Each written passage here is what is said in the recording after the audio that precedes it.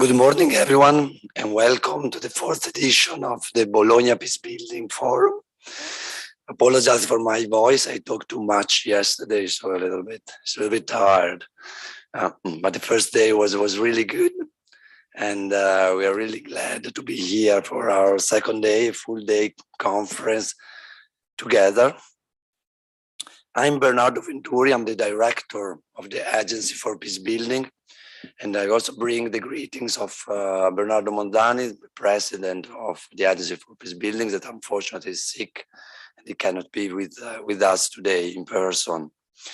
I would like also to greet all the people that are connected online, that follow this event in streaming from different countries and continents. So the Agency for Peacebuilding is an Italian non-governmental organization based here in Bologna and working in different countries. Its mission is really focused on peacebuilding, conflict prevention, and peace processes. We work on research, advocacy, we work on training, and we work on policy making. With the policy making, we try to shape the policies in the sector. From the Brussels level to the national level, and in different countries with our advisor and partners in sub-Saharan Africa, in the Middle East, and in different world areas. So we are extremely glad to be back in person this year. So we had the first edition in 2019 here at the Johns Hopkins at the Penthouse. It was in person, and then we had 2 editions that were just online that worked very well. But it's a great pleasure to be here in person. And we saw yesterday how it's important also to connect and to chat informally within the room. Yesterday morning, we had a training with the European Peacebuilding Liaison Office. We have 3 colleagues here from Brussels. A training for Italian civil society organization on peacebuilding from a Brussels perspective, so from the European Union. And I had the impression that it was extremely useful for the Italian NGOs. And then, of course, I want to hear from them. But there were very many questions and a strong interest. And I had the impression really that that was a process of empowerment to work together, not just at the national level, but also the European one. And then in the afternoon, we launched the first report on Italy and peacebuilding. And we will continue this discussion in the following weeks in Rome and in other cities, also with the Italian Minister of Foreign Affairs and other stakeholders. Today, the focus is really on conflict prevention. The title of this year is Reimagining Prevention. It's quite weird, let me say, with the current war to Ukraine to discuss about prevention, because we have an open war, quite traditional one, unfortunately, in Europe, and other conflicts in other areas that are really challenging, and it's weird, I mean, to a certain point of view, to talk about prevention. But we do think that prevention remains the main challenge. So we don't have to focus just on open crisis, but to work on what does it mean prevention. And even when there are crises, like in Ukraine today, it's always important also to think in terms of prevention, also to prevent further escalation, for instance. So it's never too late also to work on prevention. We saw in our work how is important. We work, for instance, on preventing post-electoral violence in Zanzibar, in Tanzania. It's not a famous conflict. It's not in the newspaper. But prevention work there, and I mean, it's limited the violence in the past, and there's a lot of projects going on for the future. So there are different ways to work on that. We work on preventing violent extremism in different areas, and that's another area where preventing approach is extremely important. we see how just reacting to jihadism and to terrorism is not a solution. We see that in the Sahel, for instance, and how it's important also to prevent and to educate before. So that's really what we will focus today. We have, I think, a very interesting program. We will start with the first panel just after the greeting this morning. And after the lunch, we will have the second panel. We try to combine both scholars and practitioners in each panel so they can dialogue together. And please bear in mind, this is a forum, so it's really open to Q&A and comments and to open discussion. So we will not have thousands of panelists, just to leave space for your question, for your comments, and for your contribution. We will also have an event report that will take stock of the main points that we discussed, and will be published in a few weeks. And finally, today we will have a keynote exchange with Bert Koenders, that is a former Dutch Minister for Foreign Affairs. He also was in charge of a couple of UN peacekeeping mission and several other international responsibilities. So he will bring his perspective. We already met him yesterday, and I can assure that will be very interesting and stimulating for the debate. He will be in dialogue with Hannah Roberts from Politico, that is an Italian correspondent for Politico.eu, based in Rome. She will join us for that session. So it's really a grand finale. I do invite you, all of you, to stay till then. Having said that, let me thank you and all our partners and friends. First of all, the Johns Hopkins University for hosting us today in this wonderful campus, and then the municipality of Bologna, our partner. Yesterday we were at Palazzo d'Accursio in the wonderful Salantiani. And thanks to Assessora Boni for her availability yesterday and today, and we really appreciate. And we would like also to thank all the other partners, the Rotary Club, that is contributing Bologna, Rotary Club Bologna office with Claudio Pezzi and for their support, Prometea and the University of Bologna and all our partners. Let me conclude with a great thanks to all the AP's team. So Stefano, Daphne, Michael, Maria Grazia, and also our volunteers from the Johns Hopkins, Dalia, Michael, and Hannah. Without them, that would be not possible. They worked so hard in the last months, and I really thanks and grateful to have such a great team. So without further ado, I give the floor to Assessora Boni for her greetings.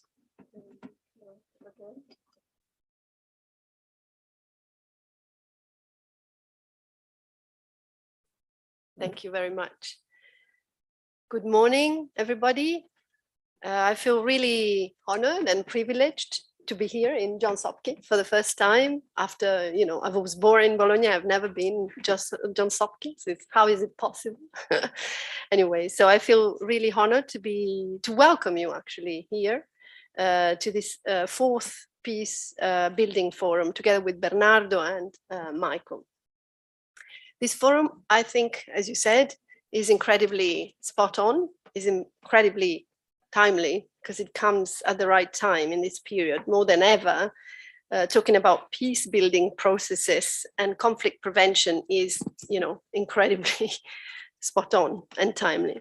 Not that there haven't been or there aren't important and serious conflicts elsewhere in the world, but the current one in Ukraine unleashes a lot of different things, emotions, and comes up on top of so many other different crises that have become suddenly more visible even to people and are lived even more consciously, at least I find in Europe.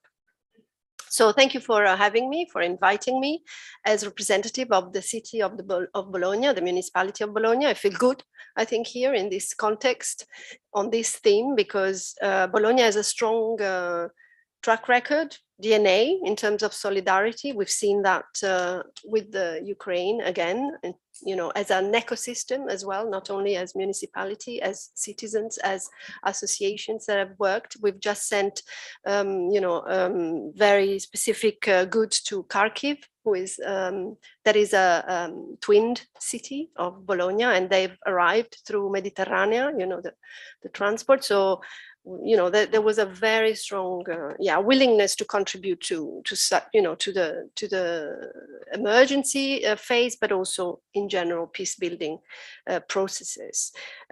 We have a long-standing experience in terms of city diplomacy and city to city cooperation with other cities in Europe, but also in the world, including those in areas of conflicts. And we have really touched the power of that, and how useful it can be in terms of the role of cities being playing a key contribution to resolving conflicts, not directly, but by working in a multi-level governance, and also being in contact with the local population, the local ecosystem of such cities. So for that, thank you again for inviting me.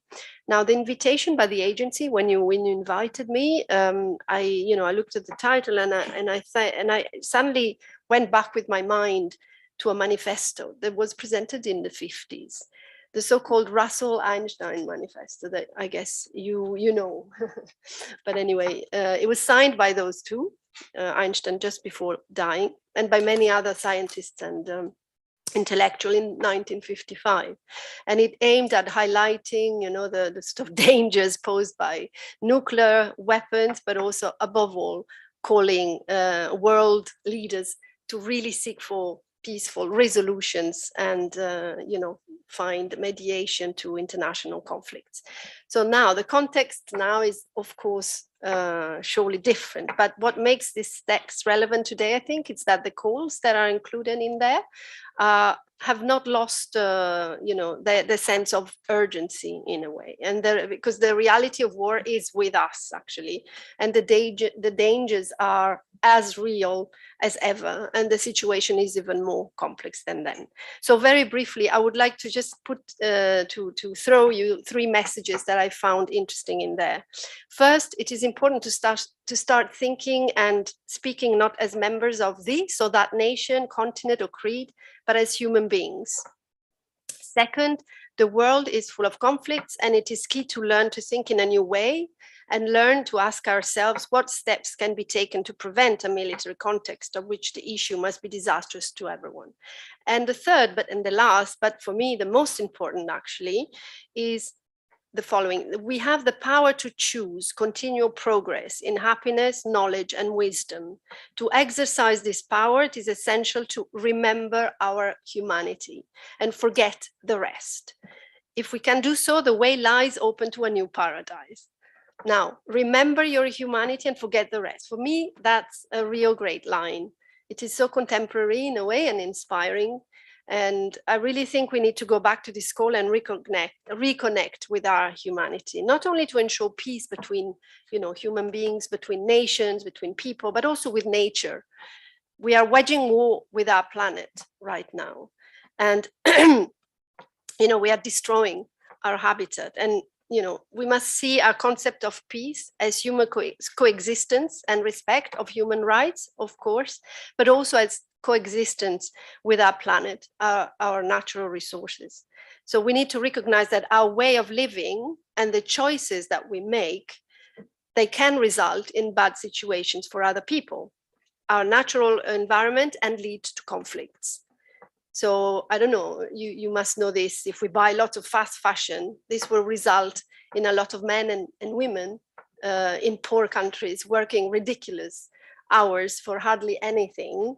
For us to go out and buy jeans for what, 2-3 euros, this creates impoverishment, which then results in conflicts and struggle for resources and so on.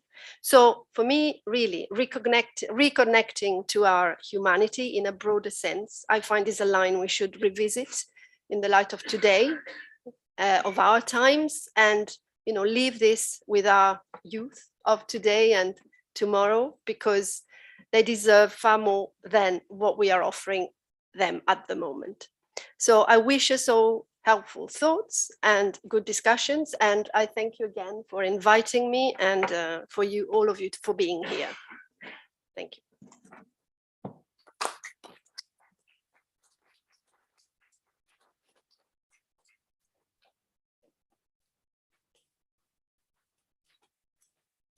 Dr. Inturi, Assessore Boni, Minister Kundas, who just joined us, and I will say, but for our own advertising purposes, he's an alumnus of this esteemed institution. Welcome, everyone. It's great to see old friends and a lot of new friends, and particularly so many young people that are going to be participating in this forum today, because that's so important. I don't know how many of you are familiar with Johns Hopkins here in Bologna. Some people actually grew up in Bologna and have never come to visit us before, but it's never too late. But some of you will know that we were founded in 1955, and which makes us not quite as old as the University of Bologna, which was founded in 1088, I believe. But we still are the oldest American graduate school in Europe. And we were founded really on the idea of creating greater dialogue among scholars, among human beings, as you say, in the United States and Europe after a terrible war. And the idea was, here in Bologna, it's a university town and a place where Americans and Europeans could study together to address these issues of the day.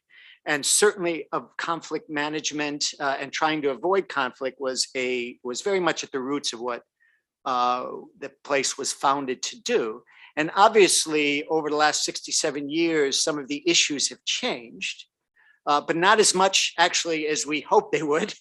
But it still is very important part of our mission. So it is very fitting that we should hold this forum here at Johns Hopkins. In 2019, last time we did it before COVID, we were in the penthouse, and I think the fact that we are doing in the auditorium, which has a lot more seats, testifies to the interest and the importance. As was mentioned earlier, there's a lot to deal with. And it isn't just the Ukraine war. There are a lot of other things out there that may not get into the press, but there are open conflicts and there are emerging conflicts, and these things need to be anticipated. So certainly the Ukrainian war is already happening, but hopefully through effective measures, we can prevent other wars in the future. Actually inspired quite a bit by Assessore Boni's remarks about humanity, because as an economist, an international economist, I really am strongly convinced that it's important to bring down barriers to everything, essentially. Interaction through trade, through commerce, through people, through immigration, and trying to bring these things down because they sort of separate us in this sense. And actually, this kind of integration, in my view, from the economist's point of view, is a great way, hopefully, to avoid war, at least the margin, because it raises the cost of doing so. So I think that in addressing, and looking at peace building and avoiding conflicts needs to be a multifaceted approach that should come from all angles. And so it's not just from one; it needs to be from many. So I think that your agenda is going to be full. You have lots of things to talk about, and this is part, obviously, of an ongoing discussion. And let me wish you the best in your deliberations. So, thank you.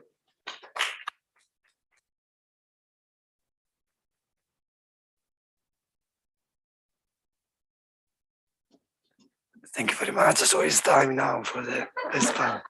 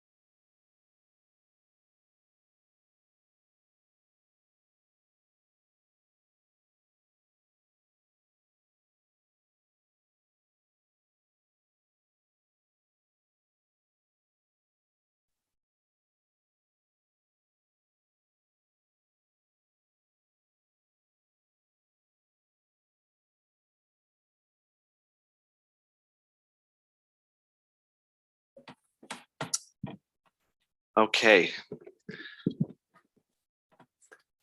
Good morning, everybody. My name is Ben Moore. I am the Assistant Director of the European Peacebuilding Liaison Office, EPLO. And for those of you, I imagine most of you who don't know EPLO, we are the independent civil society platform of organizations working on peacebuilding and prevention of violent conflict. EPLO's mission is to influence EU policymakers to take a more active and more effective approach at building peace and preventing conflict all around the world. And today, my colleagues and I, my colleagues over there, are very delighted to be supporting our member organization, the Agency for Peacebuilding, in this year's Bologna Peacebuilding Forum. I hope that you've all had a chance to study the agenda for today's meeting. And as you'll see, this session is entitled An Agenda for Prevention After Ukraine. I'm not sure what it was originally going to be called when the planning for this year's forum started several months ago, but I think there can be little doubt that it's a particularly relevant topic given the current context of the ongoing war in Ukraine that Bernardo mentioned already in his introduction. As you'll see from the agenda, we've been given two guiding questions to consider this morning. Firstly, how is conflict prevention prioritized in Europe? And secondly, what is the potential of conflict prevention to address future challenges? I hope that you've all been considering these important questions as you made your way to Bologna either this morning or yesterday evening. But in case you haven't done your homework and you're not well prepared, I'm very happy to say that we're joined by our speakers, Roberta De Rosa and Juan Lucero Zelada, who will certainly be able to help us to tackle them. I should also say that we'd hope to be joined, according to the agenda, by Martina Pignata Morano, who's from EPLO's other Italian member organization, Untitled. But unfortunately, Martina's unwell today, so she had to cancel her participation. But I should say, Martina, if you're joining online, we wish you a swift recovery and we'll do our best to manage without you. I should say as well that we're going to be helped in Martina's absence by a last-minute addition to our panel, Emiliano Alessandri from the Organization for Security and Cooperation in Europe, OSCE, in Vienna. And Emiliano has very kindly agreed to make some comments after we've heard from our two speakers. Okay. Firstly, I'm going to hand over to our first speaker, Roberta De Rosa. And for those of you who don't know Roberta, she is a crisis management and policy officer in the European External Action Service, EEAS, in Brussels. And she's currently the coordinator of the EU Safe Passage Task Force for Afghanistan. And Roberta has spent more than a decade working on relevant topics in the EU institutions, and I'm hoping that she'll share some of their experiences with us today. Roberta, please go ahead. The floor is yours. Thank you very much, Ben. I would start. Thank you, Bernardo, for the invitation, the Johns Hopkins University, and so the Agency for Peacebuilding, of which we embrace actually the philosophy and the mission to promote conditions to enable the resolution of conflict, reduce violence, and contribute to a durable peace. It's strange, but actually I heard Mrs. Boni saying that she studied in Bologna, or she's from Bologna. Exactly, I've been studying here for years. I've never entered this building. And it's kind of really nice to be here. So thank you for this invitation. The focus of today's discussion is reimagine actually the prevention. And this is in line with what the European Union is currently doing. So it's a process, it's ongoing. I will try to guide you through our world, which is not easy to understand from outside.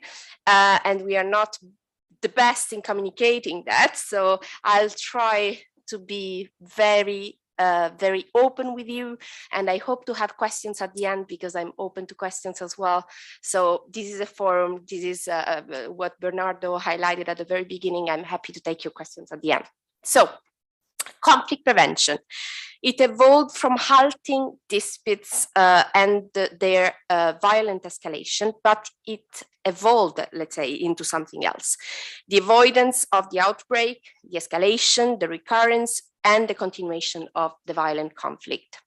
I will share with you this presentation at the end. You will have it will be edited, of course, for this purpose, but you will have some references just to have the picture of the European Union policy framework. In case of questions, just let me know. You will have my contact as well. So let's start. It's kind of a guided tour, if you wish. Stay with me and stop me if something is not clear. So as Ben said, we are working a lot with EPLO also in Brussels, our partner organization, civil society.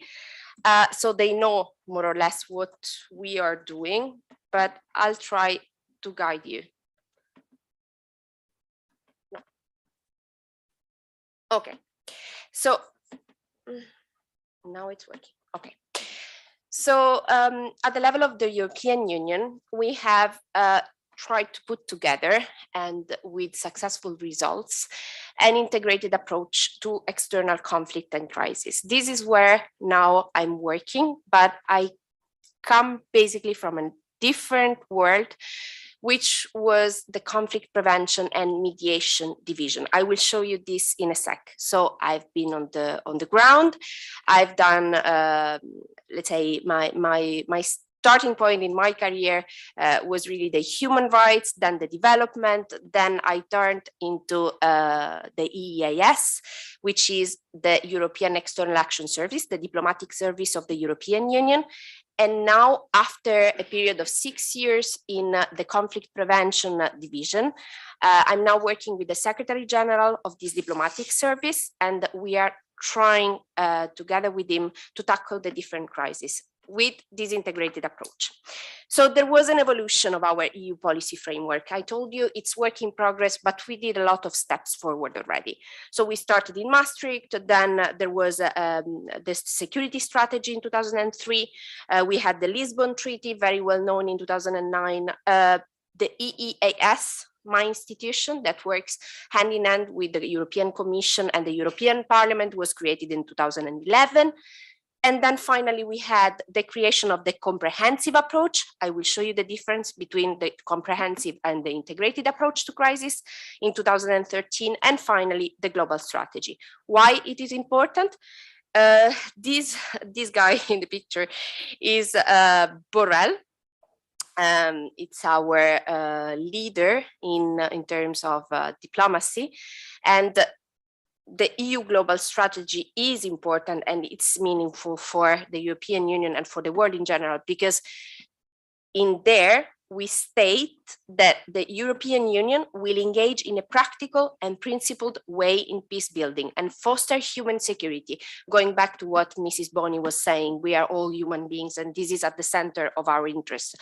Through an integrated approach. What is the integrated approach? It looks like confusing, right? Because it's multidimensional. I'll tell you more, but you can say that you have different plans. You have diplomacy, you have political dialogue, you have humanitarian assistance. In practical terms, Director General for humanitarian assistance is DG ECHO, development cooperation, the sanctions, very well known nowadays because of the Ukrainian crisis. Common security and defense policies is where I'm coming from. Conflict prevention. So conflict prevention is just a small part of the whole, let's say, integrated approach. So knowing conflict prevention and having working for conflict prevention, I can tell you, is not enough.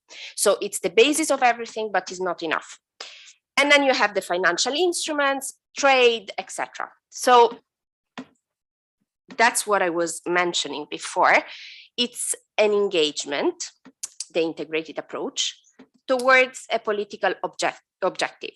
That could be, for example, stopping violence for the aggression from Russia to Ukrainians. So it's multidimensional, it's multi-level, multi-phased, and multilateral.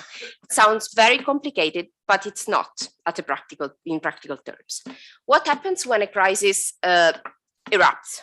This is what we do actually, and this is what is the ongoing process that we are trying to put in a framework that is easy to understand. So the integrated approach is building on the achievements of the European Union comprehensive approach. So you have a toolbox, right? So the European Union has a range of options. It's not only one. You can play with the different options. And so you have the diplomatic actions, like I said, economic sanctions. Then you have the military response.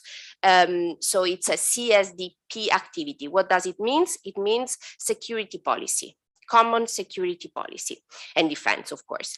Then you have the development aid, the humanitarian assistance. What we hear during the press reviews, etc., is the humanitarian corridors. This is part of the integrated approach.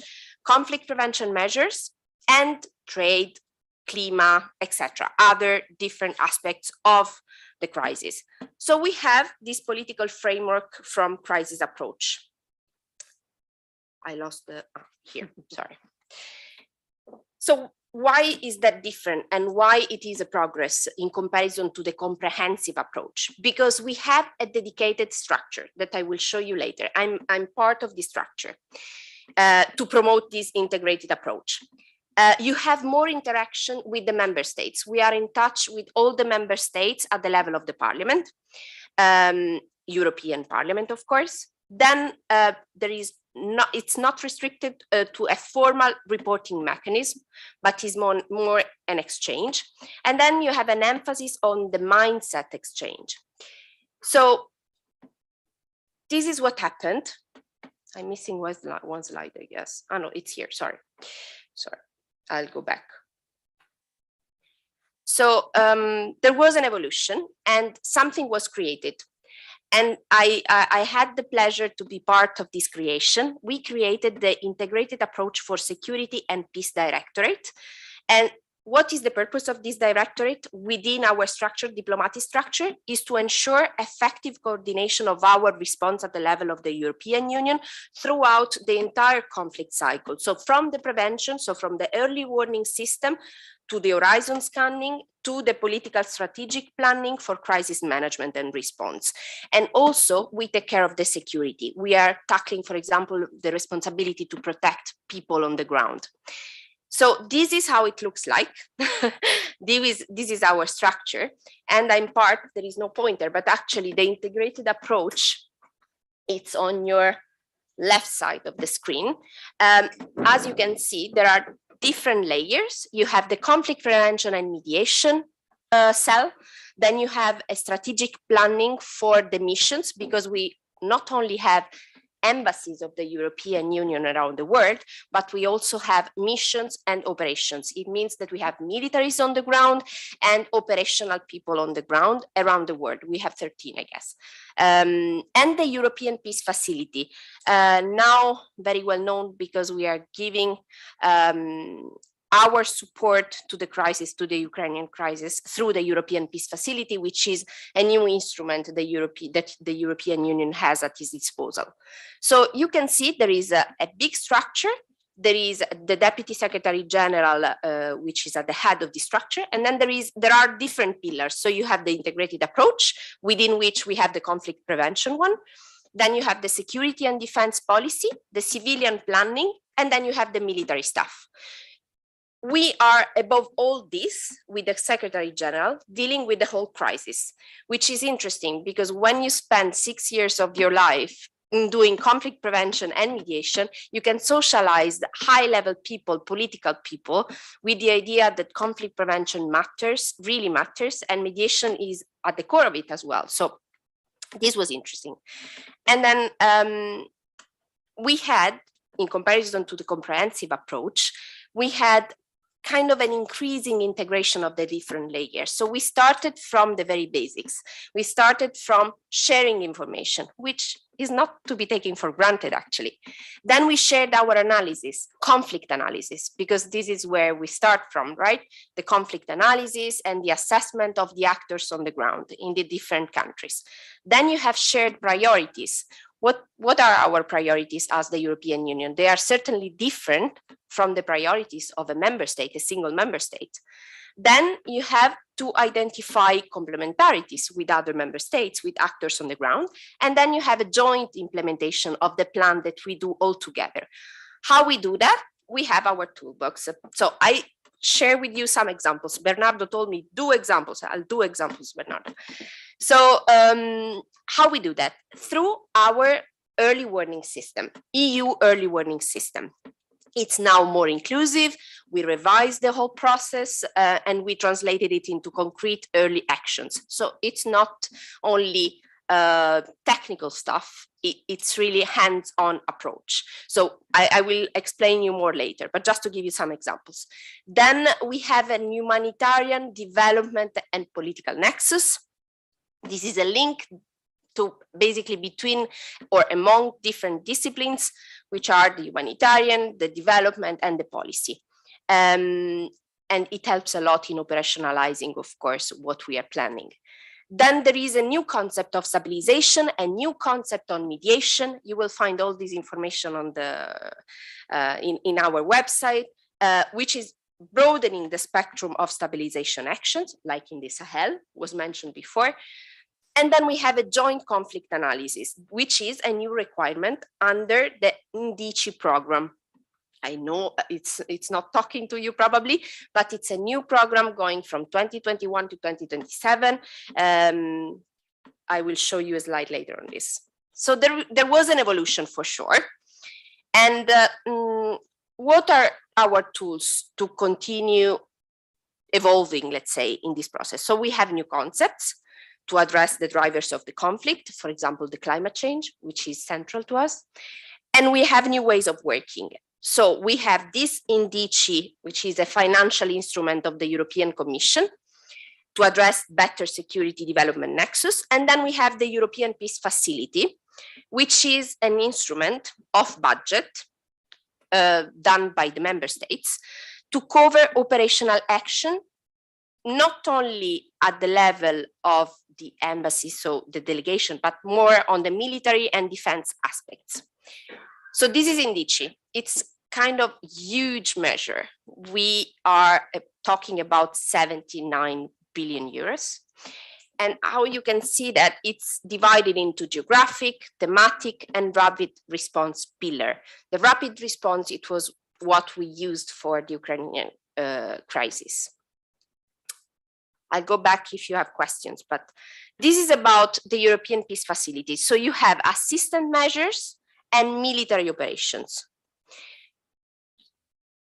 You start, it's like a cycle. You have capacity building, you have civilian and military missions, and this is kind of what we call integrated approach, hands-on approach. Why that? Because it's completely new and we mix different aspects of the crisis. So we start with the conflict prevention. We do an analysis with the conflict analysis, and then we start financing what is best for the country. For example, Ukraine. I'll show you later because otherwise I'll talk too much and Ben will be upset with me. Methodology. New methodology. EU actors are divided into the most important areas: security sector reform, so SSR as written, DDR, demobilization, stabilization, human security, development for concepts like mediation, climate change, and security, and then developing a knowledge management capability for the integrated action in conflict prevention. What is the implementation? How we do that? Through the exercises. So we have people working the whole year, through the whole year, in planning and conduct exercise that put us in the situation of a real war. And we have trainings as well. Then we have a coordination with the crisis response mechanism. And then we have guidance on crisis response instruments, like I showed you before the slide on the European Peace Facility. Then I did something wrong. Yes. This is an example in Mozambique. Okay, let's take Mozambique as an example. So how we operationalize the integrated approach. We did an analysis, a conflict analysis in 2021, and we presented it to all the member states. So what we analyzed, everything basically. Political aspect, diplomatic aspect, humanitarian, peace building, security, the actors, the development actions in the medium and long term, with the focus on addressing human rights and rule of law. So what did we do? We had a diplomatic and political response. We had doubled our amount to be spent in Mozambique from 7 million to 16.5 million euros. We supported the peace building projects, so not only at the grassroots level, but also at political level. We supported the security, so we established a non-executive mission, CSDP mission, Security and Defense Mission. European Peace Facility, we gave money basically to give assistance, and we supported the counter-terrorism efforts. And then we had also a leaflet, let's say, on development and cooperation. So we supported youth, green transition, governance, peace building and stability. And we had also a part on recovering and peace building through the World Bank, for example. So this is in DICI explicitly on Mozambique. This is how we use this financial instrument of the European Commission in the different aspects: geographical, thematic, and rapid response. Don't kill me, Ben. No, okay. Instruments beyond this INDICI program. We have the EPF, we have so the European Peace Facility, sorry, the CSDP, Common Security and Defense Policy, and the counterterrorism and security experts. So we have the humanitarian assistance, then we have non-executive trainings, as we said before, and the EPF granting non-lethal equipment. So to build the capacity of the Mozambican security forces, for example. So trainings and non-lethal harms. Okay. Then this is the core of our forum today. What is at the basis of a good, let's say, integrated approach is a conflict analysis. So for conflict prevention, we need good analysis. How we do that? It's a structured process, but it's flexible as well because it depends a lot on the actors on the ground. It's interactive. I will tell you a bit more later. And what we identified during this process are the conflict risks and dynamics and the options for conflict prevention. And then, of course, we rely a lot on peace and conflict theory that we are trained on during the whole year in different parts of the world. So this is a conflict curve, right? And you have at the very beginning stable peace, and where we come it's into the preventive diplomacy with conflict prevention and mediation, which is not mentioned, but is part as well of this, of course. Then you go up, there is, of course, a limit to the violence. And when really the violence erupts, then you have the crisis diplomacy that has to play a role, of course, and the crisis management plays a role. And then you have the peacemaking. So the curve goes down, you have peace enforcement, peacekeeping, and then the post-conflict and peace building.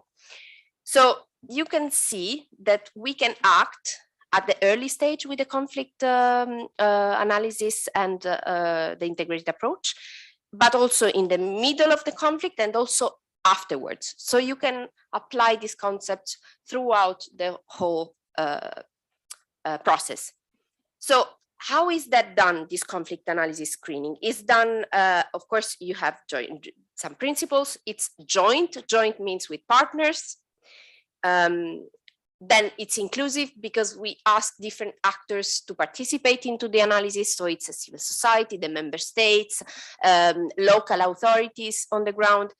Then it's evidence-based, means that we do an analysis based on statistics, and it's interactive. So we do at the very end, it's not a forum, but it's a kind of discussion. It's kind of a discussion with the main actors. So what is new is that for this measure to be put in place to finance this kind of thing, INDICI, this big measure that we put forward, has as a requirement a conflict analysis, which was not the case before. This is new. So the conflict analysis is a requirement to finance something on conflict prevention. So there is the conflict analysis has 3 steps: the planning, then you have the analysis, and then you have the outreach. So the planning, how do we do that? We go on site, so we do a mission, a scoping mission, then we do a literature review, what is already existing on this topic, and then you also have external consultant to have at least a frame on what is there already. Then we do the proper analysis, how we analyze the conflict drivers and the stakeholders, the conflict scenarios, the conflict sensitivity assessment, and actionable recommendations for the country specifically. And then finally, we have the outreach with the validation of the report, a final report, and the dissemination. This is a grid for the conflict drivers. It's very long to explain, but I just wanted to show you how it works in real terms. What is for security, political, rule of law, economic, social and environment, and climate change. So this is the grid of the different conflict drivers. And then we have another one on conflict triggers. Since I don't have the time to explain you in details, I'll go there in the next phase with the questions, but I would like to show you something.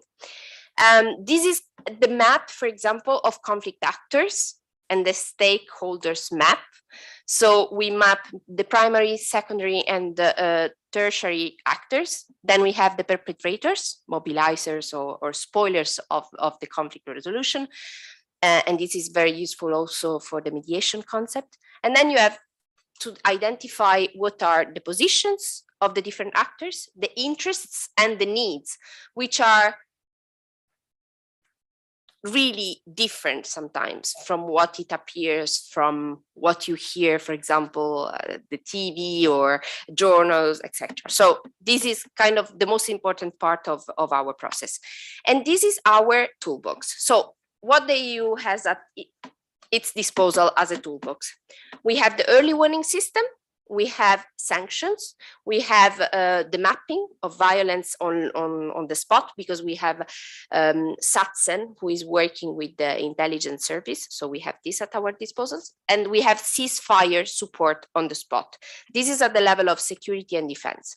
Then we go into the political level and diplomatic level, where you have, of course, the political dialogue at a different level with the preventive diplomacy, and you have strategic communication and public communication or diplomacy.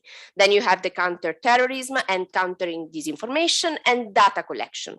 Then you have the development part, which is basically human rights monitoring, peace education, aid conditionality, humanitarian assistance, economic and financial measures, and then finally the climate, environment, and natural resource. Early warning system, I touch on this quickly, I promise, and then I'll give you the book very quickly. What is the early warning system, which is different from an horizon scanning? It's an evidence-based risk management tool that identifies, assesses, and helps prioritize situations at risk of violent conflict only for non-EU countries, so outside Europe, focusing on structural factors and with a time horizon of 4 years. So from 0 to 4 years, we can determine more or less what it could be the next war coming. So, and it identifies conflict prevention and peace opportunities, of course, but we don't have the crystal ball. It's not a prediction tool. It's always difficult, of course, to predict exactly the trigger and where it will come up the next crisis, but it can help, which is different from an horizon scanning, which has a different kind of horizon from 0 to 4, 6 months.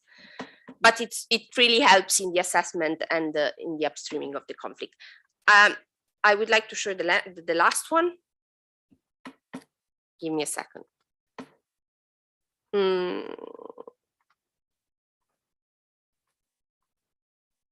No, I wanted to, yeah, exactly. Sorry. I wanted to show you something, but I cannot find it. Yes, how it goes. So basically, once we have identified a list of countries where we think a crisis can erupt, we do an inter-service meeting with other institutions. So the Commission, the council, so member states are present, etc. We determine a list of countries. So conflict prevention, it's really at the core of our business. And then we do an information meeting with the member states, sharing this list with member states, which is approved. And then we can work on this country, doing a mission, and then we do our recommendations to avoid that this can erupt in a real crisis. So we work a lot upstream and not downstream. That is for me, but I have lots of things to say. So please come in with questions if you wish at the end.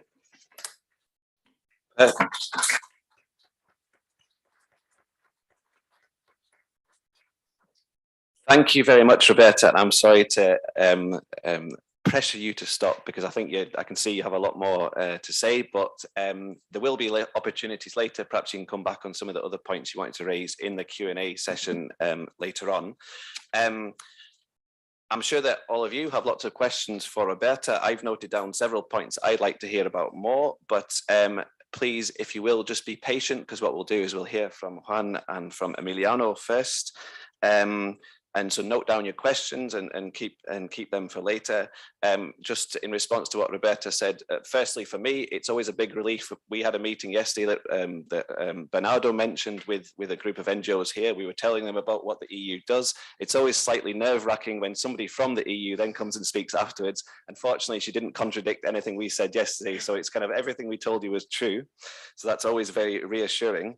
And I think, thank you also for giving such concrete examples, because that's always useful. We talked yesterday a lot about the theory, how the EU is supposed to work, but when you tell us exactly how the EU does its conflict prevention work, that's always incredibly helpful. And one thing I should say is NDICI, or NDICI, however you pronounce it, is the Neighbourhood Development and International Cooperation Instrument, always referred to in Brussels as NDICI, but kind of possibly not well known outside. Right. So we're also used to speaking in abbreviations. With that, I'm going to hand over to our second speaker. We have on my right, Juan Lucero Zelada. Juan is the Policy Leader Fellow at the European University Institute's School of Transnational Governance. He's also the co-founder of an NGO in Guatemala called Magnolia, which promotes cooperation and social change by providing practical tools to peace builders worldwide. And Juan has more than 10 years of experience of working in conflict mediation, peace building, and post-conflict rehabilitation for a number of national and international organizations and many NGOs. Juan, go ahead, please. The floor is yours. Thank you very much. Thank you very much, Ben, and thank you everyone for being here and for this space. I think this is actually how peace building looks like, creating a space where peace actors can start a dialogue and try to reimagine how conflict prevention should be. And even though right now my slides are from a university, from the academia, I would like to talk more as a practitioner. I've been working in peace building and conflict mediation for more than 10 years. And even more, as Ms. Bonnie mentioned before, I would like to talk as a human being that is actually very passionate about this topic. I have dedicated my whole life, both professionally and personally, to this field. And maybe it's also because of my personal history. Those of you who know a little bit about the history of Guatemala, I grew up during the war there, and even the post-conflict period, that it was even more violent than the war. And it's a reflection that Bernardo mentioned yesterday, that the concept of post-conflict might not be accurate. Actually, most of the time we are using the concept post-agreement, which is not the same as post-conflict, because having an agreement not necessarily means that there is peace, especially when the root causes of the conflict haven't been addressed. So today I would like to share with you some reflections that have come to my mind during these years as a practitioner, and I think this scenario, this platform, helped me to put them together. And I would like to share it with you and discuss it. And one of the limitations of what I am going to present with you is that they are based on my experience. It's just my perspective. Is a product of what I have lived. But it's also something powerful. It's not something that I have read in books. It's something that I have seen, that I have put in practice. And some of them are features that I have in the field of conflict mediation and peace building. And we can also learn from these kind of experiences. So the main reflections that I would like to share with you are about our perceptions of conflict. Thank you. About how we address conflict resolution or peace building, certain paradox that we can find in the field, and the timing of doing peace building. Thank you, man. So starting about how we perceive conflict, I think that's the very starting point, and that is why I call this session for me as reflections, because for me, reflection is always the starting point. How we perceive reality affects how we understand, how we do conflict analysis, as it was mentioned before. And according to our conflict analysis, then our actions will be reflected. So the starting point is always how we perceive reality. And us peace actors are the main ones who have to embody certain ideas on how to understand what is going on around us, especially about conflict. Because conflict is not something that we should avoid. Conflict is life. Conflict is part of every interaction that we have. Even in peace building agencies, there is always tension among individuals and among different organizations. You that work with many different organizations that are in the field of peace building, there will always be tension, and it's not a bad thing. Tension, it's something that can help us to create change. But the problem is that when we cannot handle this tension, it can lead to violence. And this is unfortunately what is happening in many parts of the world. That is why we think that conflict is something negative, but it is not. Conflict can be also an opportunity for improvement. It can be a space for innovation and space for dialogue. It can be a window to a different way of living, and it can also lead to peace. And that is something positive that we can see from this approach, that the same scenarios where we are seeing violence all around the world are also scenarios where we can potentially build peace. The same cause of violence, it can be the same cause of peace, conflict. So by changing our perception of conflict, we can also change our behavior, because if we think that conflict is something negative by nature, we will try to avoid it. And when we avoid conflicts, they escalate. And when they escalate, they sometimes turn into violence. And that is what we should try to avoid, violence. So that's my starting point on my reflection. Second, this is actually a reflection that is a consequence of my experience, how we address peace building and conflict mediation. I did my master's in conflict mediation 10 years ago. And after doing my master's, I was sure that I knew how to do conflict mediation, because I learned a lot of techniques. I participate in all the play roles, and I was sure that I really knew how to do conflict mediation. Later on in my life, I had the opportunity to join the UN mission that was implementing the peace agreement in Colombia, and I live in a campment, and I work in a campment with the ex-combatants with the FARC in Colombia and with the Colombian army. And then I learned that I have no idea on how conflict mediation and peace building should work. And why is that? Because most of the things that I learned have this structure. You have a problem, you apply a set of techniques, and then you get a solution. And that's peace building. And actually it doesn't work like that. This very logical approach doesn't help too much, because conflicts are not logical. Conflicts are emotional, are structural, are cultural. So the approach should be different. And the scary part of it is that we cannot have a magical recipe. And it is very hard in academia to admit that we don't have a lot of control in certain scenarios. So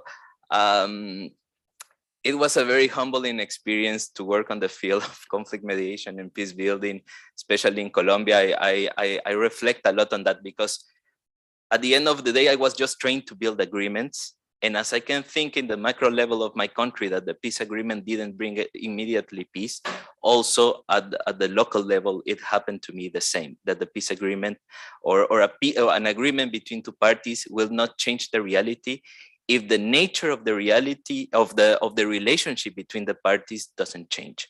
So my focus now is mainly on the patterns of the relationship of the parties, on creating spaces, basically, on giving a space to the parties for them to try to build trust and to try to change the way that they perceive each other. Because if we trust the other party, if we have healthy patterns on our relationship, an agreement is not even necessary. It will be a consequence of a healthy relationship. And this is a different approach because it cannot be 5 steps. It cannot be 1 hour process. It cannot be a 13-day session. It has to be a permanent space of communication. And that takes way more patience, way more time. So that is something that I try to approach in my way of analyzing conflict prevention too, because then it means that we should create in this space permanently, and that will be a great way to prevent violence. A second element that was actually also addressed by my colleague, by Roberta, in her presentation, it's one element on how we need to approach mediation. That there is kind of a paradox. If you have read the declaration of UNESCO, the Constitution of UNESCO, it states that war starts in the heart and mind of men, and of human beings, actually. And I completely agree with that statement. It says that also peace should be built in the hearts and mind of human beings. It's true, and there is a lot of literature on that area, on how we basically are being affected for our fears of not being able to satisfy our basic needs, and that can lead to action that sometimes it can be violent. But as much as it is true, it is kind of an incomplete approach, because our hearts and minds are also being affected by the structural elements, the context, and our culture. So the complex part and the interesting part of peace building is that we need to address hearts and mind as much as systems and mechanisms, both at the same time. So when we think about this kind of violence that can start in the heart of mind of men, it's mainly what we call direct violence. Is the violence that is more visible, the one that we see in the news. But there is a lot of violence that is invisible, that it takes a lot of analysis to be able to identify, like institutional violence that is caused by public policies that obstructs the development of groups of human beings, or even the structural one, like racism, sexism, that are patterns of behaviors of a society that they might not even be aware that they have. And even if we go deeper, we have as a root source of violence or culture, where it's found the justification of dehumanizing any group of people.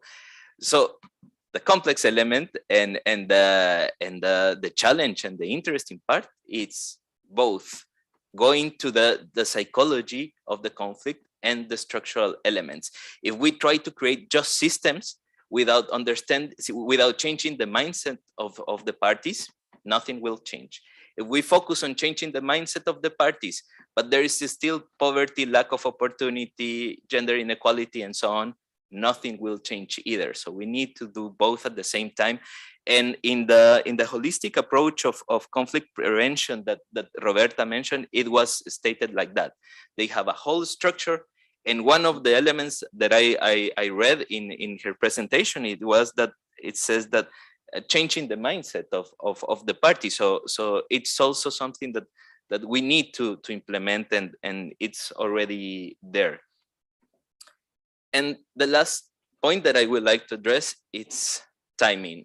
I don't know how many of you have already experienced on conflict mediation, but a lot of us, we said that conflict mediation, it's a preventive tool for violence, but it's not always the case, because most of the time, especially when there is no awareness of conflict mediation, the parties go with you when the conflict has already escalated. And it's very hard to tackle these kind of scenarios. And why is that so complicated? Because fear has already taken control of their decisions. They are not acting that rational because fear is already in the room, and it's an issue that we need to consider. So if you can see this graphic, it's also a graphic that Roberta already used, the curve of conflict, that it helps a lot to illustrate where we address conflict. And most of the time we use conflict mediation in this point that we call crisis, where violence is about to start, or when the conflict has already de-escalated and there is an opportunity of ceasefire or negotiation and mediation and so on. And maybe that's not the best approach that we should think for peace building. Peace should be built in peaceful times. Peace creates peace. And that is something that we need to internalize, this idea that we don't have to wait until we have a war next door to start talking about peace. We need to do it even before. And especially in the traditional approach that they were using the term of peace building, mostly when the conflict is de-escalating in the ceasefire. So we could have avoided all this unnecessary pain if we start preventing conflicts in this very base of the curve, where peace is still there, where dialogue is easy to start. So that basically will be my last reflection. But I would like to address something that I like a lot about this space that was created by the Agency for Peace Building, and it was the name of this event. It's Reimagining Conflict Prevention. It's not reforming mechanisms for conflict prevention. It really states the importance of the word imagination, and for me, in my experience, it's one of the key elements that we need to consider. And I would like to share with you a concept that is one of the main inspirations that I use in my exercise, and it's the moral imagination. For those of you who have already studied peace, this is a beautiful book by Jean-Paul Lederac. It's my favorite one, and it states that moral imagination is the capacity to imagine ourselves in a web of relationships that includes our enemies. The ability to sustain a paradoxical curiosity that embraces complexity without reliance on dualistic polarity.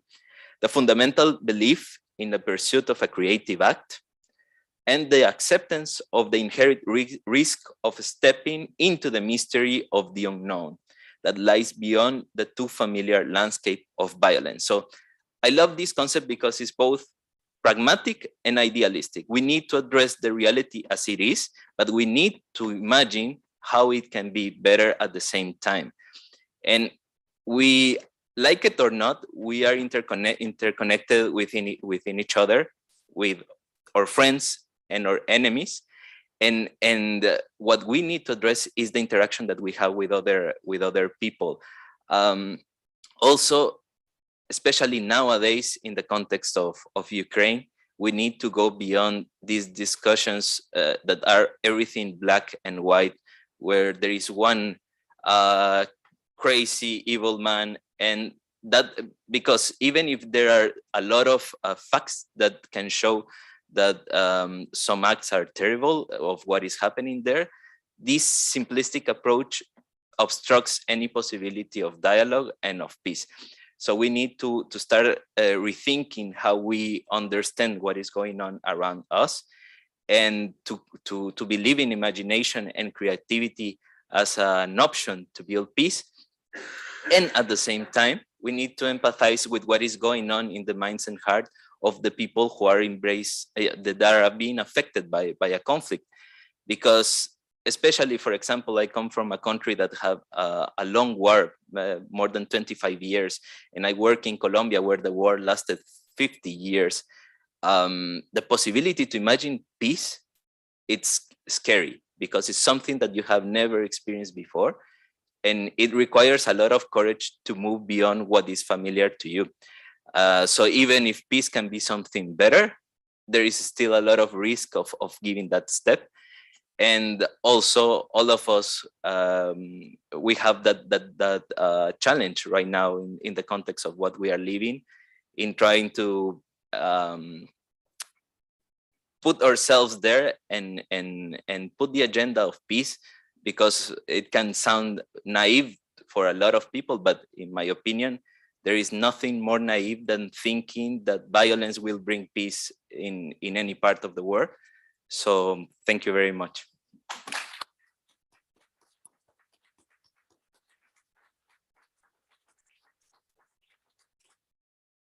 Thank you very much, Juan, for those especially thoughtful, I think, and personal reflections on the topic, and for bringing in real experiences into the discussion, because I think it's very important. And to me, it struck me, you know, it isn't what we're having. We're in a university, we're in, but we're not having an academic discussion. What we're talking about is about people and about people's lives. And I think your focus on imagination, obviously that is in the title of the event. So well done. I think Bernardo and his colleagues will be very pleased that you followed the brief so closely, reimagining and, you know, thinking outside the box, which is always very difficult to do.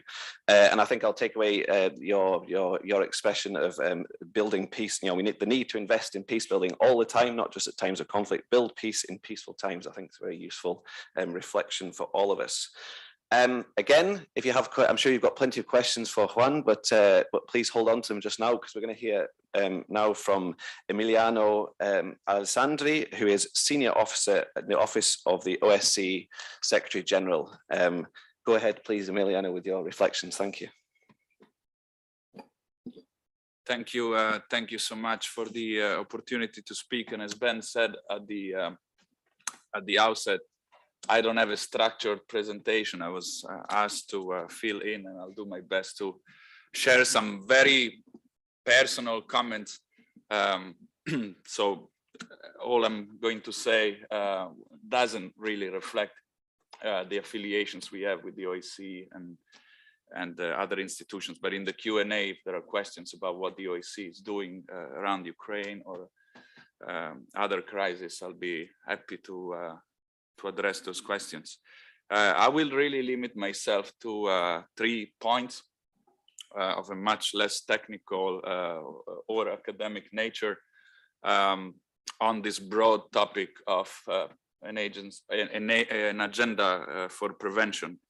The first point I will make is about, I think, our failure in recent years and decades to reconcile our much more comprehensive and complete understanding of conflict and drivers of conflict with a trend of a very different nature at the macro level in the direction of an erosion of our international security system and our structures for peace, especially at the multilateral level, so that we're now faced with a situation where we know a lot about what drives conflict, what may help with prevention, and at the same time, we might be entering an era of not just localized wars or regional wars, but wars of a global scale, of a more conventional type that we have ever seen since World War II.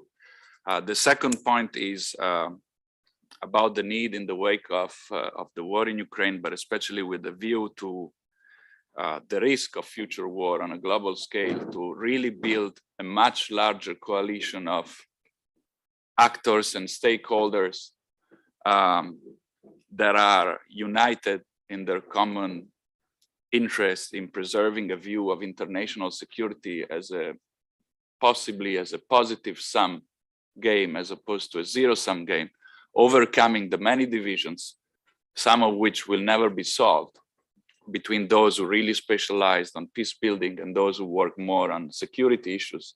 But I think we have a common interest in really facing the common enemies that are those that don't believe in peace at all in any possible way. And I will say more about that. And the final point is about really re-empowering, reappreciating and re-empowering Europe, not just the EU as an institution, but Europe as a peace actor, and in light of the peace project nature of Europe from its very beginning. So as to the first point, I think we have had a good illustration already today with the two presentations we just heard, that our understanding of conflict, drivers of conflict, has deepened, in my view, immensely over the past decades. We have been able to really broaden our understanding of conflict, focusing on the nexus between conflict and inequality, conflict and development, conflict and marginalization of groups, communities, minorities, the whole women, peace and security agenda, the youth agenda, connecting, of course, dynamic of conflict with environmental degradation, the challenge posed by climate change. So I think we haven't failed to understand conflict. We've actually broadened as never before our understanding and deepened it and made it much more complete. And some of these ideas, even if the debate continues under different voices, some of these ideas have really been already mainstreamed. I mean, Roberta did a great job at highlighting all the good things that the European Union is doing on many levels. So these ideas are not only in books, they are now enshrined in policies and institutions. So I don't think the failure to prevent conflict, has to do with the failure of our understanding, but it's to really do conflict. Where we have been weak is doing conflict prevention as opposed to understanding conflict prevention. But all this was happening against the backdrop that we were all familiar with, where we were paying not enough attention of a progressive, as I mentioned it, erosion of our international security system against the backdrop of intensifying international competition in general. All these phenomena that are studied in schools such as this one, and so we are now faced with the sort of disconnect. We've been very good at understanding conflict, diagnosing, the dynamics of conflict, but we're lacking the actors, especially at the state level. We have a lot of, stakeholders active at the sub-state level, at the non-governmental level, but we're faced with a reality in which many state actors, even if they have mainstreamed these ideas in their policy, they're actually betting on international competition, and they've come to the conclusion, thankfully not all of them, but some of them, that military confrontation and the active use of military power is not just acceptable, but it's useful, that can bring good results, and that's something that we had thought to be able to overcome. I mean, the idea that yes, sometimes, as you mentioned, conflict is unavoidable, but when it becomes of a violent nature and military nature, at the end of the day, everybody loses. If you look at what happened in the Middle East in recent years, where conflict was very much a reality, before our war in Europe with Ukraine, you can't deny that the use of military power was a very powerful factor, not in ending conflict. I don't think any of these Middle Eastern conflicts have ended, but in at least reaching some sort of temporary stability for some of the regimes that were threatened by conflict. And you can't explain the Syrian civil conflict by looking at just political dynamics. In the end, whatever stability we have in Syria right now or in Libya was achieved at the point of the gun, because some countries put boots on the ground and they mobilized their forces, and we have to in a way reckon with that. So my first point is really about trying to understand that whatever we do in the field of peace building now and conflict prevention can no longer just have the luxury to focus on localized dynamics of conflict within specific countries of regions, but we need to be aware that we might be faced with a background of conflict at a much larger scale, of a more conventional kind, and that interstate conflict that never ceased to exist. We've paid a lot of attention on civil conflict, internal conflict. Bernardo this morning mentioned even the dynamic of violent extremism, terrorism. But interstate conflict has always taken place, even during the Cold War. This idea that, however, there was this sort of long peace, at least in Europe, as a backdrop to all of that, I think has largely evaporated. Second point, which leads me to the second point of this idea of building a coalition as broad as possible. Especially in the wake of the war in Ukraine, there are lively debates in all of our countries. Italy, I think, is a notable and somewhat worrying case. And even those who sort of stand for peace, they have very different understandings about what peace means and how you reach peace. And there's a very divisive debate about the role of military power and defense and deterrence in preserving peace, with opposite camps. People believing that rearmament or investment in defense is a recipe for more conflict, and those who argue that in this particular situation, armed resistance of Ukraine and more investment in defense in Europe is the only possible way out of what may deter some actors from pursuing even larger plans implemented by force. And I think these debates will not go away, and we will never reconcile different views. And it's very much to do also with our background and our different professional affiliations, where we stand in society.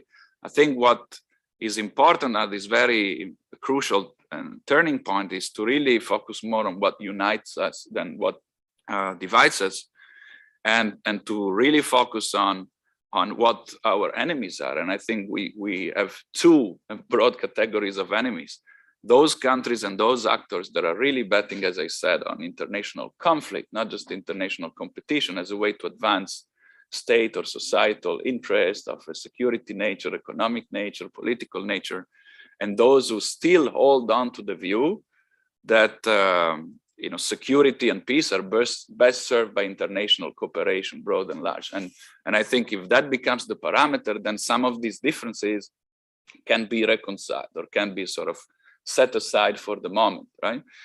And the other broad range of enemies, to my view, are all those that for various reasons have become indifferent to the reality of conflict. The too many within also those that subscribe to a view of peace, including in people active in the peace movements, who have a very passive view of what it takes to preserve peace, and they are so outraged by the outbreak of war that they fail to see that peace is something that you actively have to build, and you can't remain indifferent to the outbreak of war or to the violation of basic rights, and basic principles.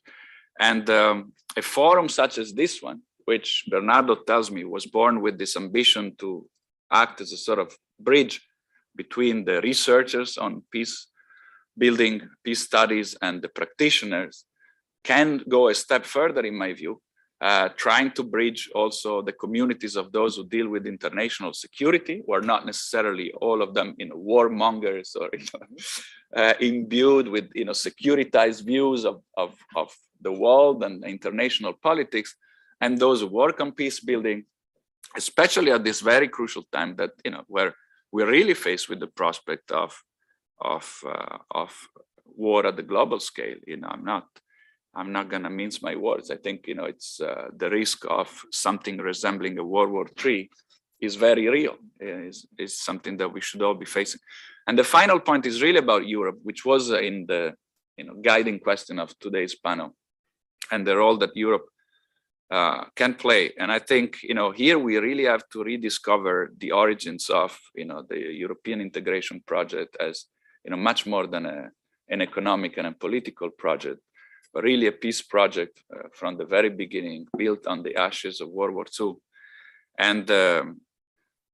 And Europe as a place of peace, but also as an actor of peace, which again doesn't mean, at least in my view, having a sort of view of Europe as a civilian actor only, who rejects even the idea of conflict is something that is thinkable. As Juan said, conflict is part of human interactions at the personal level, family level, community level, and international level.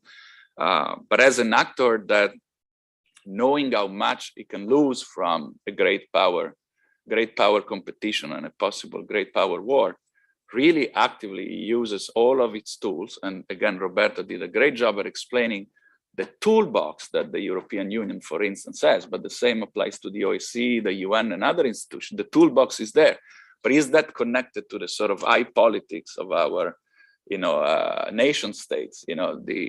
The strategic compass in a document that the EU recently released, how much of that is about conflict prevention? How much of that, and when we are talking about a more geopolitical Europe, are we really thinking about a Europe that is in the position to avoid that actors such as China, the US, ever come to this situation of competing, not just economically or strategically, but may even clash militarily with each other? So I would not look at Europe as a sort of actor that, standing for peace, remove itself from the competition, but an actor that uses all of its tools and its history and its credibility to make a difference when it comes to the next few years, which could be very turbulent next few years. And Europe would easily become a battleground in any future major confrontation between great powers. So, we have really a lot to lose as one of the most integrated economies in the world, and one of the continents that have invested the least in defense and security in recent decades. Again, these are just very personal and very general comments compared to the two presentations. Maybe we ought to be opening the floor and letting people ask their questions. Thank you. Thank you so much.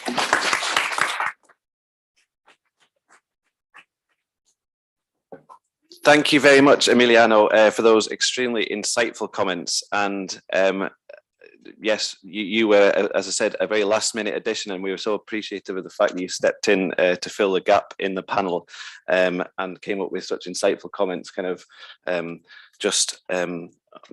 within a few minutes. I think that's a really useful contribution. And I thought a few points that you made, I think it's really interesting, focusing on what unites us rather than divides. I think kind of slightly worrying message, but also a positive approach at what's a very difficult time. And I think right now, and I think what's very important is the fact that we're having this dialogue, and we're here at this forum, as Bernardo explained at the start, it is for discussion.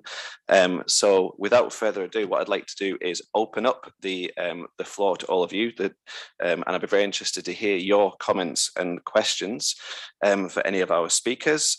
If you would like to speak, please do raise your hand. I think there's possibly a microphone in the room somewhere. There it is at the back in the middle. Thank you. And so if you raise your hand, we'll bring a microphone over to you. And when you speak, please do introduce yourself, your name and the organization you're from.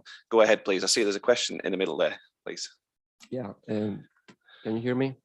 So thank you very much for your presentation, all very interesting. I am Giulio Laborato from the University of Genova. I'm a PhD candidate, and I have two questions, one for Roberta De Rosa and the other one for Juan Celada. So the first one for Roberta. So in your presentation, you mentioned the compass. In comparing the strategic compass with the global strategy, a lot of things change. No, peace building appears only once, if I don't mistake. Two of the main concepts of the global strategy, like as resilience and principled pragmatism, almost disappeared. Resilience appeared like 40 times in global strategy, and I think only 2 or 3 in the strategic compass. So my feeling is that with the strategic compass, the EU has done a great step behind toward a more hard security focus as a consequence of the war in Ukraine. So my question is, what happened with peace building, with EU peace building? What happened with the local turn, the resilience focus, no, that we saw in the previous strategic document? And the second question for Juan Celada. First of all, I agree with you totally when you talk about the difference between post-agreement and post-conflict. I lived several years in Colombia, so absolutely agree with you. And talking about Colombia, I think that we used to think local people as always working toward peace. We have, I think, this romantic vision of locals. And I use the case of Colombia. For example, the majority of people in Colombia voted against the peace deal in 2015-16 referendum. And 2 years later, in 2018, the majority of Colombians voted for a president that was clearly against the peace agreement. So, and mine is a provocation, in your experience, how can you build peace in a country where the government and the majority of people seems to don't want peace? Thank you. Thank you very much for those questions. We can take, if you're happy, we can take a few. If there are anyone else, yes, lady at the back there, please. We'll take a couple and then I'll hand over to the panel. Go ahead, please. Is it on? Yeah. Okay. Can you listen to me? Yeah. Okay. My name is Constanza Metzadur. I'm a mediator. Also, I'm here on my personal behalf. I'm from Argentina. And first of all, I'm very thankful about the lectures that we have heard today. Regarding Juan, I also agree 100% with your point of view, because also I'm a transformative mediator, although with less experience than you, but hopefully we will get there. And I agree with this, that peace should build in times of peace, right? But with the complexity of building peace and this perception of long-term, right, that we have to take into consideration. How is it possible to get out from the paradox that peace actually is not a news, right? So there's no sense of urgency, and governments let it just for when the conflict actually breaks. And the other question that I would like to address regarding Roberta, if it's possible, maybe I messed it up, but in this evidence-based risk, the risk is the risk of outbreak, right? And in this case, is it addressed in some point of the analysis, the structural violence as well? Or is there any possibility of monitoring, like basically all countries for having it into consideration? And it's at some point, local stakeholders are bringing in the analysis? Thank you very much. Thank you for that. Go ahead, please. Well, one more and then I'll hand over. So I've noted them all down, don't worry. Go ahead, please, and then we'll hand over to the panel. Hi, my name is Emanuela Rossini. I'm a member of the Italian Parliament. I'm here these 2 days to share with you my questions. The main question is, together with many colleagues in the Parliament, what has failed in Ukraine? Why we were not able to prevent this war? And I really appreciated this session this morning. And my question to Roberta De Rosa is, are we evaluated as European the impact of this fast fossil fuel reduction that is starting a process of deglobalization? What is the impact on those territories which are based on economy of fossil fuel? So my question is, if this process that we have just started is going to create conflicts, or, you know, it's a worry, this.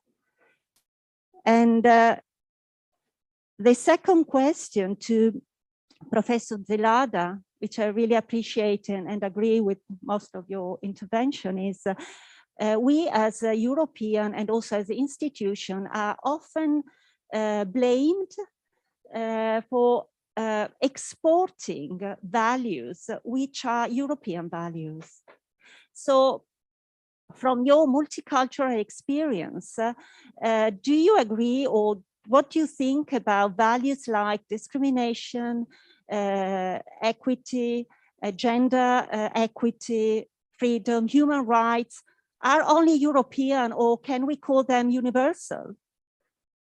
Thank you. So you can have, when I meet lots of people saying, you know, we are exporting our model. So to Professor Alessandri, I really agree your realistic perspective, which seems gloomy, but I do feel that we really are risking a global conflict.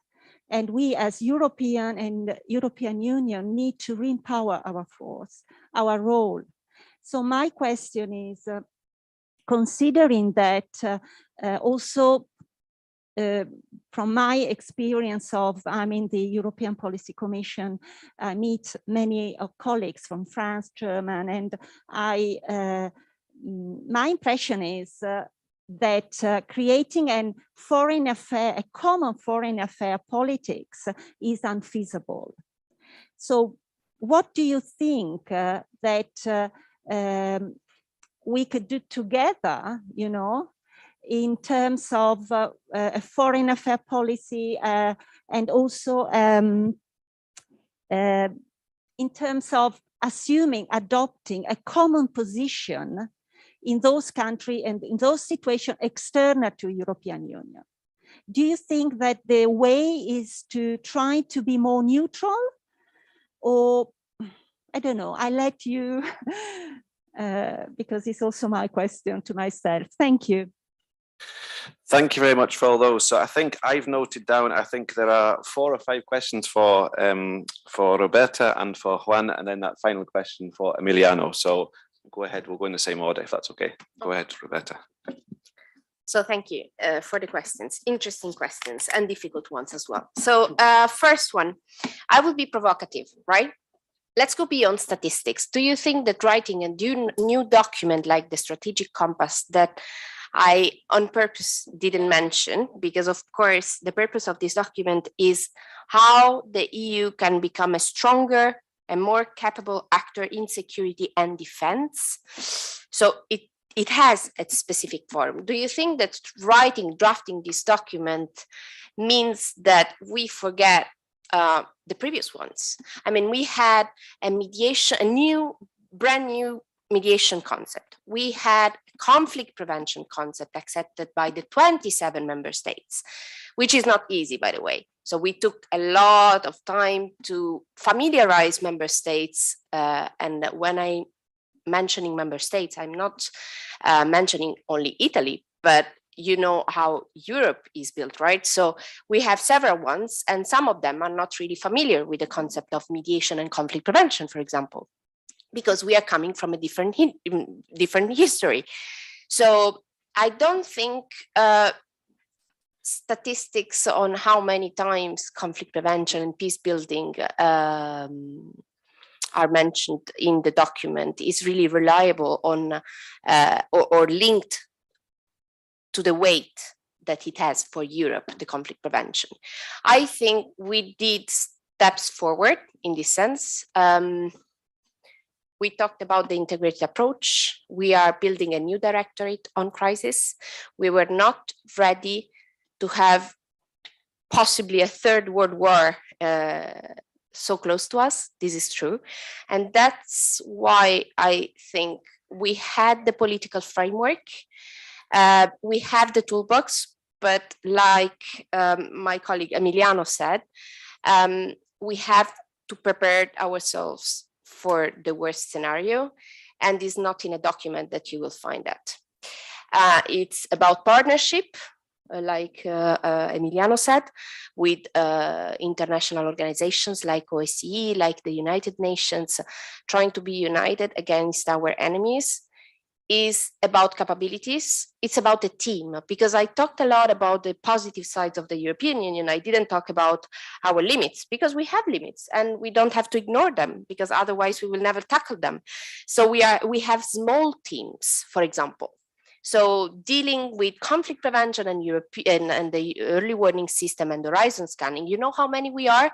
We are 10. In total, in the whole European Union.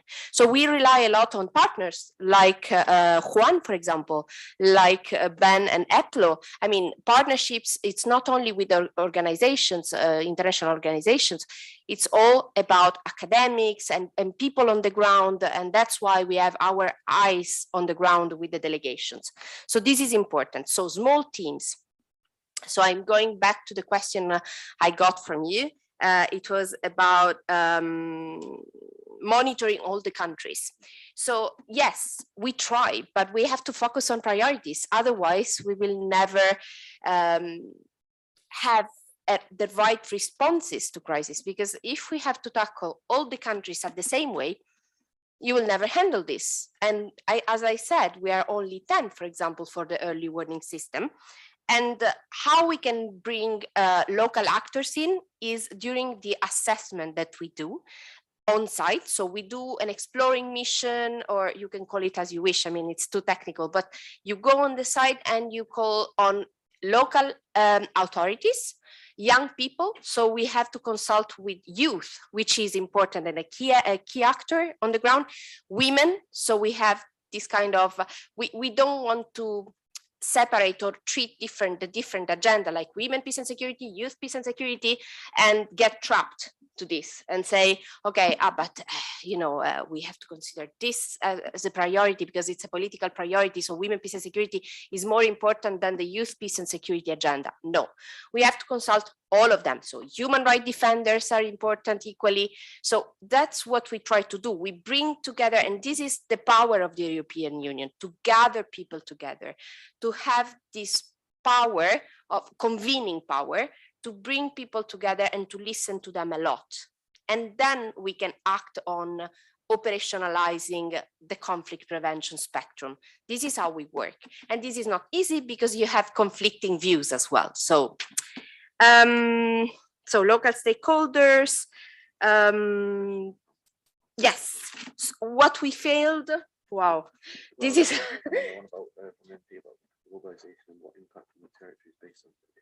Exactly. So where we failed, we collectively failed in a way, I guess. But is there a way really that we could prevent a conflict? As my colleague Juan said, this is an opportunity, and I would like to look at the conflict in a different way. The impact in general, even if the war will stop tomorrow, will be huge.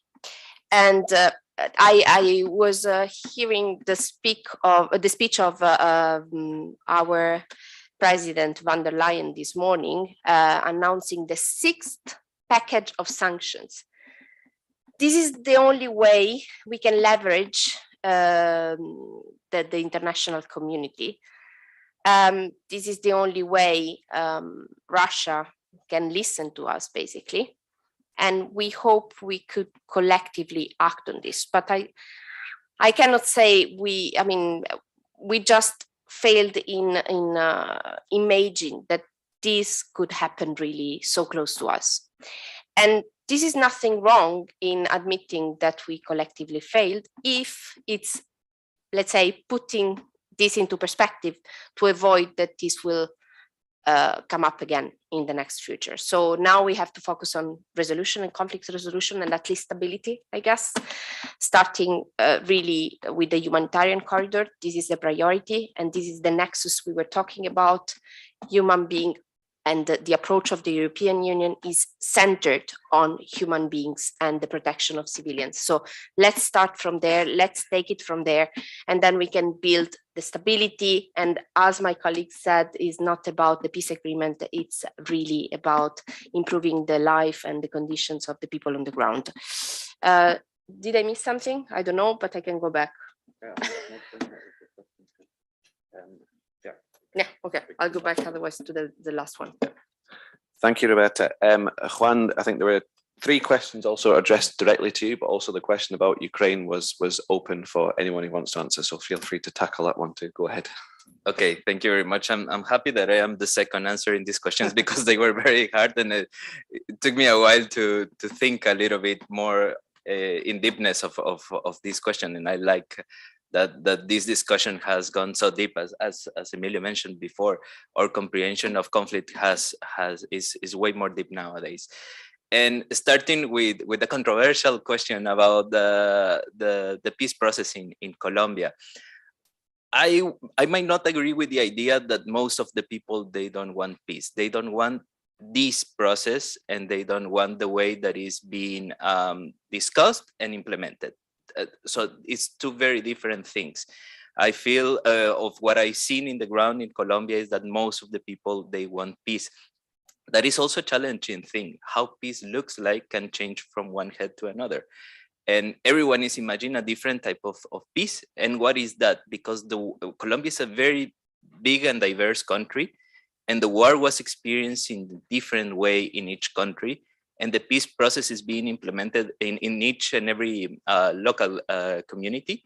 And also the peace is being implemented in a different way and with a different rhythm also. So that this creates different narratives, but I will think that everyone is looking for peace.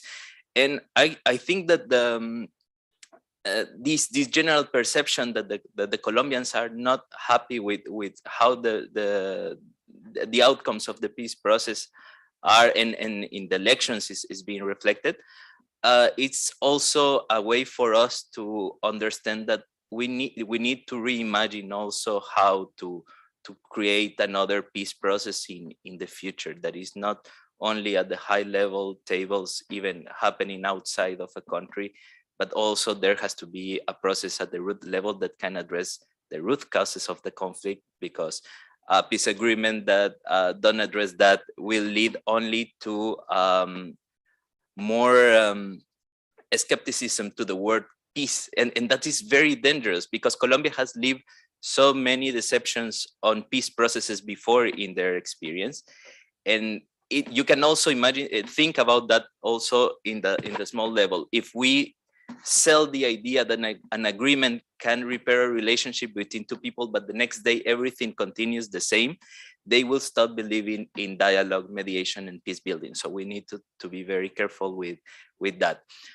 With the second question that I found also very interesting, how we can create this sense of urgency of the importance of peace building. Well, actually, one of the best practice that we can have is what the Agency for Peace Building is doing right now, having these panels of discussion.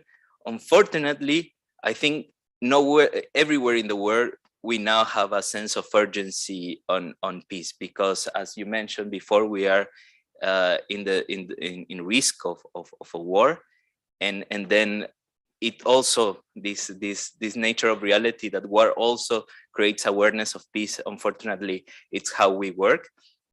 And I would also like to address one element that I think I missed, that when I was mentioned that we should focus on peace, I also am aware that we need to have all these toolbox of tools that we need to implement in case the conflict has already escalated.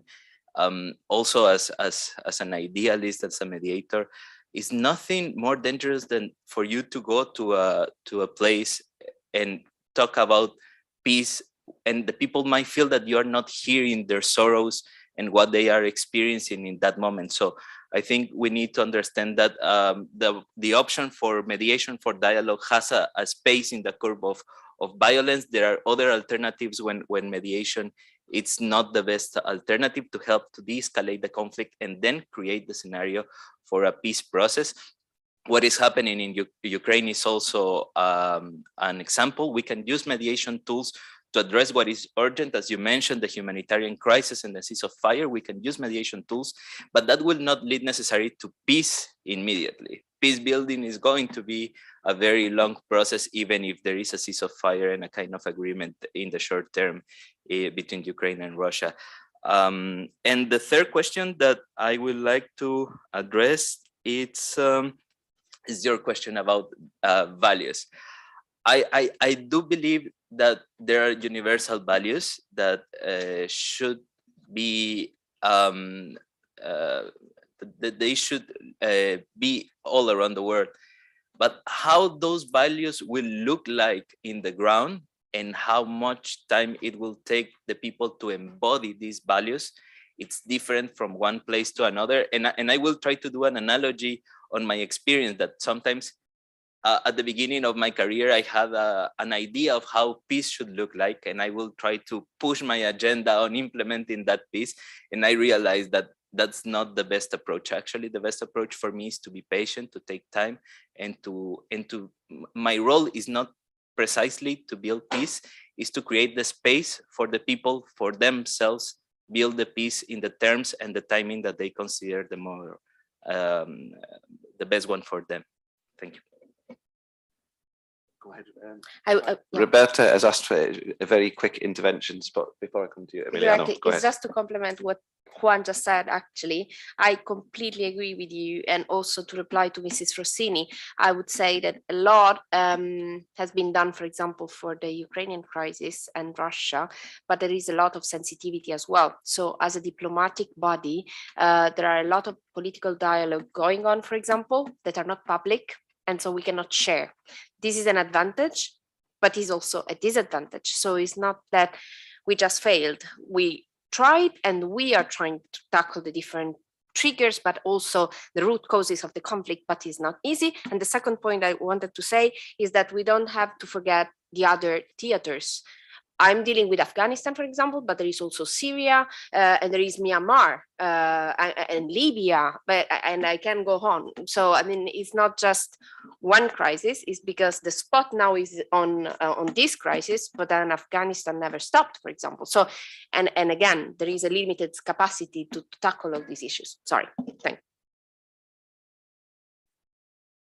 So very briefly, I'm not here to represent the European Union, but as a citizen of the European Union, of course, I support, like I think many of us, any attempt to move beyond, unanimity in all foreign policy decisions and having a more coherent and more common foreign policy. But I think we are faced with the reality that it will remain largely an intergovernmental field with a lot of national initiatives and the institutions themselves not necessarily being in the lead. But that's not in itself a bad thing at this moment. I think for all the differences we have within Europe, these are at this point mainly differences in emphasis than in real clarity of purpose. And so I believe that leaders that have been just re-elected, such as the French president, will try to put Europe, not just France, at the forefront of whatever mediation effort is possible in the current context. I believe that we will be more credible as Europeans if we arrive at that stage, showing that we're ready to build up our own assets and our own defenses. I don't see a contradiction with that. I think our goal should be to, of course, avoid an expansion of the conflict and an escalation of the conflict in Ukraine, knowing that at the same time it's already a conflict on the European continent, so we cannot turn away from it, our eyes from it, and that's, I think, the temptation we should all resist. To turn it into something that is, after all, between two countries that are not members of the European Union. It's, after all, in a space that used to be, part of a larger entity when the Soviet Union was still around. This is very much a conflict in which the future of European security and European peace will be decided. And when we're saying that the war that is being fought is about also the future of our principles, it means we should be at the negotiating table, because we have a direct interest in making sure that whatever settlement, I'm not even calling peace, but whatever settlement is found, compromise is found, because at some point we will have to have some, is acceptable and in line with our values. I mean, I hope we're not hoping to, in any type of surrender, that would in a way reward aggression and the active use of violence. So we have a vested interest, a very direct interest in being part of the solution, not as a neutral continent that faced with this great power competition at the global level sort of retreats in a European peace that is more and more fragile internally, but a Europe that uses all its tools, including defense capabilities that we haven't developed to the necessary level in recent years, to be a peace actor and to invest in world peace, but from a position of credibility, which also means strength sometimes. I mean, it's not just about having good purposes. But that's, again, my very personal view.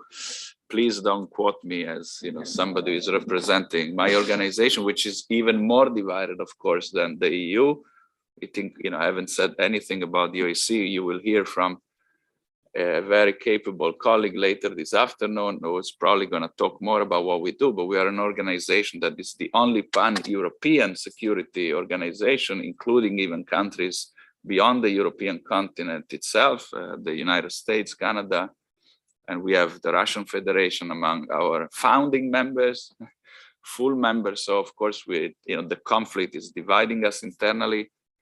And so I'm very much aware of the limitations of any effort in the near future, but I think mediation is key, and we will have to continue focusing on that as Europeans. Yeah. Thank you, Emiliano. Yes, and just to be clear, we were aware that you're speaking in your personal capacity, so that's noted for the record. Okay. We still have time in this session. We have time for more questions. I was going to say, when Juan was speaking, there was lots of enthusiastic nodding down the bottom about the discussion about Colombia at the front here. So good. I'll invite you to come in and add to that. Anyone else, please put your hand up and you can come in after, in the middle here, and then go ahead, please. And introduce yourself, please. Hi, yes. My name is Daniela Alba, and I'm here with the American University of Rome in the Peace Studies Master's Program. I am from Colombia, soy colombiana. So to hear remarks of about the country and the situation, especially in a very provocative way, is extremely interesting to me, especially when it comes to elections. Because as a matter of fact, the billions of dollars that the US government has poured into our many conflicts, it's not just one. So let's start by honoring the history, just like Mr. Alessandri was speaking. If we're going to talk about history, we have to acknowledge the post-colonial and colonial history, especially from La Gran Colombia, talking into the division of spaces, indigenous communities. So to insinuate that the Colombian people do not want peace, we must first identify who that people are and what they want in the context of what we can and cannot do with the structure that has been implemented largely by the funding of actors such as the EU and the US and Canada in their own capacities. So we shall acknowledge that history. And within that history, we should acknowledge that we have an electoral system in which at the point in time that you're speaking of who we chose into the government, 30% of the population was able to vote. That includes expats such as myself voting from external polls. So that's not a reflection of the Colombian people as a whole. To make a monolith of any people in any region, not only terms such as the Middle East, cosa vuol dire, the Middle East, what does that even mean? South America, Guatemala. If you really want to start peace building and start the conversation, start by acknowledging the roles that have been played in sustaining those regimes by a polylateral system of people who are not diplomats, are not in the government, but are sustaining our narco economy, now going on 70 years. Before you start speaking about what the Colombian people want, we've spoken very loudly. As a matter of fact, we had a media blackout during 2020 when we spoke against the outrageous taxation that the government wanted to implement us because of the COVID-19 pandemic, to which all of the partners that had vested interest in our economy remained virtually silent. So before speaking about peace, we must also speak about building the rhetoric of actually acknowledging both the past, the present, to build that future. And within that, not making a monolith of a people that is so deeply divided because we were forced to be put together. And without acknowledging that, we cannot begin to have this conversation. Thank you. Thank you very much for that. Sorry, did your neighbor, did you want to come in as well? I thought, well, no. Yeah, sorry, and then just because the microphone was over there, but sorry for your trouble. And then we'll go over to you in the middle, and then go ahead, please. Thank you. I'm Irene Dantimo. I'm here as well. I'm a colleague with the American University of Rome Peace Studies program. I was very interested in the idea of integration, especially at the EU level. So I was wondering, since also as panelists, many panelists said, perception is very important, is at the core of conflict, but also solutions, because there you can see the needs and everything of every actor at the table. How can you tackle the the differentiate, the integration that is at the core, at the center of the European Union and peace building. And also relating to that, how can you tackle the main, what are, and how can you maybe overcome the main issues between the actors within the EU, but that on the one side work just for peace building and on the other side for peace and security, because I think they're two different ones. Thank you.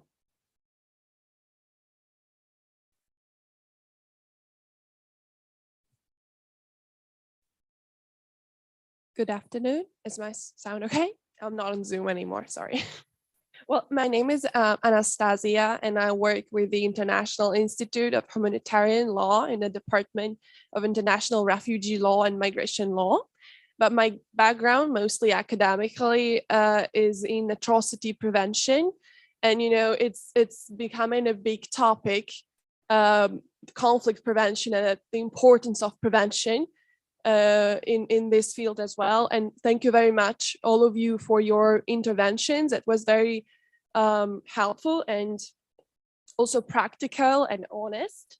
And my question would be addressed mostly to Ms. Roberta De Rosa. And it's kind of twofold. I'll do my best to make it clear.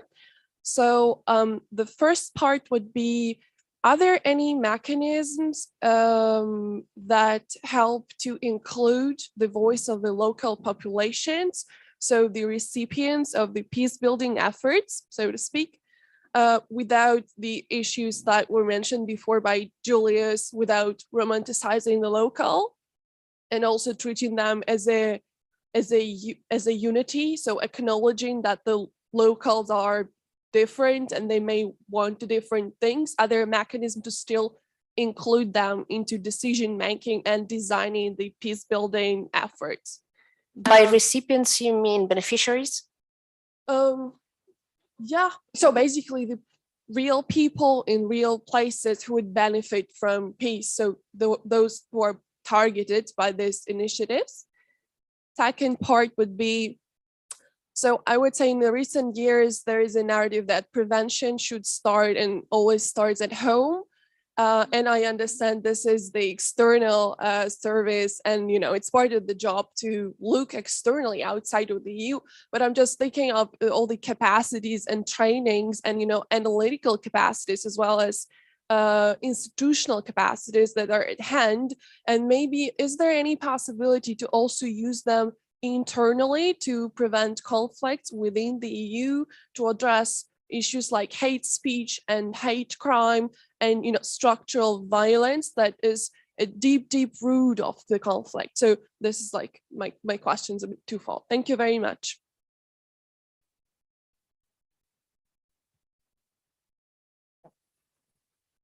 Thank you very much. Thanks, first of all, for excellent presentations. My name is Stephanie. I'm from the International Institute for Peace in Vienna, and I will be very brief. I just think what we very often overlook when we talk about peace building and how to come to peace is the question of reconciliation. And I think this is extremely important. And I can tell you maybe from personal experience, we did a bigger project on that on the Western Balkans. I mean, the Dayton so-called peace agreement, which wasn't a peace agreement in the end, but a ceasefire agreement, did not include it at all.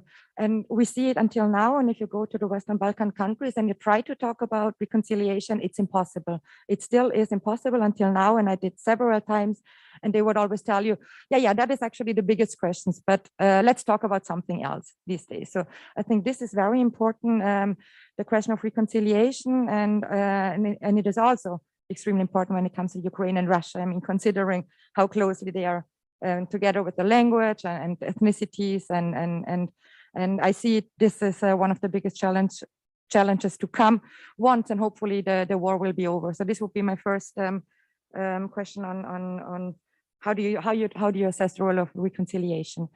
And the second one is, I think Emiliano mentioned it, is the question of compromises. I mean, I will be very clear. It's Russia, of course. Putin actually started the war, nobody else. It was not NATO and everything.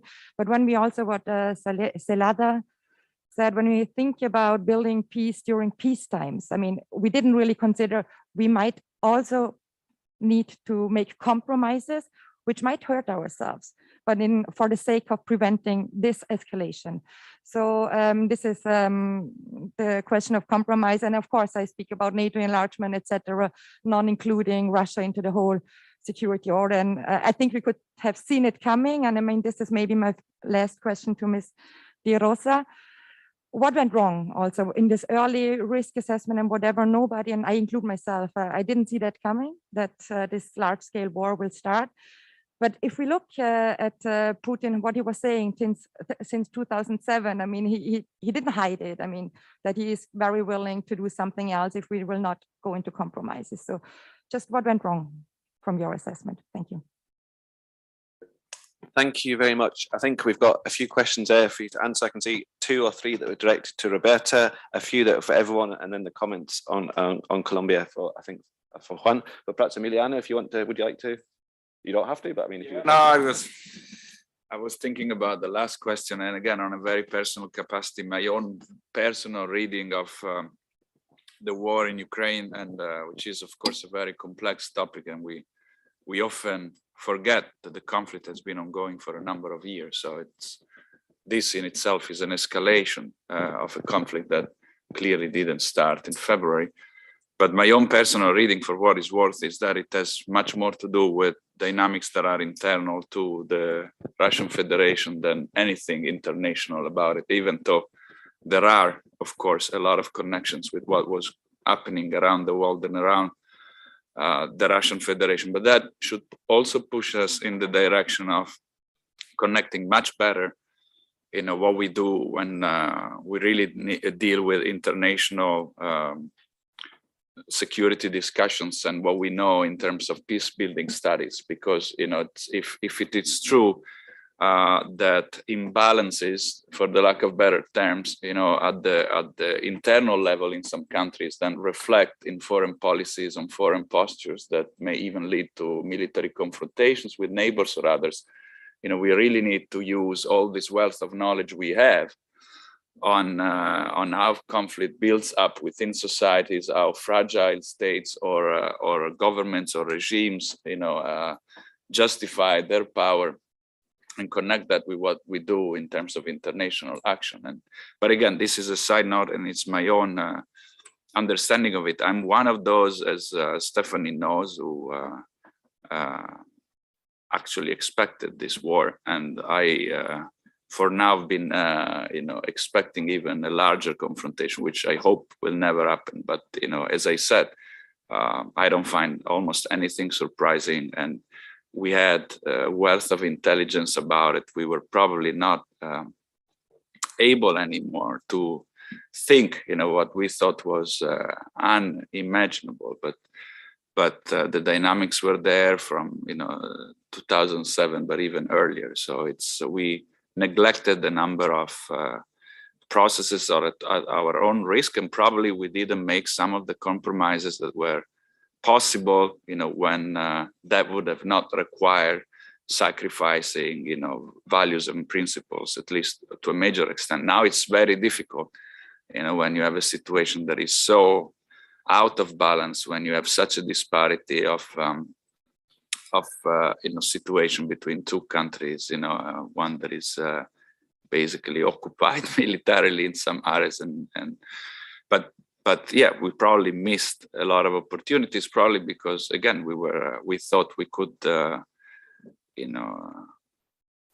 almost make war, we could eradicate the idea of war. But, as you mentioned, you have to focus much more on taming conflict, channeling conflict through channels that are non-violent ones, as opposed to thinking that you can just rule it out just because you don't like it or you think it's unacceptable morally. And yeah.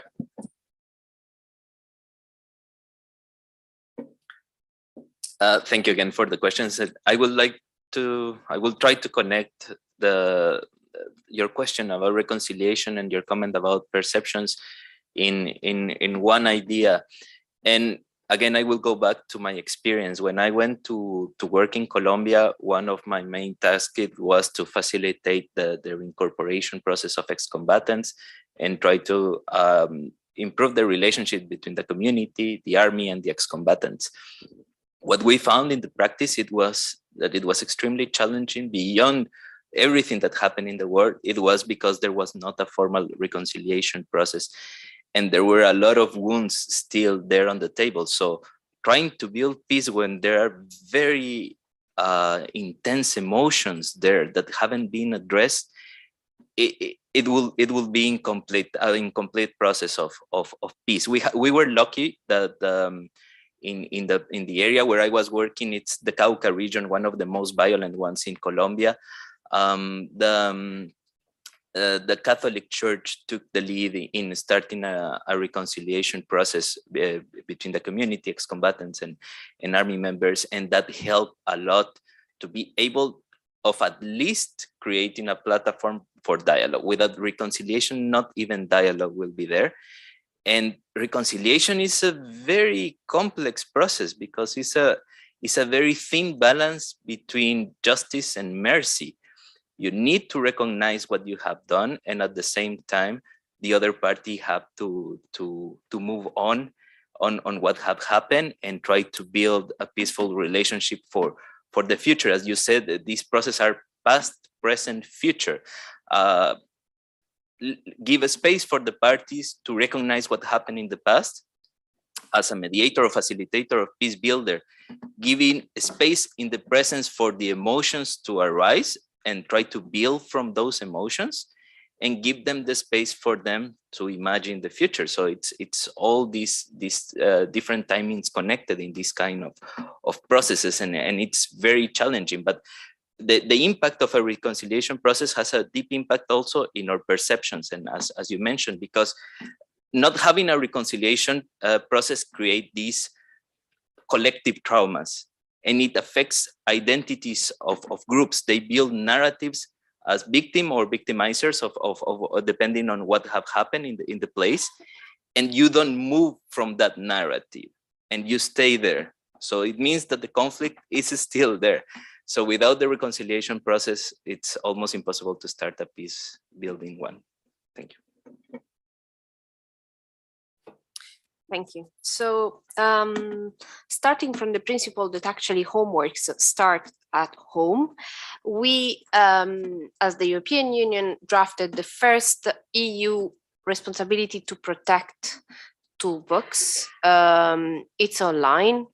And what we drafted basically started from a request from the field. So heads of delegations, who are ambassadors of the European Union around the world, asked us, what can we do if we are witnessing a genocide? Myanmar is an example, right? They said, what we can do as the European Union, please tell us, the headquarters, Brussels, what do we do in practice? So we started with a consultation with the civil society. So it was one of our meetings, CSDN meetings, so civil society network meeting, asking people on the ground, what should we do? What can be complementary with what you are already doing in a case of genocide? You are experimenting war crimes. And what do we do, for example, for witnesses? Are we taking them somewhere? What do you need? So this was the basis. And what we developed is a proper toolkit with short, medium, and long-term measures, but for ourselves, for our people on the ground, saying this is what you should do at the very beginning, in the medium term, and in the long term. And this is not only words, these are actions that we can implement on the ground. So we started from ourselves.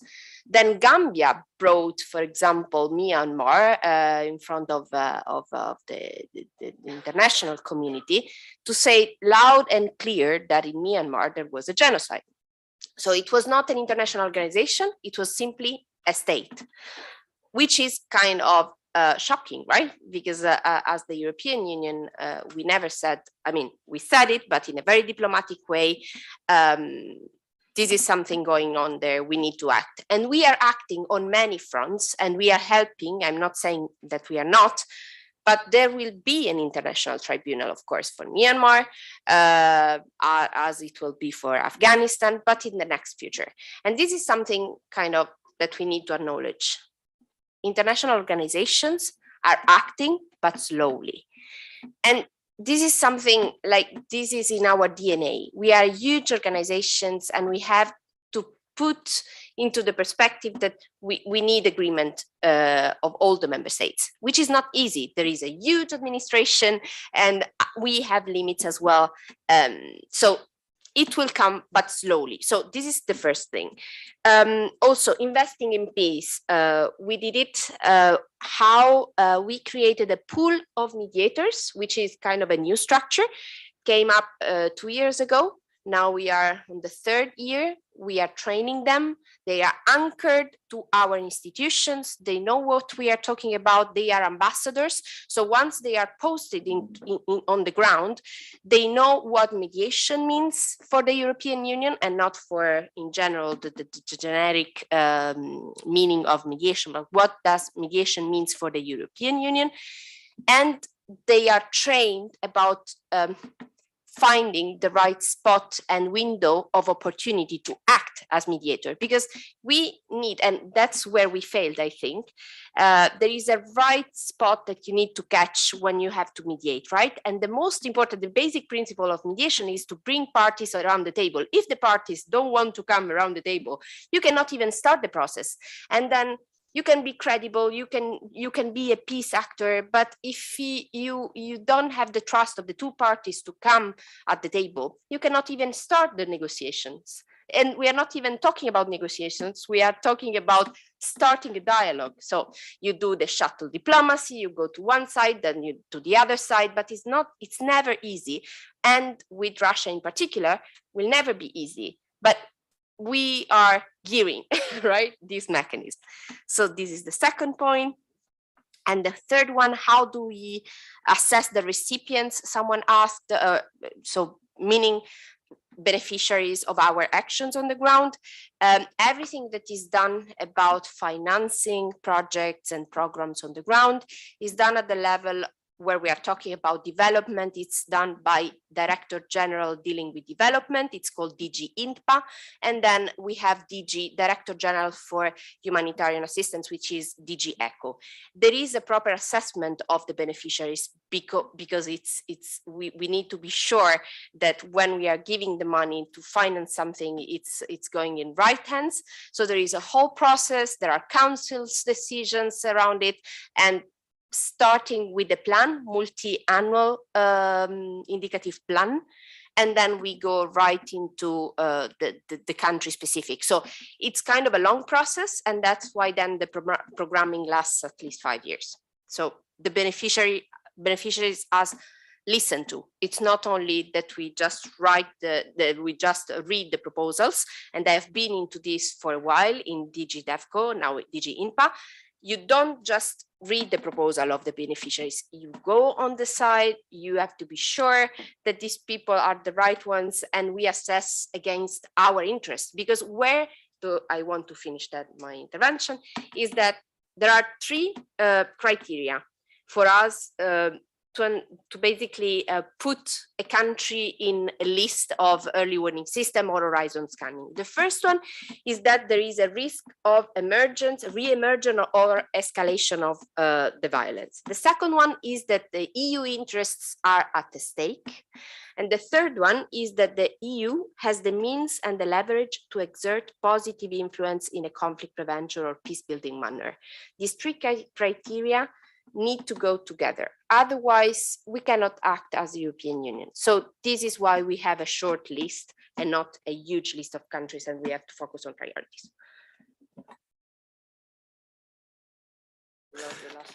Thank you, Roberta. No, it's just because I don't know, you keep looking at me like I'm sort of putting pressure on you to stop speaking. I'm really not, but I think Roberta feels I'm kind of, by looking, I'm kind of saying stop talking. But no, we're very interested to hear what you're saying, Roberta. Absolutely.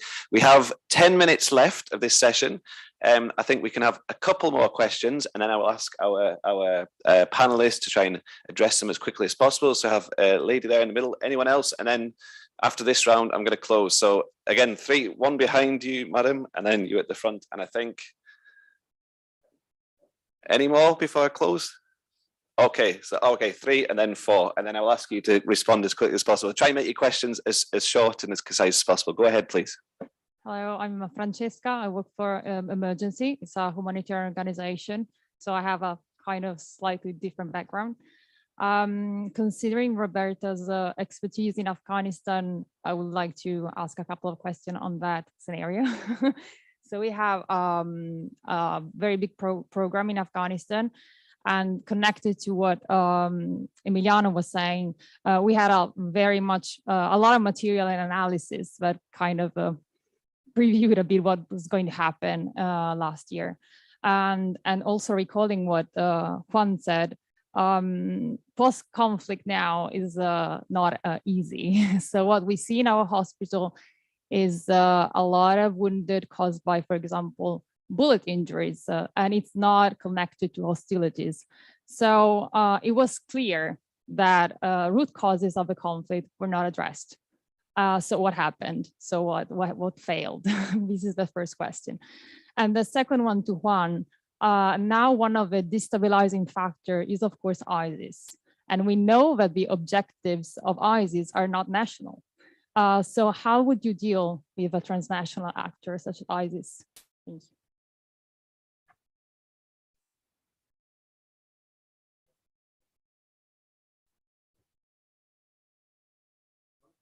Okay.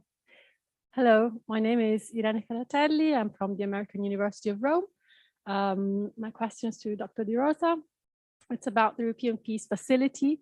And so you mentioned the budget of the European Peace Facility, and as we speak, it's funding, part of the budget is funding weapons that are directed to Ukraine. And my question to you is related to the fact that the decision was taken by European Union member states without oversight from the European Parliament or the national parliament. So my question is about, do you think that this is a lack of democracy and transparency in how those funds are used, and is it this the appropriate way to go forward?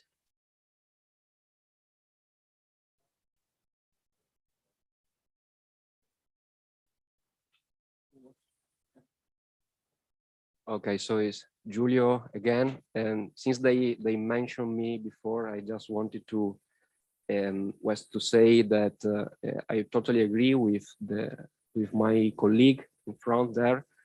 You know, my work is based on abstraction, so and sometimes in doing so, I push too far the concept. So mine was clearly a provocation, and I wanted to focus on this mainstream thought around the locals, no, usually represented as all good or all evil, and I think this is another way of violence and domination. And just a question for Juan. Discúlpame, Juan, pero tengo que preguntártelo. You worked for the UN verification mission in Colombia, so peace building can be a really dangerous job, really dangerous work. So I need to ask you, in your opinion, what happened with Mario Pacholla, and just for the ones that don't know, Pacholla was an Italian practitioner working at the UN mission in Colombia that has been killed like 2 years ago, I think. And the management of the situation by the UN, the Colombian authorities and the Italian authorities was terrible. And we don't know what really happened. So I just wanted to know what Juan thinks about this. Thank you. Thank you for your clarification and for raising that important point. Very, very last question to the lady here on the end. Yeah. Go ahead, please.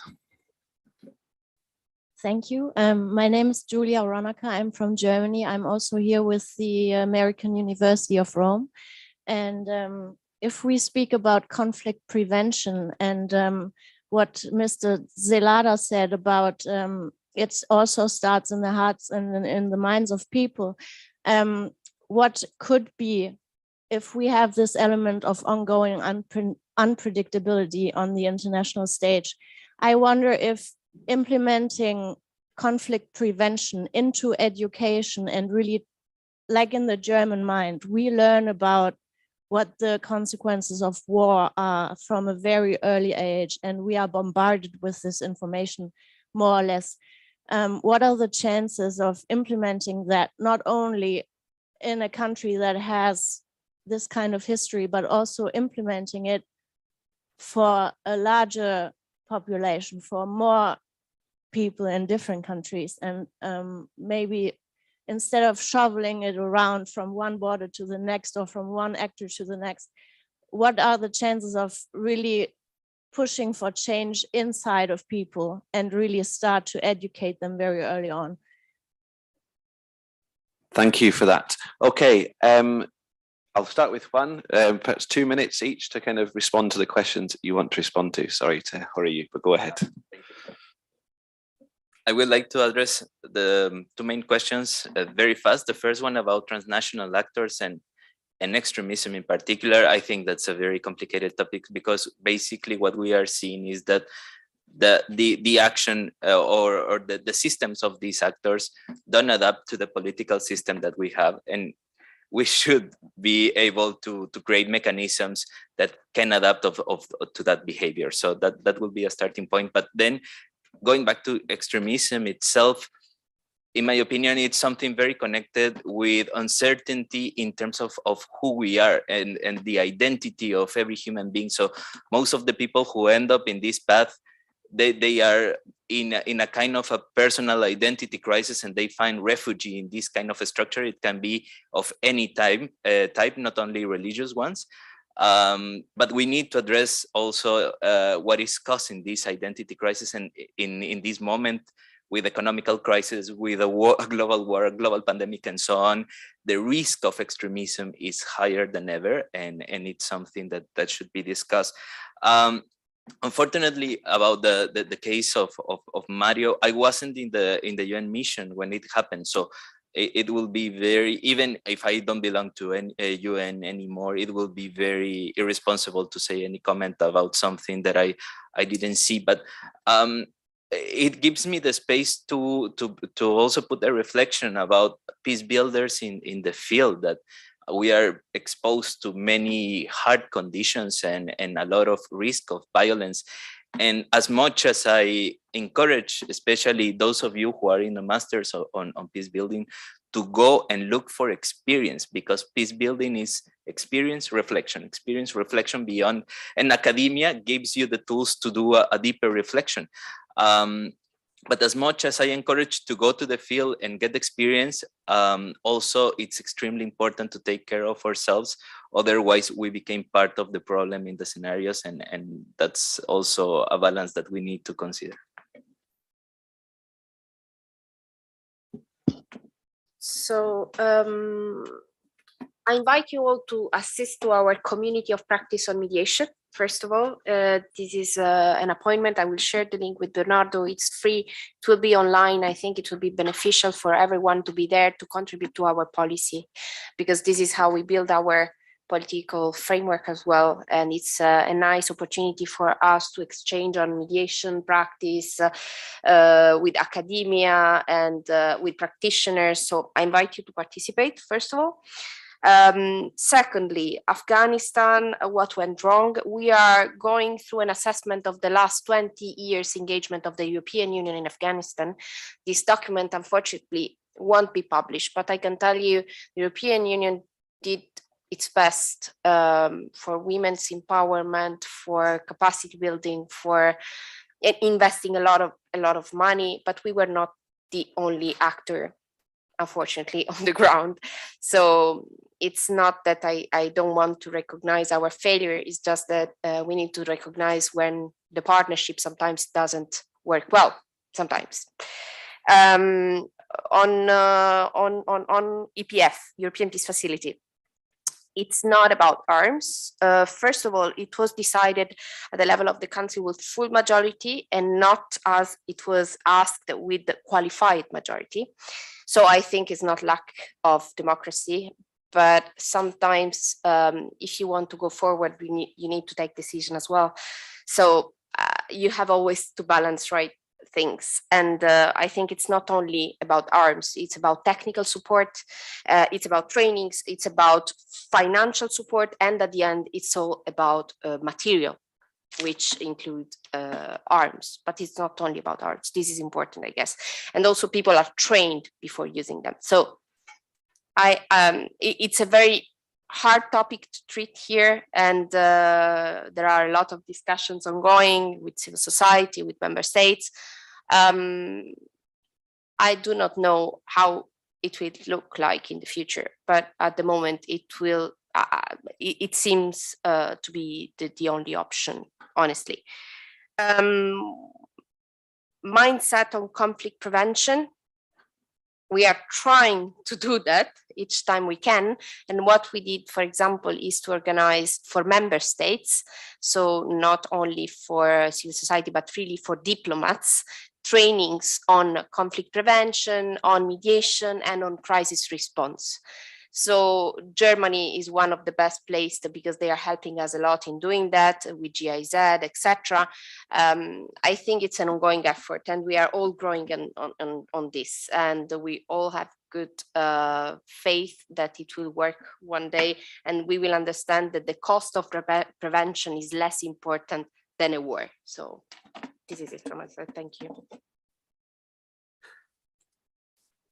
Thank you, Roberta. So with that, it's 1:45 now. So I'd like to bring the session to a close. Thank you all for firstly, for your participation and especially for your comments and questions.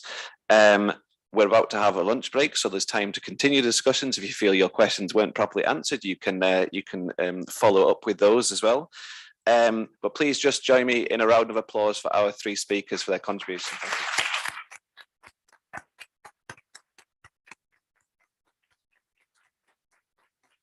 Thank you. And it only remains me to hand over to Stefano, who's going to tell you about the next important thing, which is lunch. Thank you all very much. Don't have much to say except for thanking all of Ben for chairing the panel and for finishing in time. We have around 1 hour and a half for lunch, and we start again at 2:15 for the second panel and then the keynote discussion. Thank you.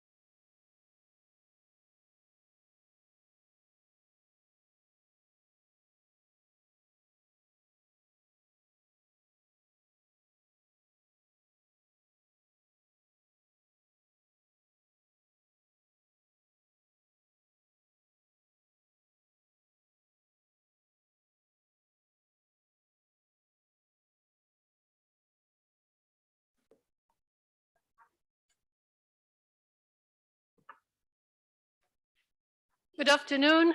Oops, met too close. Good afternoon. Welcome back. I hope you had your coffee on top of your lunch.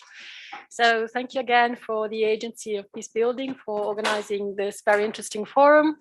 My name is Irene Caratelli. I am the Director of the International Relations and Global Politics Program at the American University of Rome.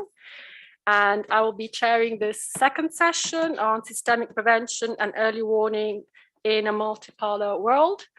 So it is with great pleasure that I very briefly introduce the speakers of this second panel, and then I'll leave the floor to them. So we have Hafsa Malim from the Department of Political Affairs, Peace and Security of the African Union. She has been serving in the African Union Department of Political Affairs for quite some time, and she was previously an analyst within the same department. And she has been working specifically on the Horn of Africa.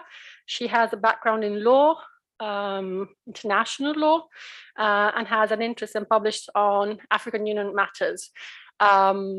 We will connect with Hafsa via Zoom. And we will give her the floor first, and we will start taking questions for her, and then we will move to our second panelists. I have here on my left Anastasia Fusco. She is advisor on youth and security for the RCE Secretariat. So she's focusing in particular on the role of youth and the promotion of the youth. So we'll hear more from her.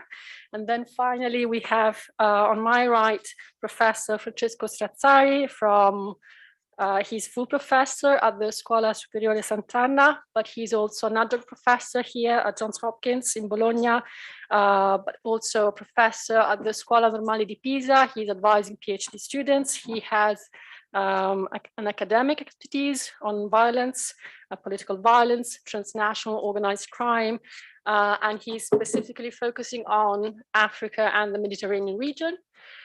So without further ado, I would like to leave the floor to our first guest. Hafsa, the floor is yours.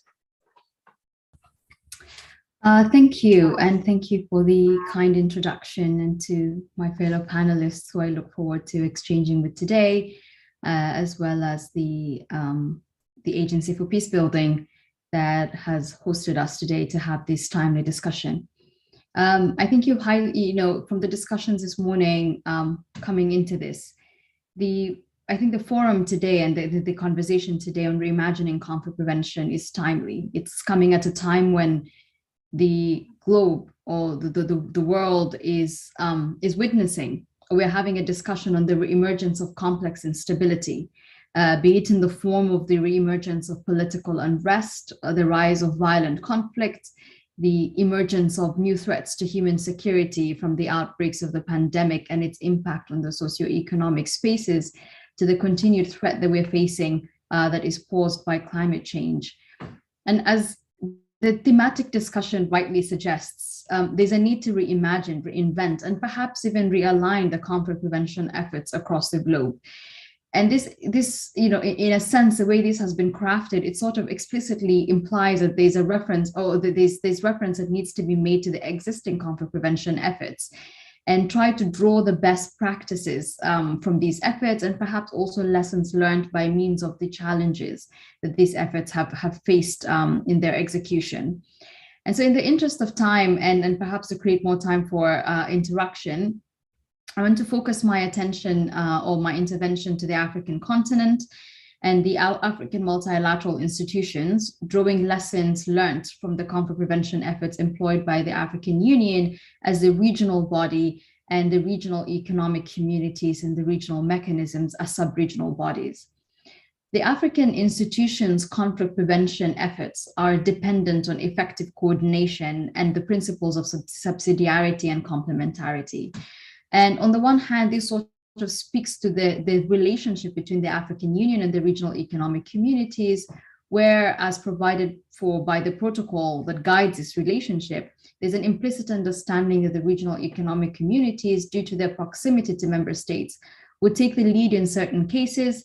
And then on the second tier of sort of partnership, then, as I've alluded to, where it relies on coordination, is the partnership with the non-governmental entities, the civil society. And so the interdependence of these institutions is seen both in the institutional, structural, and dynamic responses to conflict prevention as provided for by their strategies. I just want to highlight that the AU has long recognized the need for conflict prevention. I mean, right from the adoption of the Constitutive Act, the protocol that sort of guides and that established the Peace and Security Council, that conferred the preventive and anticipatory intervention to the AU political decision-making body, this is the PSC, to the African Peace and Security Architecture, which is the regional framework for response, or the regional security framework that focuses on creating a holistic continental response to conflict prevention. And so in the interest of time, I would focus on the African Peace and Security Architecture as an umbrella for the conflict prevention framework. And this is just to say that the AU has various normative instruments that sort of provide for responses or provide for conflict prevention interventions. But the African Peace and Security Architecture is unique in its own capacity. It's this regional security mechanism has 5 pillars, which sort of bring together both political and technical responses to conflict prevention. So within these 5 pillars, there's the Peace and Security Council, which I alluded to as a political decision-making body.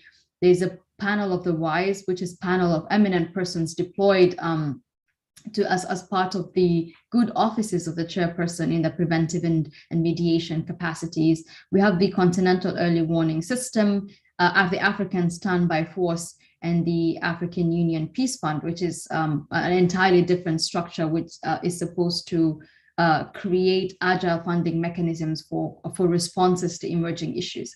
And in conjunction, these 5 pillars provide for the basis of the Commission's conflict prevention responses, both in conflict prevention and conflict management. But I want to focus on this APSF mechanism as a conflict prevention tool. And just in 2 points, I would just want to highlight what makes APSA unique and has it worked? I think is the 2 questions perhaps I would want to answer today. And I want to note 4 provisions that I think under APSA that make it an effective conflict prevention mechanism. 1 is the continental and regional applicability. The APSA framework's implementation has cascaded, as I alluded to, from the continental to sub-regional level. So this, the APSA framework is now employed and used by both the AU and the regional economic communities. And this in itself allows for a continent-wide approach to issues of prevention and management of conflicts. I mean, if you take an example, for example, of one of the pillars, the panel of the wise, we have the panel of the wise at a regional level, and we have them also at sub-regional level. And we see some sense of greater coordination between these panels, especially when it comes to deployment in election settings where they tend to undertake preventive diplomacy and missions. The second, I think, unique feature is the political and technical responses to conflict prevention that this regional security mechanism offers.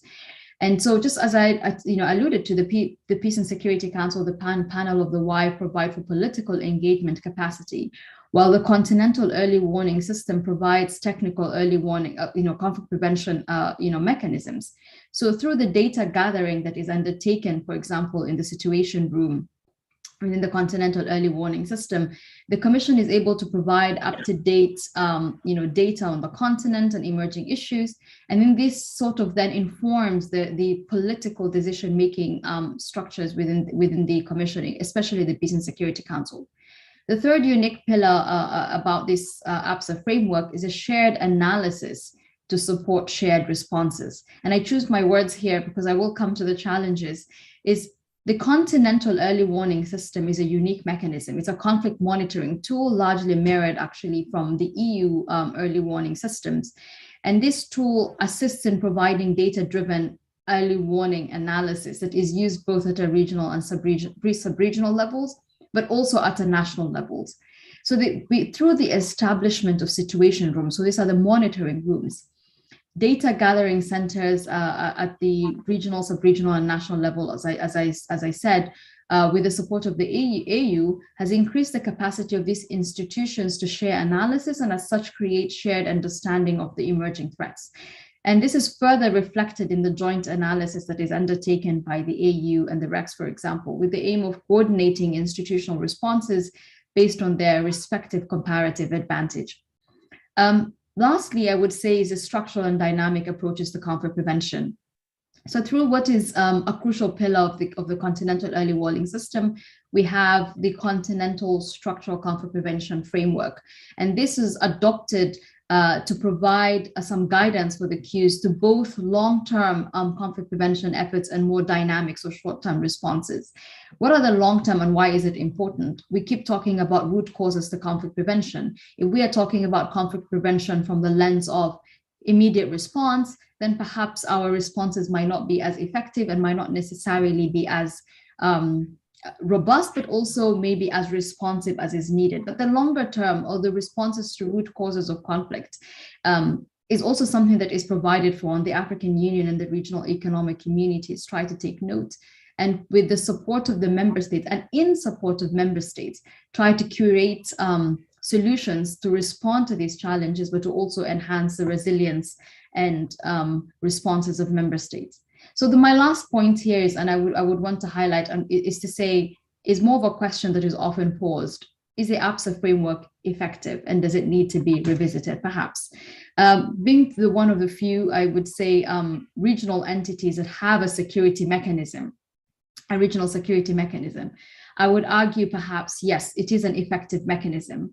It is very difficult in this kind of setting to find a robust framework that pulls on the political and technical needs in a multilateral setting and still cuts across the various sub-regional platforms. This is a unique feature of this regional security mechanism.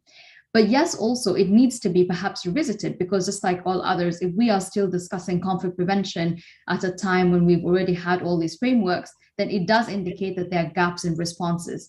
And what does that mean? And one I would say is, like all conflict prevention efforts and frameworks in general, the successes are hard to measure. It's hard to measure conflict prevention and prevention in general. And once it is hard to measure, then it becomes almost difficult to effectively document best practices and lessons learned. And similarly, also, I think for a regional institution, an intergovernmental regional institution, then there's the whole concept of political will as perhaps a crutch to the implementation of these frameworks, or effective implementation of these frameworks.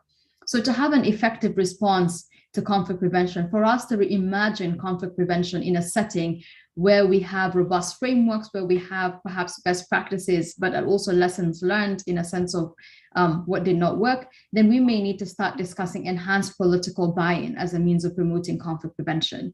So I think I would just want to leave it here and have some more, and leave some room and I think time for interaction, if I may. Thank you. Thank you very much for your very interesting presentation. Maybe I would ask you if you could provide us some particular examples where the African Union and some of the regional entities worked together successfully in tackling conflict prevention. But with this, I would actually also like to open the floor to the audience so that we get as many questions as we can until we have you online. Thank you. Yes, I think I would perhaps want to highlight a more recent example and looking at issues of preventive diplomacy as a crucial tool of conflict prevention. The engagement most recently in the elections in Zambia, for example, I think is one of the cases that has been documented by the African Union as a success story. The elections in Zambia that just recently concluded saw an intervention of the African Union with the support actually of the regional economic community, but also the regional economic communities through the various panels, I would say, of the WISE and electoral I would say structures that were deployed in Zambia. And through this engagement, through the mediation capabilities of the African Union political bodies, the panel of the WISE that was there, as well as the head of the election observer mission, in coordination with the others, I would say, saw a successful transition of power in Zambia, and perhaps one that needs to be more documented and perhaps more discussed. So that I think would be the most recent example, especially in an election setting. I can perhaps reflect back to in instances where technical engagement and coordination between the AU and the regional economic community is also promoted. conflict prevention. As I did talk about, we have a lot of issues around shared understanding, shared analysis, my apologies, between through the use of the continental early warning systems. We had similar engagement, I would say, in Tanzania a couple of years ago during the elections in Tanzania. And I would also perhaps reference a situation where I'm trying to quickly, off the top of my head, get some examples. But we have various conflict prevention tools. Maybe I should not just focus on elections. And when you look at the African Union border program, for example, as part of the conflict prevention tools that the African Union uses, the engagements that we have, capacity building initiatives that are employed in concert with the regional economic communities, for example, across the Kenya-Ethiopia border, would be crucial examples on anticipatory programming and responses by these institutions. So we have, as I referred to, various tools that are employed within this larger APSA framework that are able to then both support member states, but also the communities, but with the support of the regional economic communities. I think I'll stop there. Thank you. Thank you. Are there questions? Yes. I'm the first. Thank you very much for a very interesting input. I wanted to ask maybe if you can tell us a little bit about the role of women in African Union's policy when it comes to conflict prevention. So what is the stance there? That would be my first question. And the next one is on the issues of tribalism, because my friends in Uganda, they always tell me this from civil society, that it is a huge issue, but very difficult to tackle within an institutional framework because of, I guess, obvious reasons. So does this play a role at all within the African Union when you discuss conflict prevention? So tribalism and the role of women.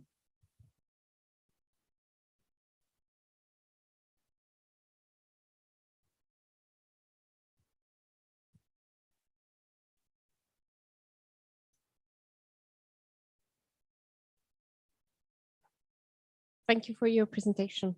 I would like to ask you, where do you see opportunities of coordination and information sharing with the European Union on your assessment and conflict analysis? Thank you.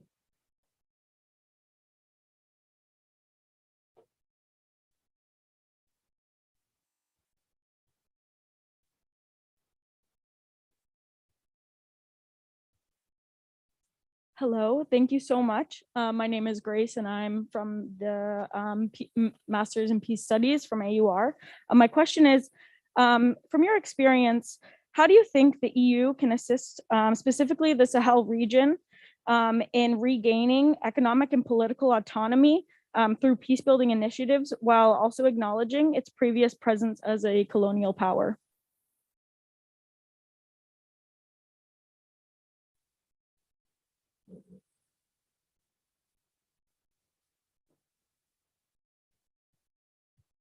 So maybe we can start answering those first few questions. Thank you. I think and I'll start off with a question on the role of women.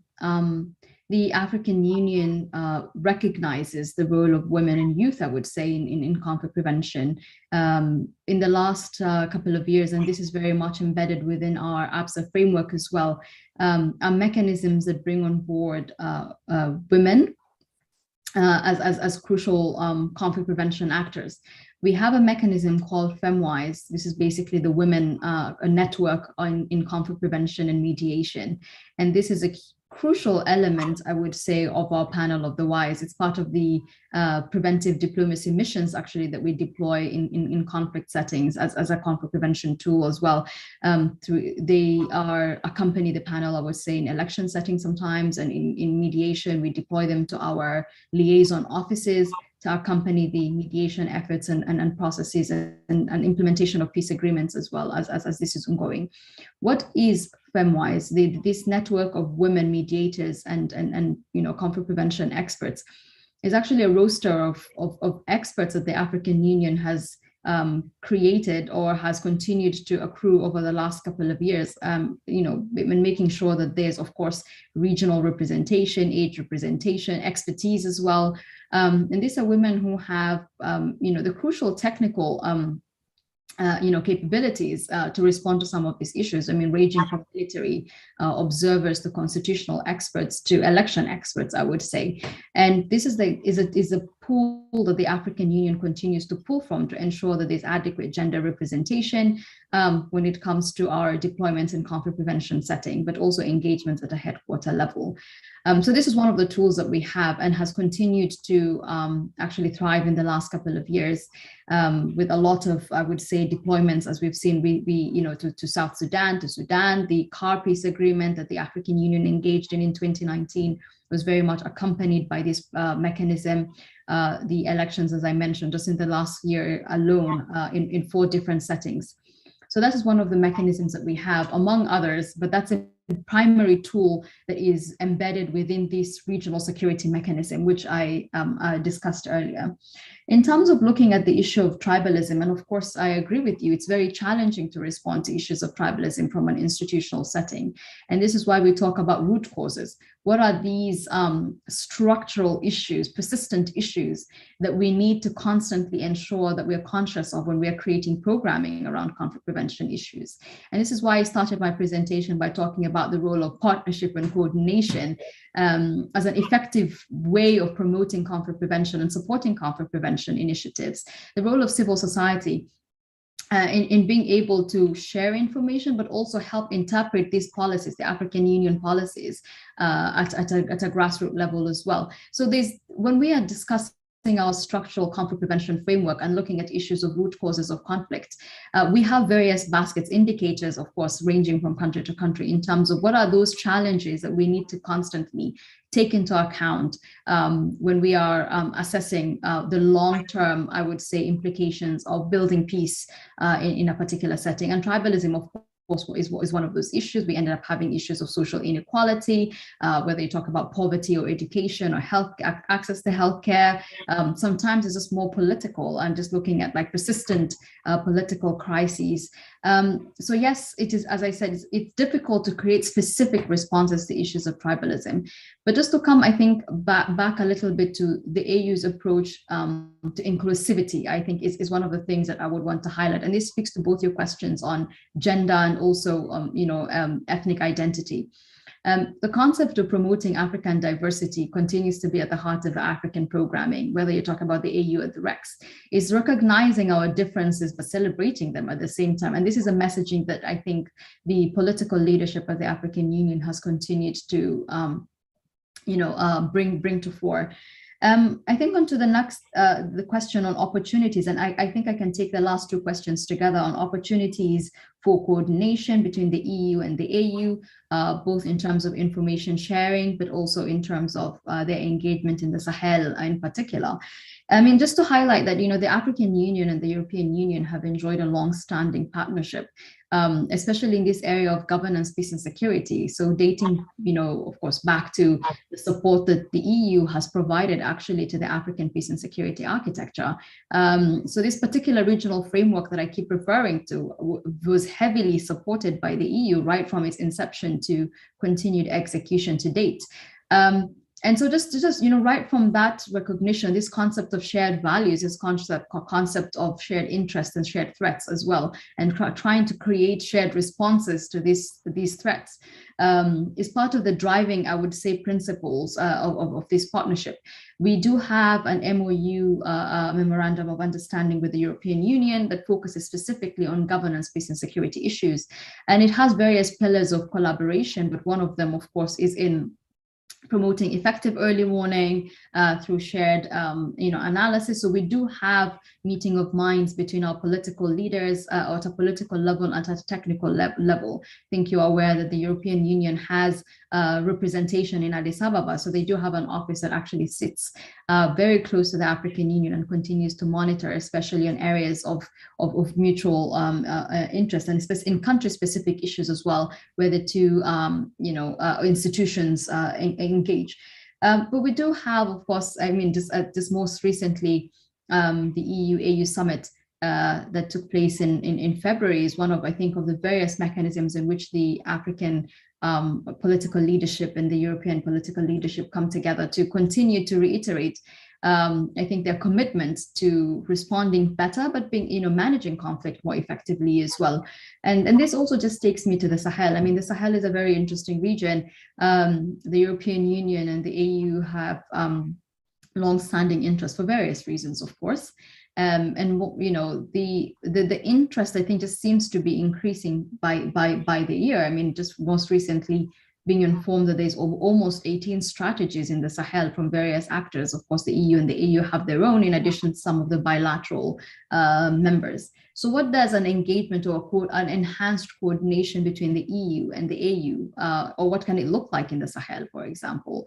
And I think this is just to say, one, there just needs to be, I would say, a greater sense of coordination in terms of implementing these strategies. I mean, it's important to recognize the various interests, the comparative advantages of the institutions and what they're able to do on the ground. But just to say also that the AU and the UN are actually undertaking an assessment of a joint assessment of the Sahel, which is a process that has already commenced. The chairperson of the African Union just appointed the former president of Niger to head this process. And this part of the things that informed the need for this assessment was the need for enhanced coordination in such settings.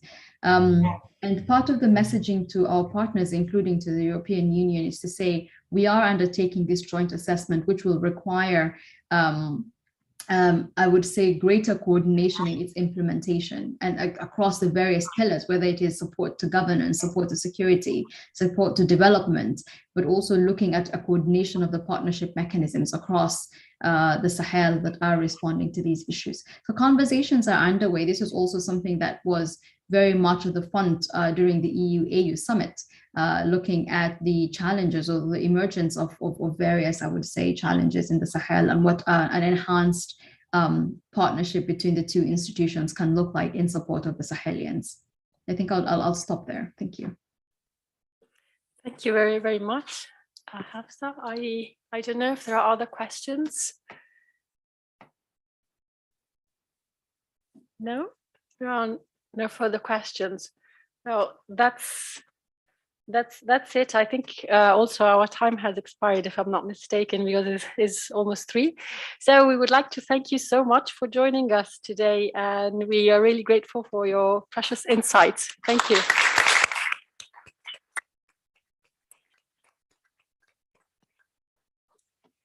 Okay, so without further ado, I leave the floor to Anastasia.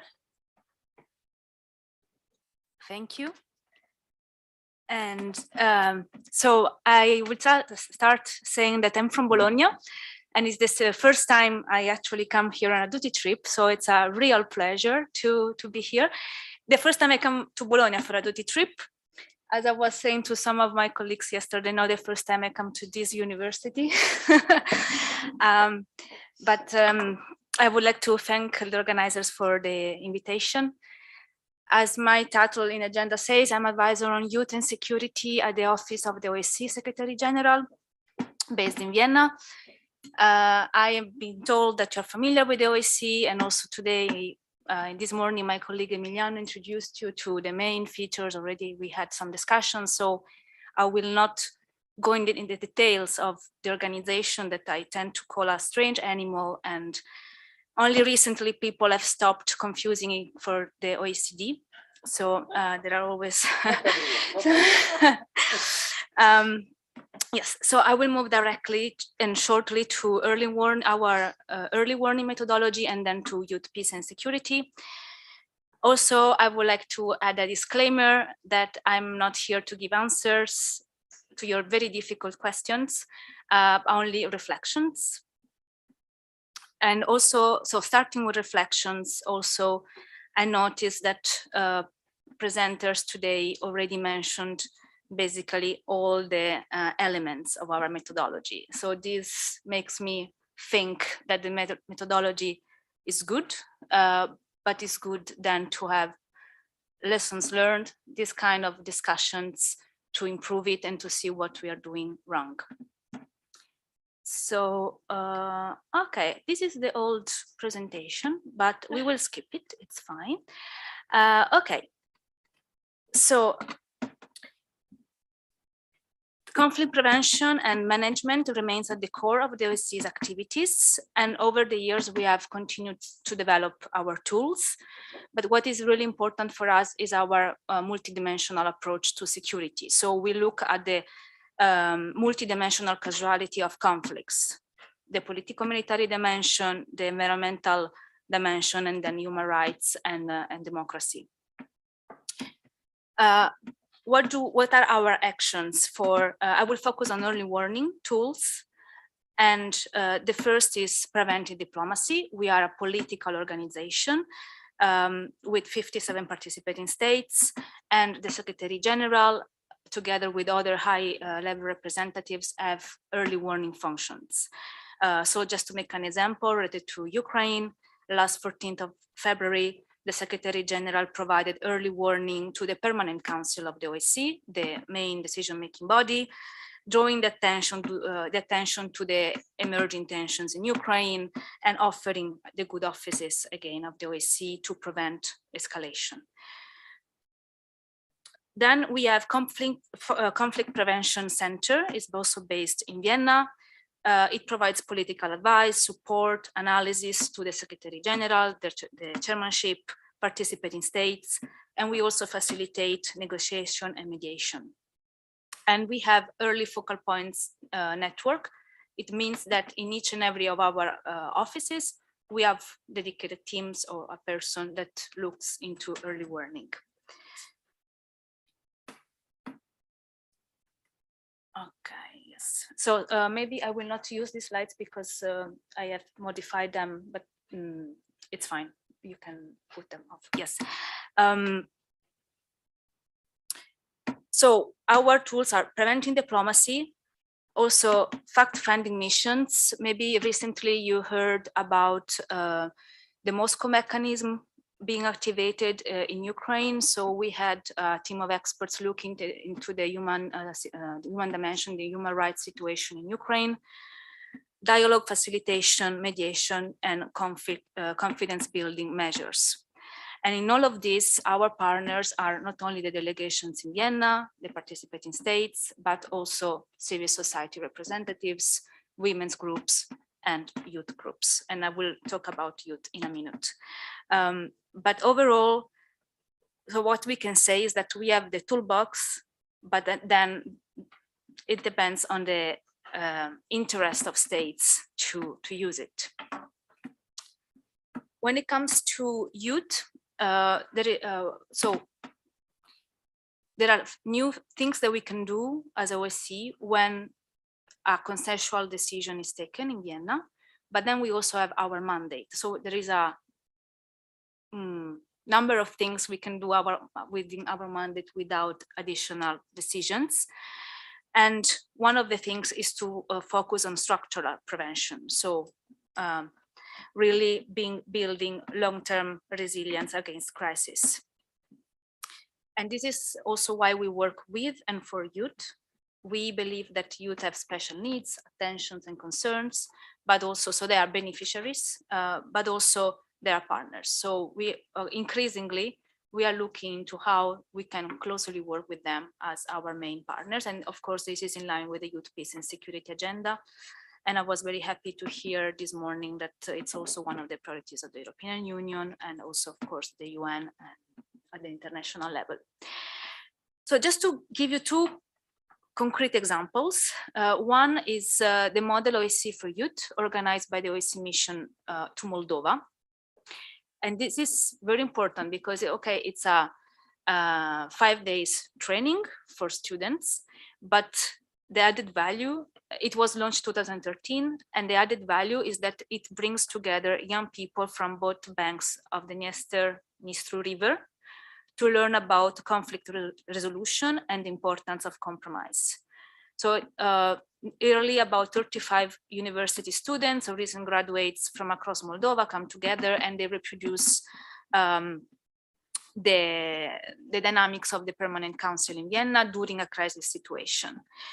So when I talked to colleagues about what is, if they see an added value, why are they continue to promote this activity? Does it make sense? Because sometimes it looks only like a simple educational activity. And for them, it's very important. They reflected on the fact that their core mandate in Moldova, the OSCE's core mandate in Moldova, is to facilitate the transnational settlement process. So the mission is uniquely placed to bring young people together. They believe that they have proofs, they have data, because they engage with people also, with young people also after they finish the program, that they create a platform for dialogue and cooperation. They get participants get to know the OSCE, so they get to know what are the tools they could actually use in the future. And also this helps strengthening their engagement in the public and political life of the country. So for instance, over the years, they met several graduates from the model OSCE that actually became part of the Ministry of Foreign Affairs of Moldova. So they help increasing the capacities of youth in the country. And then the other example I would like to give you, and really I just picked a couple just not to be too long, but then we can continue, of course, the discussion, is of course Ukraine. We have the OSCE project coordinator in Ukraine. I was talking to them last week about what we can do for youth in Ukraine, and actually they were already extremely proactive. Last week they organized in Lviv the youth dialogues about post-war times, the beginning. They are in close consultation with the Ukrainian authorities, and what they want to focus on is, one, needs assessment of youth in this specific situation, but also starting a process of gathering youth inputs about how post-war Ukraine should look like. So this was a request that came directly from authorities, and this is what they are starting to do with this first meeting that took place in Lviv. And when I talked to them was, in 2 days we have the meeting if there are no shellings. They gathered to meet, they managed to gather 14 representatives of youth organizations. And so they are compiling then all the inputs. But they also think it's very important to have young people think about the future and to also motivate young people to being engaged in reconstruction efforts. So just in conclusion, even if I was a bit too short maybe, when I was asked to reflect about the challenges and the opportunities that we have at the OSCE. So the challenge number one at the OSCE is that we are a consensus-based organization. So major new initiatives require agreement by all participating states. Maybe you have heard also and seen online that our mission, the special monitoring mission in Ukraine, closed because we didn't have consensus on the extension of the mandate. Due to one participating state. This is how we talk in Vienna. Also, we don't have, for the same reason, for the political climate, we don't have a budget adopted for 2022, and we are in May. So new activities, we have plenty of ideas and expertise, but then we need the political will to make it happen. Still within our mandate, we are also seeing what we can do. So we, in Ukraine, we changed the focus in our work with women, also young women peace builders that were already our partners. We changed it into how we can provide humanitarian aid, or how can we help young women peace builders in doing their work, in their humanitarian work now. Opportunities. We are on one of the few organizations to which Russia is still a member. So we remain a platform for dialogue and mediation efforts. When the moment will come. So keeping the channels open and continue offering every week our good offices are a prerequisite for future peace talks. We have regional experience. We have field operations in the Southeastern Europe, in South Caucasus. Well, we work in South Caucasus, our missions were closed there, but we still engage there. So we have the expertise, and we can also support peer-to-peer exchange. For instance, colleagues in Ukraine asked to be put in contact with young people from Southeast Europe who could share their experience with young Ukrainians. And I think this is the most important one, is that we build the foundations for democracy and peace. The project coordinator in Ukraine, so the OSCE was in Ukraine for 25 years. In these last years, we engaged a lot with youth. We promoted dialogue among youth from across the country. And we read in all the newspapers these days that there was a big surprise about the resilience of Ukrainians these days, and also young people. So like the dreams and lives were destroyed, but still they were ready to fight and for freedom. So I believe that somehow we also had an impact. We working for democratic institutions, working with civil society. We also had a role in changing the structure of the country. So to answer to the question of this panel, structural prevention is key. No matter what are the challenges, we cannot stop. It's the prerequisite. What we can do is to be inclusive. So really, this is, of course, is my message as advisor on youth, to make sure that we don't underestimate the role of young people, and also learn from the lessons that and the challenges we are facing. I know this is not exhaustive, and I expect many questions, but yes, thank you for your attention.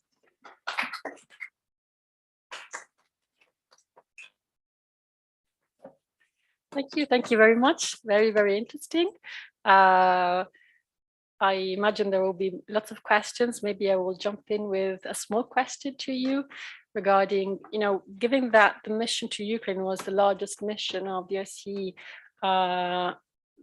my question is, what were the lessons learned? What were the failures that you've been assessing since the invasion and the conflict erupted? That's, of course, a very good question. And for us, it's a bit too early to assess. Now we were really dealing with the situation. As you said, it was the biggest mission that we have, with more than 1,000 monitors, including national staff. So efforts went into the diplomatic channels to try to contain the tensions, but then also in dealing with the security of our staff. International staff were completely evacuated. National staff in some cases could not, and some of them were kidnapped, as you maybe have seen in the news. So we were really focusing on crisis management, but we already have plans to start an internal reflection on lessons learned. So this is already in our radars, this is coming, but it's a bit too early. Thank you. Imagine you'll be ready to take some questions. Hi. Do you hear me? Yeah. Okay. Thank you for the presentation. It was very, very interesting. I am Julia, and I just completed an internship at the EU delegation in Armenia. And previously, I was studying the mediation role of the OSCE in Nagorno-Karabakh. And during this research, one of my main findings was that one of the limits, let's say, of the OSCE is the engagement with the civil society organization in mediation specifically. Would you agree on this? And do you think this is maybe there is room for change this? Well, first of all, I would be curious to read your research, so maybe we can be in touch later too. I can say that my colleagues in the Conflict Prevention Center that covers specifically this area. We always work with civil society. They are our partners, and for instance, when we support authorities in organizing events or discussions, we always make sure that the voices of civil society are reflected, and we also support their activities. So that's why I would be curious to see. But generally, we try to support authorities in the way that we are allowed to. So I would imagine that sometimes discussions were preferred in closed room, and this is I would imagine that this is the reason why.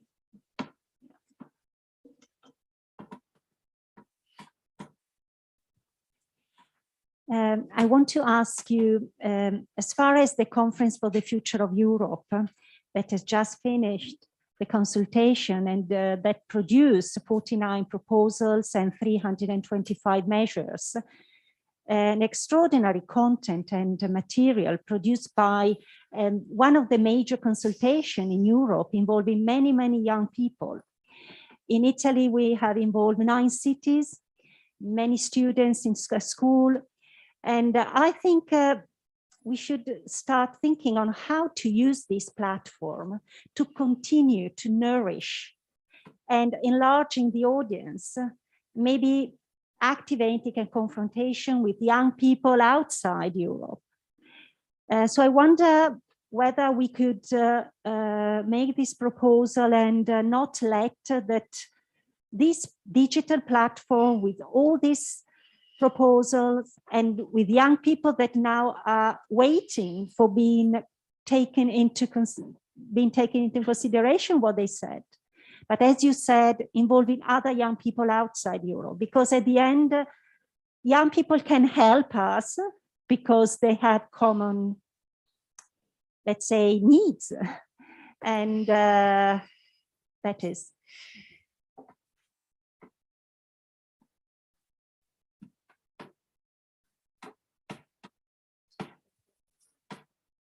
Can you hear me? So thank you. I'm Miranda Antimo. I come from the American University of Rome, Master in Peace Studies. Mike, jumping off what our colleague just asked, my interest was what policy do you have exactly with regarding inclusivity and youth outside of Europe? But also I'm interested in what's your take on how challengeful it might be on being so dependent from the political variant when dealing with security but also peace building? Thank you.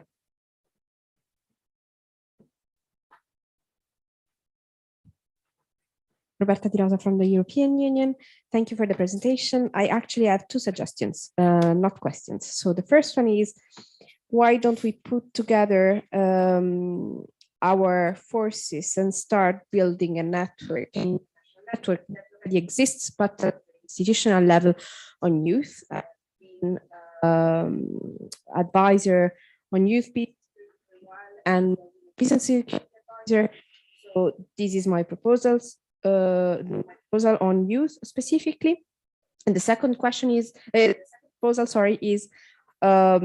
you don't have it already, we have focal points in all our delegations on youth. We had it already on women. Now we established this network, internal network on youth. So is that something that you are considering or you already established? I'm not informed, but if not, then we can partner on this, and lessons learned are there, and we can also exchange on this. Then there is a third proposal that will come later, probably, but on women we can do a lot together, you know that. So I think we can go back with good proposals, and we can actually make some actionable proposals for our 2 institutions to work together more, like the African Union. Thanks.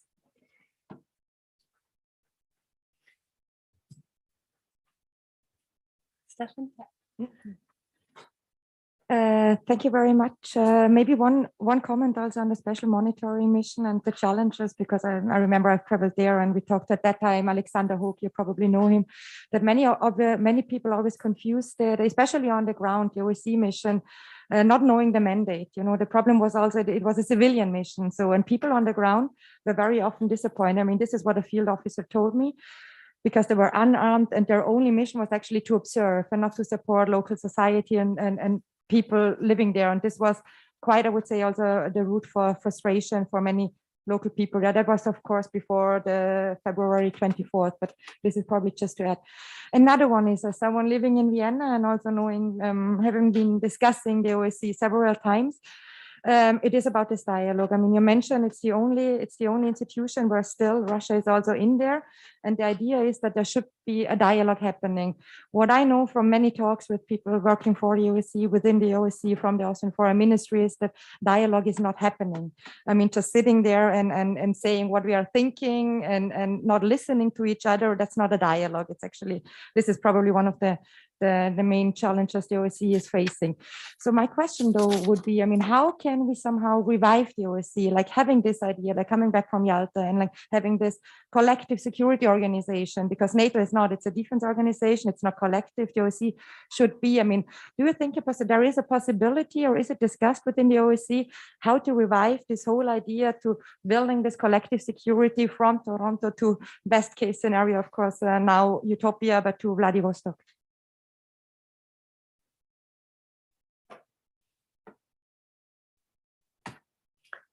Okay, I think we can start answering those questions. I took notes if you need me to refresh the question. Okay, thank you. So about the first intervention, absolutely right. We have, I mean, young people are really asking to be given the space.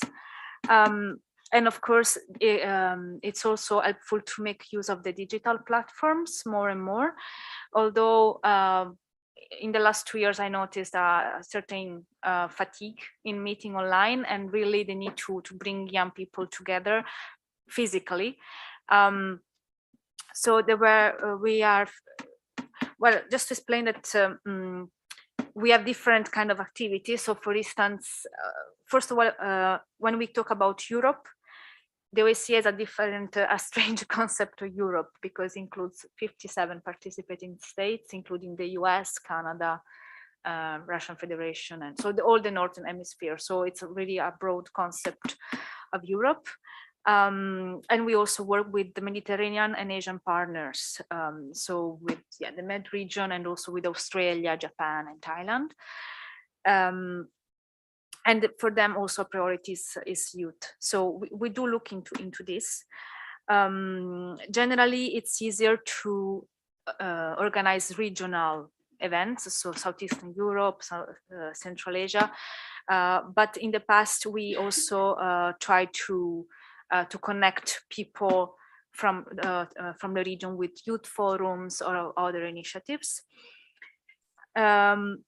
One thing that maybe I should explain is that exactly because we are a political organization, we act based on our mandate, and the mandate on youth is quite limited compared to all the other topics. Just to make an example, my position was included in the budget of the organization, meaning that it was recognized, that youth was recognized as a core business of the organization only in 2020, so only 2 years ago.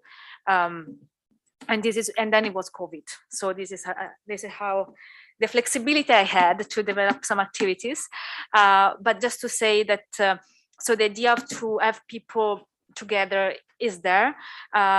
But things at the OSCE when it comes to youth are a bit slower than with other organizations, at least in Vienna, at least because of some participating states, including a very small one that is as the same capital, let's say, as Italy. They oppose the youth, peace and security agenda for some reasons. So again, we have a strange But that said, so I'm answering to all the questions together because I think that they are interconnected. We have many instruments to work with and for youth. So we have a youth focal points system. It means that in each and every of our executive structures, we have someone working on youth. We have contact points, meaning at the secretariat in each department, we have one person that deals with youth. Each year, the chairmanship appoints a special representative on youth, one or more. We have a group of friends chaired by Spain, Kyrgyzstan, and the US that promote political discussions in Vienna on youth. And then we have a huge alumni network. We have a flagship initiative that is the OSCE Academy in Bishkek. It's a regional academy, so they bring together people from Central Asia, but also Mongolia and Afghanistan. And now we have a network of 1,000 alumni.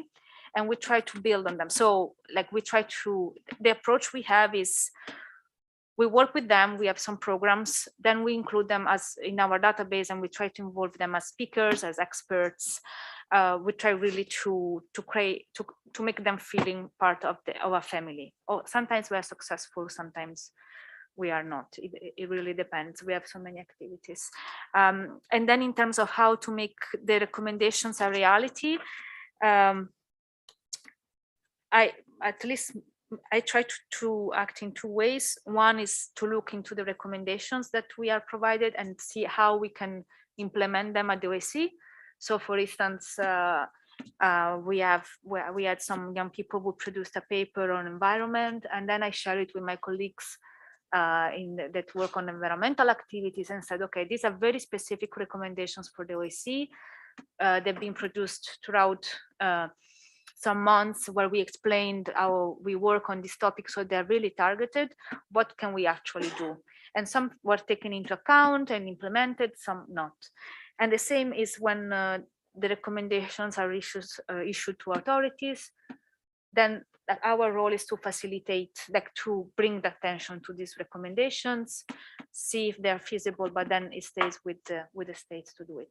Our field operations have a bit more of flexibility. They can, because they work closely with authorities. So for instance, in North Macedonia, we have helped the authorities to develop some guidelines on establishing national youth councils and to have them working. So in Serbia is the same. So I think in these terms we have a more practical approach when it comes to field operations on the ground.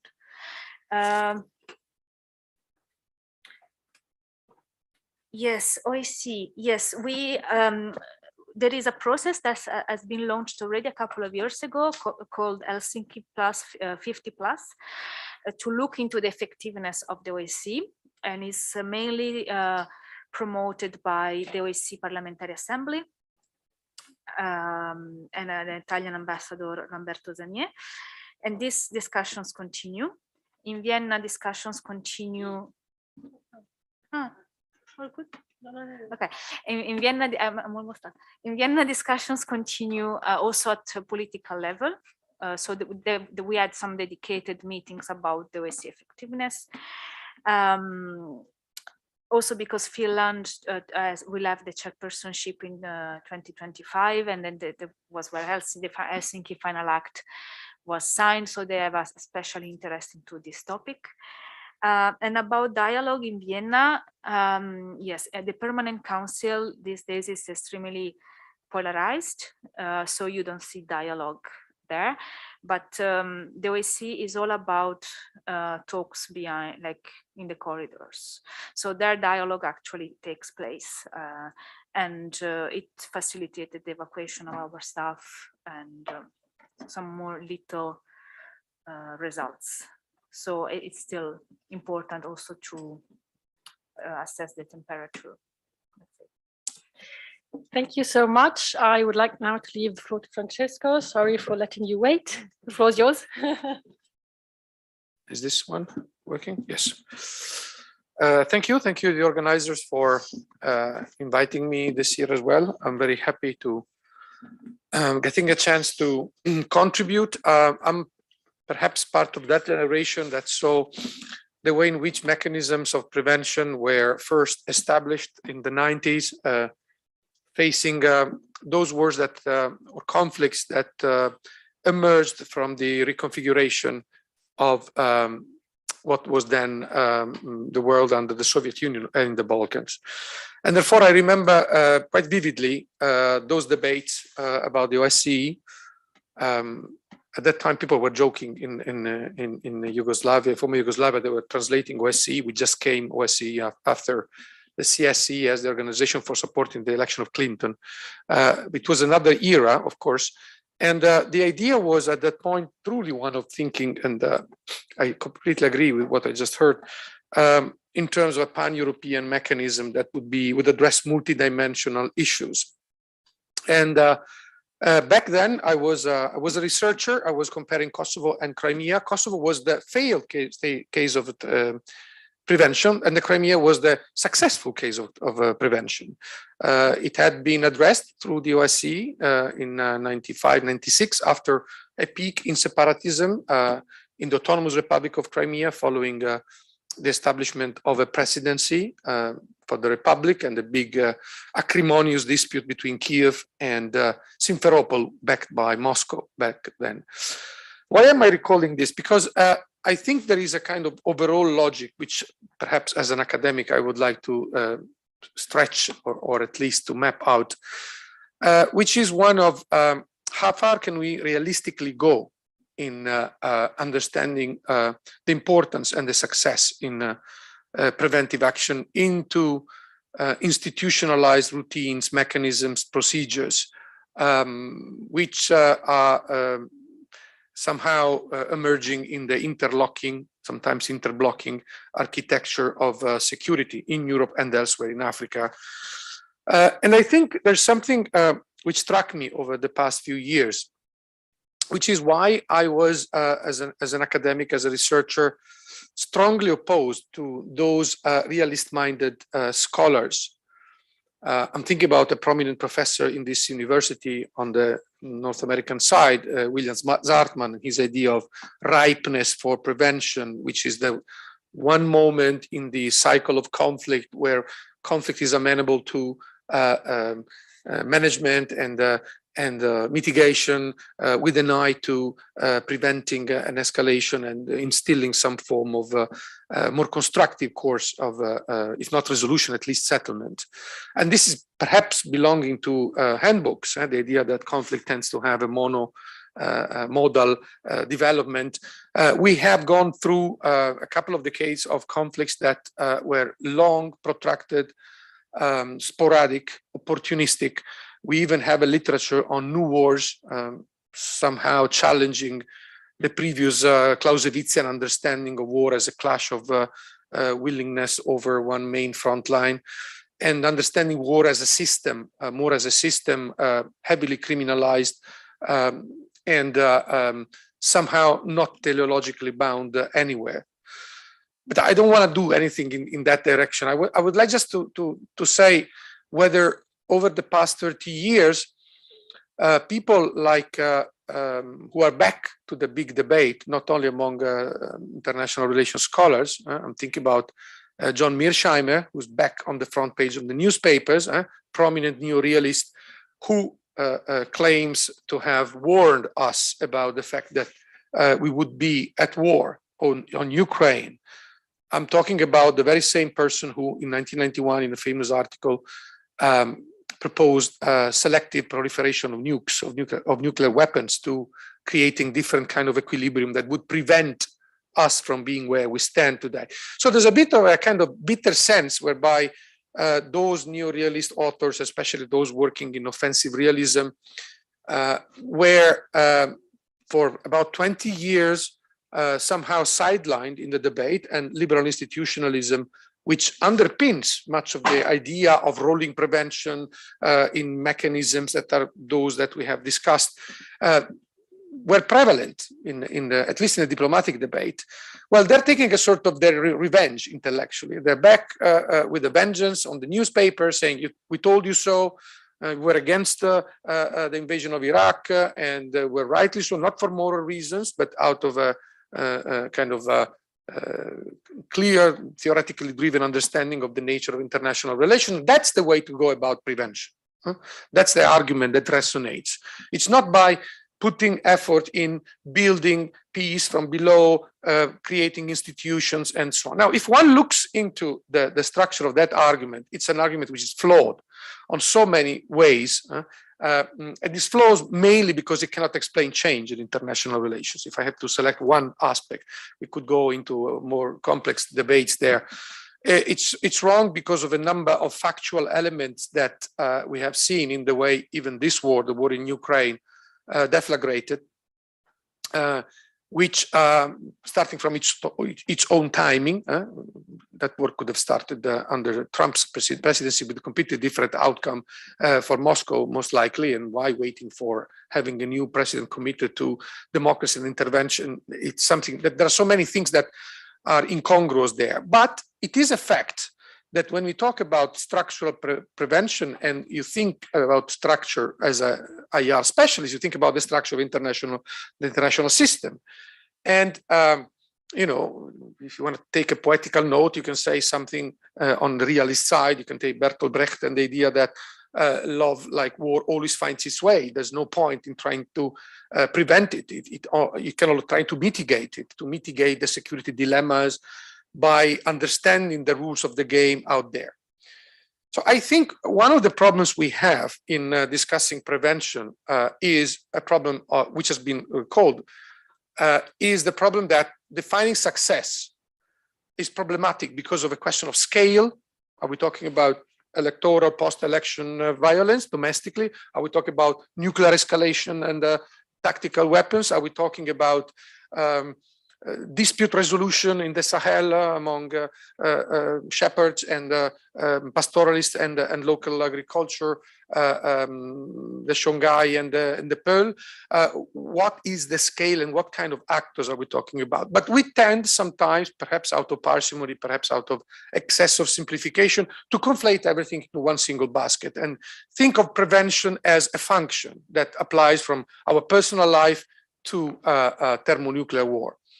I think it's a problem that from a theoretical and a methodological point of view, and I don't have the time now to break it down into different levels and elements of analysis. But I believe that if we want to build an argument in favor of prevention and against that idea that prevention is possible only at a certain point where the parties are exhausted and the conflict reaches a plateau, and therefore a mediator can help preventing further escalation. If we want to avoid the cynicism of those who think that energy put in prevention is wasted diplomacy, we have to wait for that moment. I think we need to have a theory of change. And that's something which is a bit missing in a number of contexts. It's missing in the Sahel. Someone mentioned 18 strategies for the Sahel. I was recently at the meeting of the special envoys, and there was, and I was discussing that with others, a question of understanding what is the underlying theory of change that guides our attempts at preventing, at intervening through development or through security provision. And there's a bit of a giving up to the fact that the world is complex, and even those few things upon which there is a certain degree of agreement, the fact that if structurally speaking, we have a world that is more democratic in a consolidated manner, institutionally rich, more symmetric economically, and with less poverty, we probably have a world which is much less violent in terms of fundamentals of peace than if we have a world that is based on autocracy, protectionism, big speculative financial schemes, and authoritarian regimes. That there's very little dispute about that, even among hard-nosed realists. The problem is how to get there. The problem is how to understand the conditions that are missing in the international system, given the lack of overarching governance mechanisms. So, I think if we need, and I'm trying to just translate that on an empirical case of Ukraine today, so that I don't tire you more than too much. If I look at Ukraine today, there are a few things that struck me, not only in terms of the, let's say, cognitive trauma that many of us suffered in seeing that happening.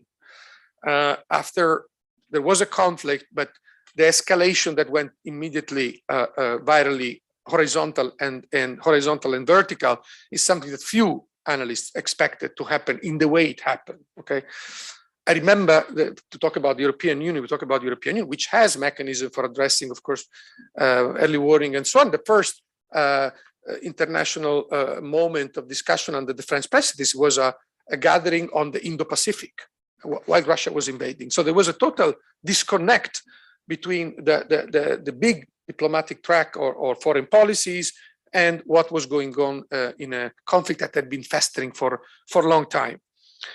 And some of the things that strike me there are, one is the difficulty in understanding that the escalation that is taking place is fundamentally driven by ideological propulsion.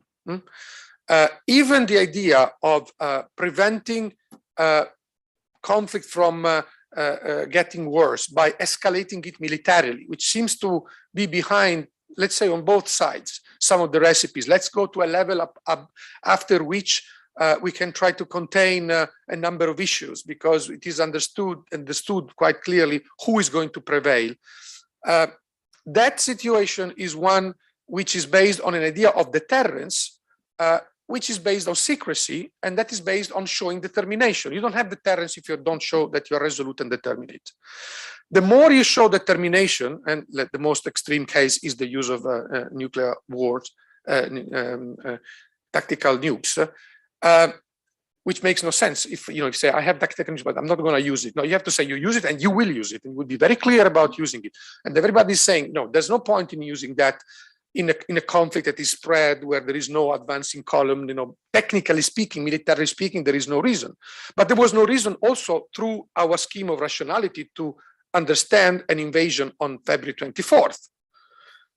So what was that about? It was about showing conviction, determination in reshaping the world order based on changing some of the principles that are those principles that are enshrined in the OSCE understanding of what are minorities, their right against the right of non-intervention, and so on and so forth. So if the entire conflict is today based on the idea of showing determination, resolution, and going all the way down, and that's very clear in the Kremlin at least, then there is a risk of further escalation. If on the other side, and I'm talking about the most painful thing probably, which is what happened in north of Kiev, to avoid panicking, people were not evacuated. And there's a lot of speculation about why were people not evacuated there, but they were evacuated elsewhere. And that ended up in atrocities that we have seen, upon which there is investigation. Let's hope the investigation continues, and that give us a sense of where that violence was directed and who is responsible. Then I am afraid that we are on a path of further escalation, where unless we address the ideological gasoline, we are not in a situation of safety in terms of where this is all going. That is, I believe, a problem that we're not going to address through the existing mechanisms of prevention. Why? And I want to conclude on this. Because if something I have seen, and I'm very happy if someone demonstrates that I'm wrong, is that the whole idea of prevention as it has been practiced so far is based on very noble and important principles of data acquisition, transparency, processing, validation, public audit, and so on and so forth. Which is a bit like what we do in the academia. We produce a scientific stuff, it goes through peer review, we publish that, it's public, but then when it comes to foreign policy and that idea of escalation and unilateral action and so on, who takes the floor is a different kind of subject, which is intelligence, which by definition is secret or highly confidential. It's strategic studies, not political science. It's not conflict analysts, not peace activists. Strategic studies, it's war schools, it's lobbying, it's think tanks. So there is a bit of a divide, when we talk about prevention. There's a prevention which is driven by political imperatives that are part of the world of security, and if you go into authoritarian regimes, securocrats, talk about the Kremlin and so on, a bit less in the West and under democratic headings. And there is a world that we want very much to be strong, to see stronger, which is represented here at the table and this room, which would like prevention to be something subject to public scrutiny, whereby in a more Kantian world, there is no state secret. If force is being accumulated somewhere, it is publicly disclosed, and there is a way of understanding whether that trend, even by using an algorithm, is leading to some dangerous point of rupture of peace. I think these two tracks in this moment are not reconciled. And I think Ukraine is a case. I mean, all of those like me who studied on the Crimea and on the vagaries of transition in Ukraine didn't use intel sources and had one picture, which is different from the picture that we see every day. That doesn't make me sleep very comfortable. Thank you.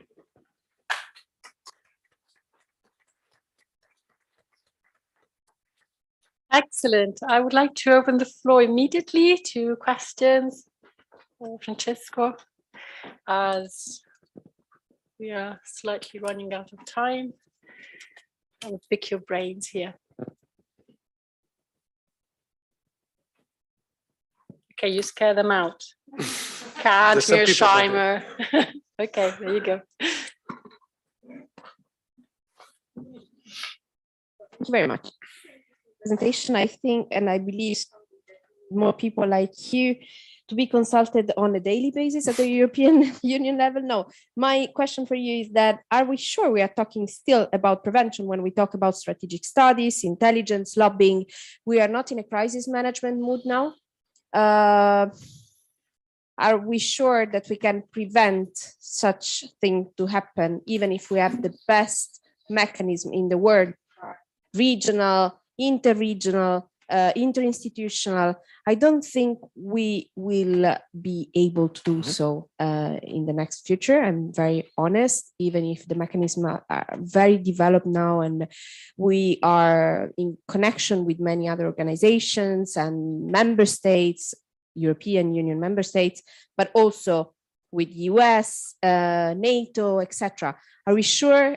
I mean, this is the project and this would be amazing, and the European Union is a project for peace, but are we sure, I don't know, youth, women, all of them, we are all agent of peace, but are we sure we can prevent it? What do you suggest? And how the European Union can do better than what he's doing already, for example? Because I'm not sleeping comfortably neither, so. A question, yes. Thank you so much for that. That was fascinating. Florius from Peaceful Change Initiative. You speak about taking the ideological fuel out of the situation. Where do you see the off-ramps for Russia, for Europe, for NATO? That would be even if you don't know what those off-ramps look like, where might we start looking for them?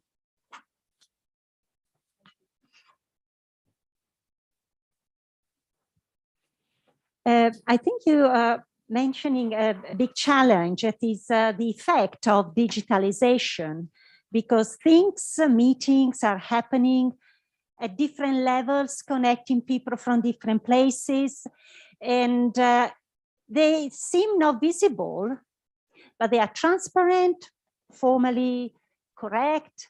But it's true, we have been working differently, and we need to probably create a mechanism that enable us to be able to follow up what is happening, in a faster way.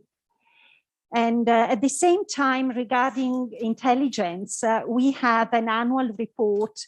I don't know how many people read it. It's so detailed about the activity of intelligence. that have been amazed in the past 2 years to read and understand. You know, everything is there, and it's an annual report sent to the Parliament, and it's open, accessible. And another document which is very useful is the COPASIR, also about security.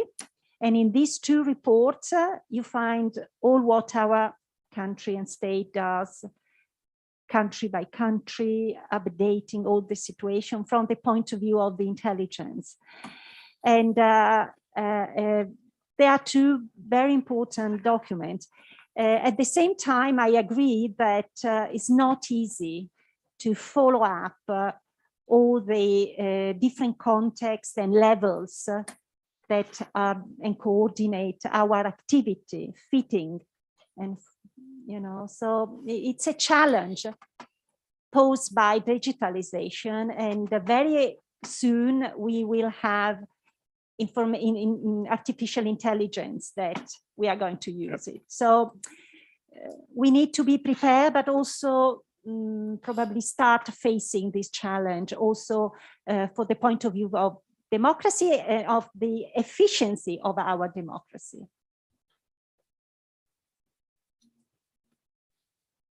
Okay, maybe we, oh, yes, we have another question. Joe Washington. I can relate to your comment about William Zarr and the rightness. And I recall Johann Galton argued at the time very strongly this opposition to this rightness notion. And he offered that you work with whoever you're willing to work with. You get away with having everyone around the table. As such, we know that every conflict is different, which is why we need a toolbox of responses. And we've heard about the AU's toolbox, the CE's toolbox, the AU's toolbox, prevention mechanism strategies. So my question to you is, can you reflect and offer in layman's terms what you feel are the 5 most important cross-cutting strategies that should be in everyone's toolbox that they can call on in these kind of conflict prevention situations? Thank you. Perhaps I should try to. Yes. Thank you. Very, very interesting and challenging questions. I try to provoke a bit, so I get what I deserve. On the question of are we in a situation of prevention, and which links a bit to the last question. Let's say that what is a situation of prevention, what is a situation of escalation, if it is a prevention of the escalation, prevention in the escalation, or escalation of preventive measures, it's a matter of our intersubjective convention. When we decide, like all the studies on war that tells us that democracy don't fight democracy are based on a conventional understanding that war is that event between 2 militarized actors that reaches 1,000 casualties per annum in combat. What is combat? What is by 1,000 and 2,000? This is all conventional in a way, but it generates an understanding of where we're going. So if we go and reverse engineer our definitions, a definition of why we call a certain type of action prevention up to a certain point, but beyond a certain point, it's actually something that has to do with war or poor escalation. And then the fact that from one certain point onward, we leave the word to certain other type of professionists that in the history of the humankind were differentiated. We go to Schumpeter, you know, the warriors who are very respectable. They have to take very difficult choices about their own life and the life of others. So I'm not really making an argument here. Don't take me as someone who's making an argument against the military. I'm just saying that the idea that from a certain point onward, peace-oriented action or preventing oriented action is something that is bound to give less and less, incrementally less results, and therefore we should suspend it. And there is no talk about peace today when we talk about Ukraine. The word peace is pretty much, you know, something which is there for those who want to witness that. You know, it's out of ethical reasons, but it's certainly not a political option. This is a choice we make. It's not something that is written in terms of empirical studies. There is actually, depending on the type of war, in the history of conflict studies, you mentioned Galtung and others, there is evidence of the fact that keeping a mechanism of rolling prevention, even in the midst of fire, is the best way of consolidating local partial islands of peace, some truces, so it's a question of how strategically we want to engage that. Of course, the common wisdom is that there's crisis management, then when we reach a certain level of intensity in armed groups, different actors are called into, but this is something we have decided. And if we look at the empirical evidence, depending on the type of war, let me recall this. We're talking about Ukraine in its second months. Ukraine might last 10 years. I'm sorry, I know it sounds too many, but all the wars we have seen, Syria, Libya, they're going on, the Yugoslav cycle, one way or another, this is going to leave a deep scar. And over the years, wars change. We're not going to see this war going up that. There will be dearmation elements of local peace truces. Certain actors that have more weapons than others will get the upper hand. And at that point, I think we need the granular understanding which those who care about peace can put at the service of strategies, including local groups. So I don't have 5 main elements that should be streamlined across everyone, not out of the tip of my tongue in this moment. But I believe that one of the aspects that we should try to do is to inject an element of, we should invest on peace even in acute phases of war, and we shouldn't disinvest on peace. Let's put it like that.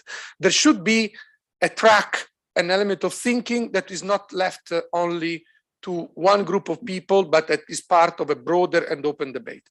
And that brings me to the question on intelligence. I know very well the way, since the law reforming the information for security in Italy, but also in other countries, Germany is another very interesting case, how that goes into parliament. It's very important, it's very good. And I'm not making an argument again, thinking, the kind of information we gather as civilians is for peace, and those from intelligence, they work for war. I'm not saying that.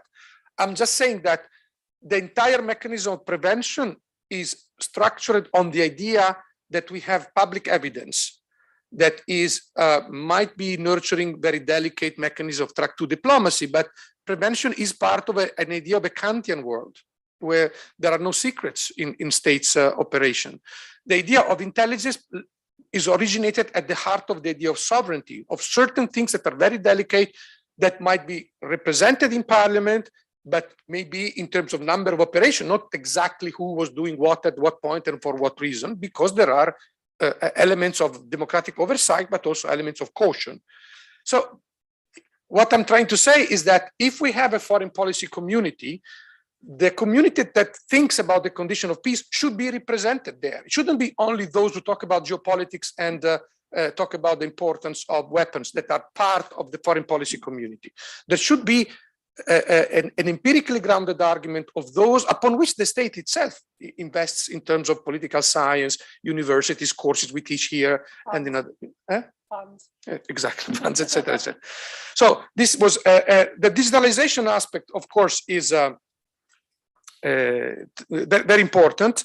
The idea of digitalization making interaction more intertwined, faster, is crucial, but let's not forget that digitalization often goes hand in hand with the idea of disintermediation. And disintermediation in political science in the last 20 years meant more polarization in terms of political options. What we have seen, if we look at any survey on any issues in the past few years, we see that preferences used to be glued at the center. Now in every political spectrum, public opinion tends to be more polarized because everyone is representing themselves in a debate in formats that favor opinion polarization. So digitalization per se is not a panacea. It is important at the service of diplomacy and discussion, but I don't think we are going to be saved by technology. I think there is a need for where technology and how technology is used,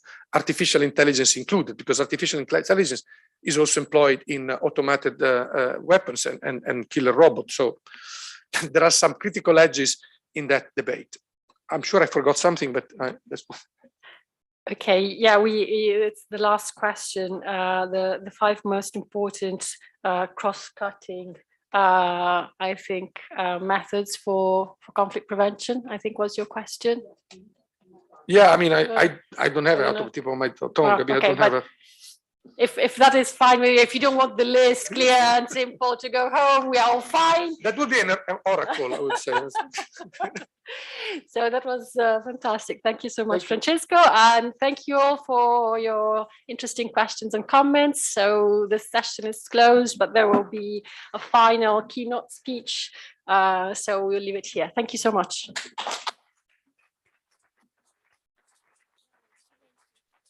Thanks so much for this excellent second session. So we start again at 4:15 after a short coffee break with the discussion. See you later. Thank you.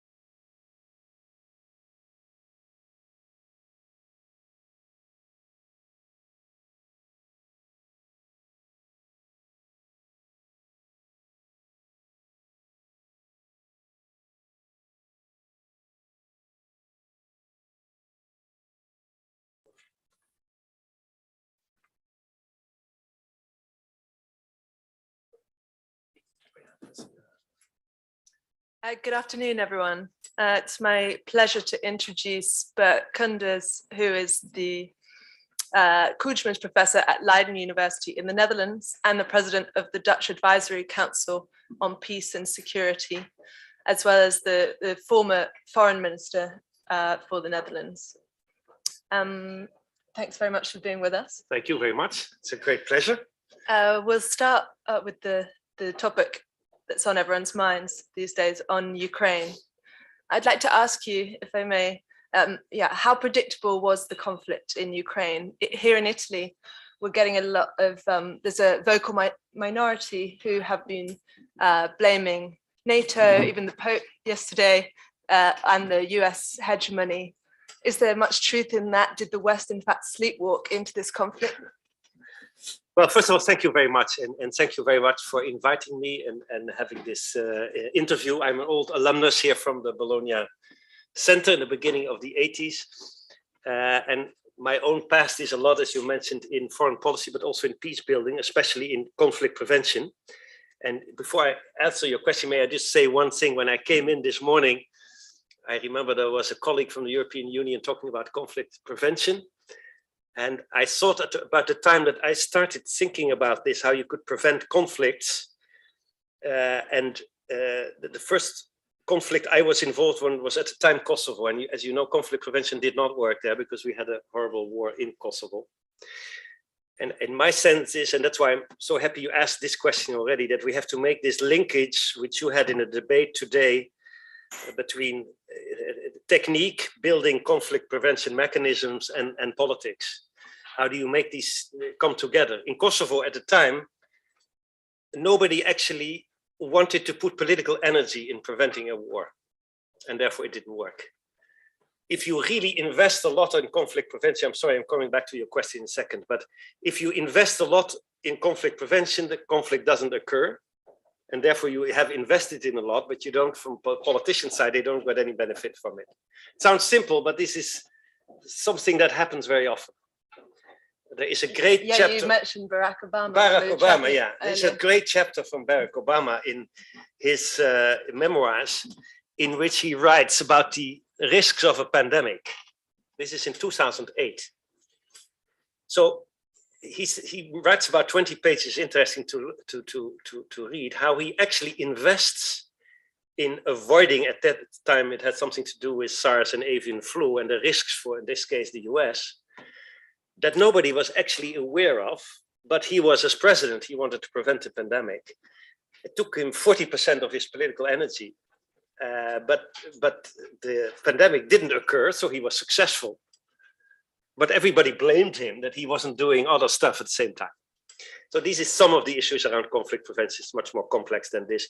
Look, let me get back to this horrific war we have in the Ukraine at the moment. And these massacres that take place every day. I think it is, talking about conflict prevention actually makes us extremely humble when I look at what's happening in Mariupol and in Bucha and in other places. As we speak, this war is of a ferocity and a cruelty that is enormous. Let me talk about my personal experience as foreign minister here. Could we have prevented this war, and is there somebody to blame? I'm not sure that the blame game here is the most important. My sense is that two things came actually together, and I saw it in 2014 when in my own country, we were all shocked by the fact that this airliner, the MH17 from Malaysian Airlines, I don't know if some of you remember that, was shot down by a Russian Buk missile above the eastern Ukraine. And you saw in my country that was only to a certain extent interested in the fate of Ukraine and in relations with Russia, woke up to the reality of this, in which in this case, almost 200 of our people were killed, innocent people that went to the International AIDS Conference in Kuala Lumpur. And I remember very well that after that horrible event, I had to go to Moscow and discuss this with Minister Lavrov. And then I realized what actually where we were. I was in front of a foreign minister with a long history of knowing his business, knowing his files, representing the Russian Federation, but coming already at that time in front of me with complete fake diplomacy. He had like 6 or 7 different theories about why this plane had gone down, but nothing had to do with any reality. What were your impressions of him as a person? My impression was, I knew him before him, and he's been for a long time a UN permanent representative in New York. Was known to be extremely tough, slightly arrogant, but very detailed on the knowledge of diplomacy.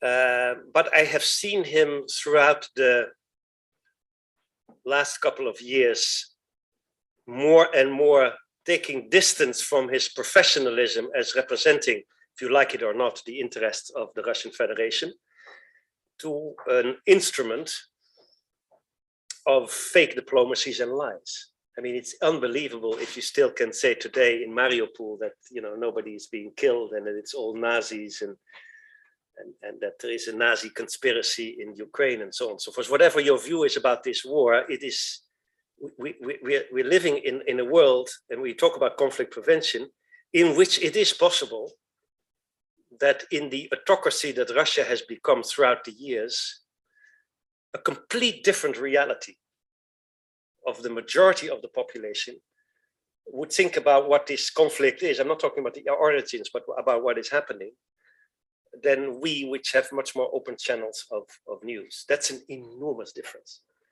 There is a reality of complete fake news and of propaganda. And as you know, in any war, the truth is the first victim. I'm not saying that there is no propaganda also here, but it's incomparable. And I saw Lavrov becoming a man who is nothing more than a liar at the moment, who is now supporting, and I don't like to say that, by the way, I've met with him several times, but supporting massacres by invented stories. It's pretty serious.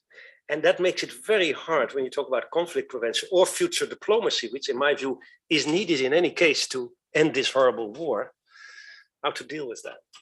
But you were foreign minister at the time of the first Ukraine invasion, and how far did that conflict and the agreements afterwards, Minsk and so on, set the stage for what's happened now? And what's the West's responsibility? The responsibility is, first of all, of course, look, let me say 2 things, maybe regarding also the topic of this conference, which is conflict prevention. We will talk, I think, a little bit later about conflict prevention of conflicts within a state. And we talk about Mali or the Horn of Africa, although that's also more and more a regional issue. Here you talk about a security order, in this place, the Western security order in Europe. And I'm raised in this school and university also that we needed to find in Europe a security order based on common security. Nobody could be secure without the fact that the other side would be secure as well. Now, there are different schools of thought, and I'll tell you where I am, but one school of thought is basically, it's not the West that won the Cold War. It is the East, if you wish, that lost the Cold War by the collapse of the state and communism. Yes. And that after that period of 89, the West should have come up. I don't agree with this, by the way, but there are far arguments in this, that like after the First and the Second World War, you need to be generous to the side that loses. And that many in Russia felt humiliated, and that they were not accepted anymore as a superpower, which they were. In fact, they are not. Russia has the same GDP as Belgium and the Netherlands together, 2 small countries. Sometimes it's seen as a big territory with a very small GDP and nuclear weapons. And we see that now happening, that in fact they also have an army which has a logistics and a morale and an organization degree, which is extremely limited. But in any case, so there's one school of thought who basically says that, yes, there has not been enough generosity. There's been an enormous amount of wrong advice from the West in terms of privatization of Russia, with a lot of poverty and inequality and oligarchy, and now sort of a system of state capitalism in which a few oligarchs run the show. And the second would be around NATO enlargement, that NATO enlargement would be seen in any system of common security as helping one, but maybe threatening to the other side. That's a part of the argument. And I think there was always some truth in these arguments. It's not completely black and white. There is also another side, which I think has become more apparent in the last couple of years. That is to say that most of the countries that became a new member of NATO were doing that not because they were forced by anybody, but their people were fearful of what would happen if there would be a resurrected Russia. And they are seen now that they are proven right. You see what happens if you don't get the free choice. You're basically being destroyed by missiles and so on and so forth. Could we have perhaps prevented the conflict by making Ukraine a member of NATO instead of leaving it in this limbo? I think it's a very good point. I think one of the decisions was taken in 2008 was a very bad one. In 2008, the decision was taken by the NATO. At the time, it was President Bush, who was a US president, and the Europeans in a NATO, basically saying, Ukraine shall become member of NATO, but not now. And leaving in limbo when they would become a member. And that has been exploited since then. And I think that's exactly why we see now that Putin has exploited that ambiguity by wanting to forestall membership, and you see that also in Zelensky, President Zelensky, to a certain extent, saying maybe we could agree on a certain amount of neutrality. But the last point I want to make on this, because I'm sure that also in this audience maybe there are different views on this. When I went to Russia in 2014, there had already been the Russian invasion in Georgia, and we saw a continuation of not only oppression within Russia itself, especially among NGOs and freedom of speech and so on and so forth, but also that this autocracy was getting smaller and smaller. The history we've had, even in the Cold War, was smaller. That the world was being smaller. There were the big oil companies and the big enterprises who still knew to make deals with Putin, as we see with the consequence we see right now around gas and oil, and the strengthening of oligarchs there. But when you need each other on nuclear disarmament, on conventional disarmament, about the risks of technology and nuclear war, you need to talk to each other. And we saw more and more that circle around Putin became 4 or 5 people. And my fear is that, and therefore there is something also on the other side of the argument, that if a state with nuclear weapons becomes so autocratic, like we see right now in Russia, where people even live in a different reality with suffocation of free press and all that, that the risk of war becomes very, very, very big.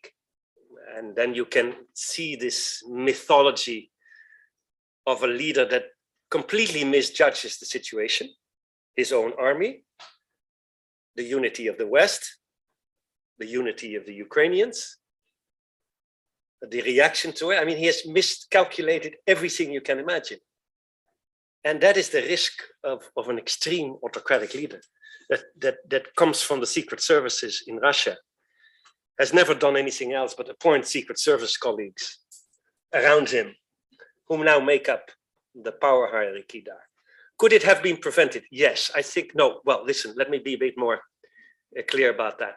In 2014, whatever the history was around this end of the Cold War and how you are in NATO enlargement and security and so on, the free choice of people to go to NATO and others perceiving that as a threat, I think in 2014, for me, it was very clear that at that time, the European Union was actually weak on all sides, on deterrence, on defense, and on diplomacy. Because you always have to have diplomacy as well. And all these three were not a priority. I think we could have done a little bit more about the Minsk agreements. But to be very honest, I don't think this war, even when Macron was discussing this in the end, there were some issues around the new security order and arms control. And so at the end of February, I think Putin had made up his mind. I don't think that could have been prevented. No way. I think his mindset was one of an autocratic leader in a very small power circle who misjudged the situation, and the price is tremendous in terms of, you know, refugee flows, internally displaced people, people being killed. It's a horrendous war. Yeah, in many ways. Ukraine, for better or worse, did not join NATO in 2008, and now the discussions are very intense around it possibly joining the European Union or a second-tier European organization. But as foreign minister at the time of the Euro Association Agreement with Ukraine, do you think that the process of binding Ukraine to Europe could have avoided the war, or could help with other countries that now fear Russian attack, like Moldova? Well, first on the Euro Association Agreement. The Euro Association Agreement was an agreement that linked the European Union and the Ukrainian government and state closer to each other. What was part of that discussion? It was about anti-corruption, it was about exchange of trade, it was about certain issues around standards and so on and so forth, which you see with many other countries. This was, of course, something that was debated heavily in Ukraine. There were differences of opinion. But to me, there has never been any doubt, because sometimes we say, okay, in the eastern part, in the Donbass, they were all pro-Russian, and the Polish side, they were all pro-Europe. I think it was much more complex than that. You saw in the Ukraine, maybe you have 10 different Ukraines with different balances in how you want to cooperate, but there's no doubt. And I think there's the misjudgment of Putin and the Russians, that Ukraine, first of all, wanted to be an independent state in 1991. That we see now how this country has unified itself.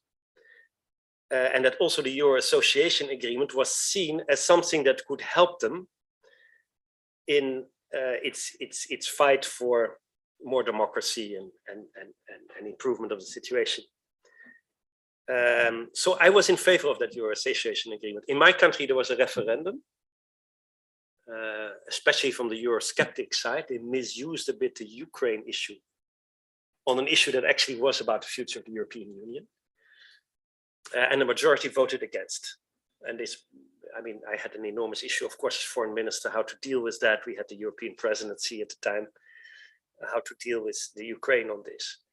I don't think, even up till the day of today, that Euro Association Agreement is the cause of the war, nor should it had not gone through. I think there was a clear democratic wish of the people of Ukraine to be part of this.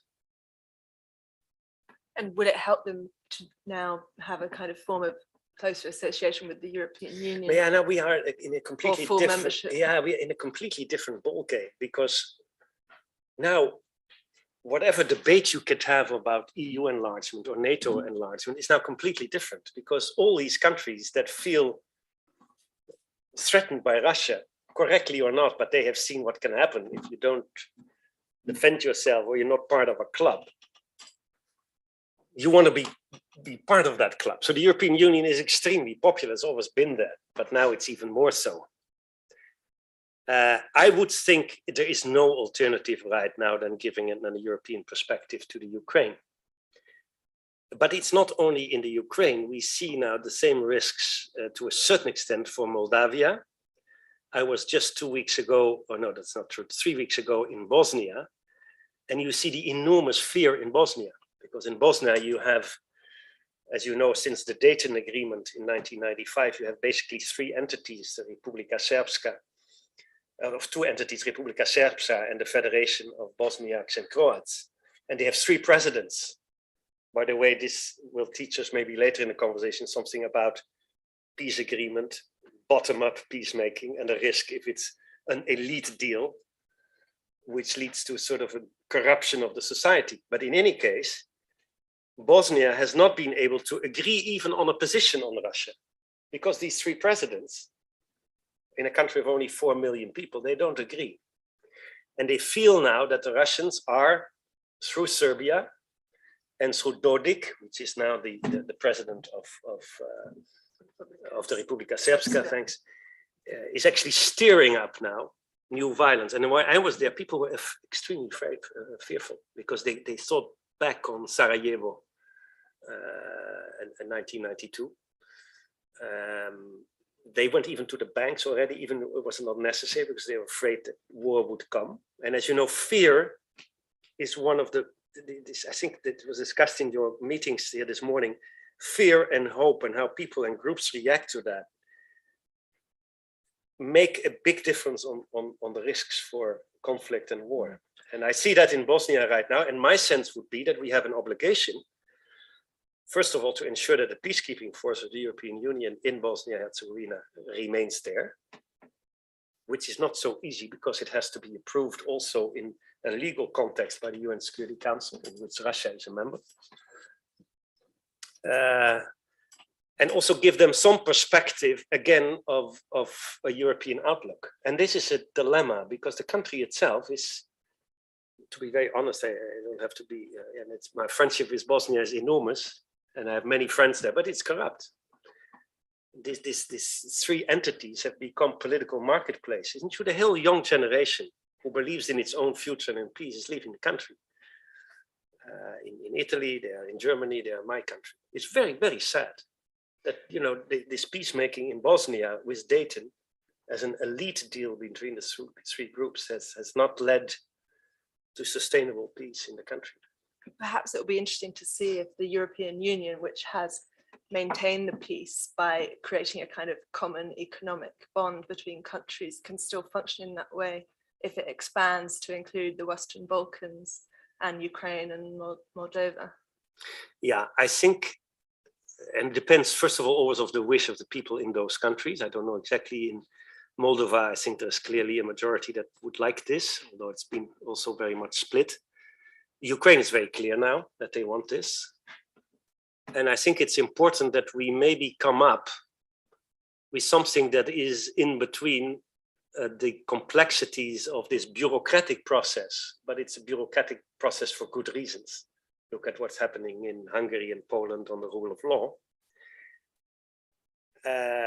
but still binds them to Europe. Some in-between formula that could give them more tangible European perspective. I think you see now, I think even Prime Minister Draghi in this country and others have tried to figure out what this means, because the world has so quickly changed and we have to stand back and think what it means.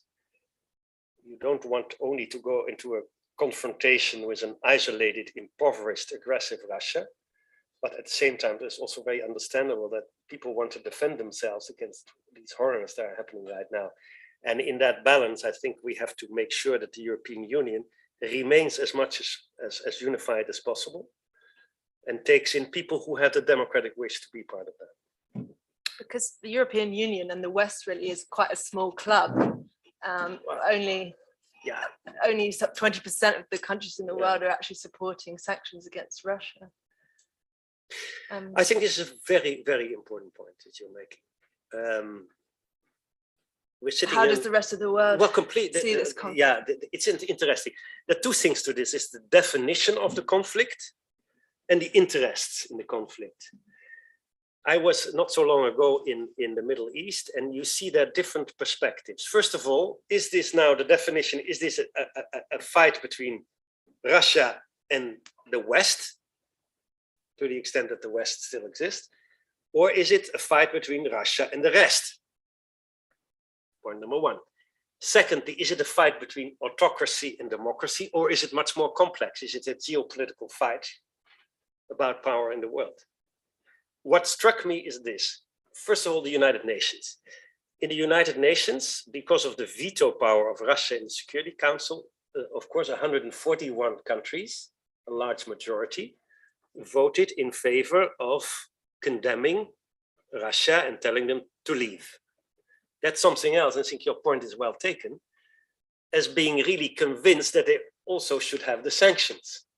And there I see different groups. I see, if you look to, for instance, to the big countries, you know, Brazil, South Africa, India, China. China and India, by the way, these are talking about half of the world population. They sit on the fence. China has clearly said we support Russia in terms of our relationship in the geopolitical fight that is existing in the world. They're our allies. And therefore and you see that in the discussion, they have a hard time because at the same time, they believe in the Charter of the United Nations, which is the territorial integrity and the sovereignty of nations. So China is watching, but in the end, closer to Russia. India, which imports a lot of weapons from Russia and also tries to find its road, is also sitting on the fence, you could say, in the sense that they are not condemning Russia. In Africa, it's very complex. You see countries that will say, here, the West with its double standards. In the Middle East, the same thing as well. You're now being so upset about Ukraine. Why not about Syria at the time? Refugees.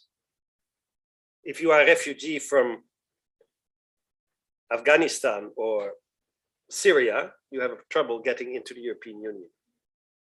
We have seen the horrors of people being killed in the Mediterranean, this country specifically.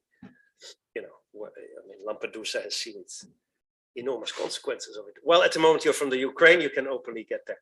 So the view, I think, in the world is mixed. I think a lot of countries are sitting on the fence in the sense that they think, okay, the world has changed. It's not only the West. The Russia is losing power, but still we can use some countries like Mali. They are now importing military from, you know, these militias from Russia. And they have a direct interest in good relationships with Russia. And you have others like Kenya, for instance, who basically condemned very strongly Russia and say these are the new colonizers. They colonize in other countries, they just invaded it. They're in the minority, those countries, I think, in Africa.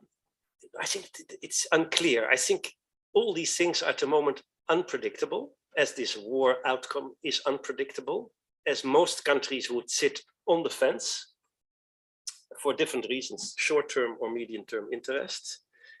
And therefore, this will change world politics much more than the conflict in Ukraine itself. But where it exactly lands, I see a lot of analyses on this, but you know, I have always a lot of respect for people who know already what the outcome is. I think it's still unpredictable, those new geopolitical situations are being developed as we speak and as countries make their choices. You brought us onto the UN. Guterres' visit to Kiev and Moscow was seen as very late. The UN's recent record on conflict prevention in Afghanistan, Syria, the Sahel, where you've been working, and Iraq hasn't been very positive. But how is this conflict and the other failed conflict preventions going to reshape the potential for the kind of collective peace and security system, including the UN? And yeah, it's the easiest question you have put forward. Look, full disclosure, I've been a UN Under Secretary General and Special Representative in Mali and Ivory Coast. My heart is with peace building and mediation. And I see with horror how this is failing at the moment. But that's not enough. Looking at a failure is not, you know, failure is not an option, so to speak. To be very honest, I think that although, and talking about the Ukraine, I think the Secretary General has been too late. I understand that it's not so easy if you're the Secretary General of the UN and one of your members of the Security Council has veto right. There's very little room for maneuver, to be very honest. He can be kicked out the next day, so to speak. But I find when this is happening, this massive invasion, like you know, you have seen the civil war in Syria, but this one is close to the horrors and refugees and all this. You have to be there. You have to take the risk. I don't know why the Secretary General, not from 2 months, week 2, didn't go to Kiev and Moscow and China and Europe and other places. You are the bastion of the international community. The Charter of the UN, we the people fighting against the scourge of war, is being destroyed in front of your eyes. You have to take certain risk, although I realize it's difficult. Having said all that, there is another side. Don't think that the UN is not doing anything. They were with, I think, 800-900 people now in Ukraine, in Mariupol. The UN High Commissioner for Refugees is doing an enormous job. Italian, Filippo Grandi, is doing a terrific job on helping all these internally displaced and refugees. You have Martin Griffiths, United Nations Organization for Humanitarian Aid, who is helping tremendously the situation right now, which is extremely complex because Ukraine is still there. People have no money, they have no food, they have no nothing. I mean, we can talk about the big stuff, but first things first. So there's that side of the UN. Now on conflict prevention and conflict management, there are also some opportunities. They are small, I realize that. But let's try to see where the niches are. The fact that the world is shifting so quickly in unpredictable ways, we don't know exactly. You see, an American retrenchment from Afghanistan and from the Middle East. The Russians will probably retrench also somewhat because they are weakened by this whole conflict.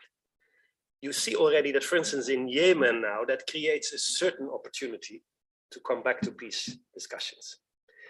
And my hope would be, and that's why this meeting here is so important, that is a peacemaking that is different from what we know traditionally. Traditionally, I think you were saying that today, between technique and politics, peacemaking is not a toolbox. It's not elections, a peacekeeping mission, stabilization, top-down peacemaking. In Yemen, we have a chance to listen to the people of different parts of Yemen. Maybe there is an opportunity there. I don't know.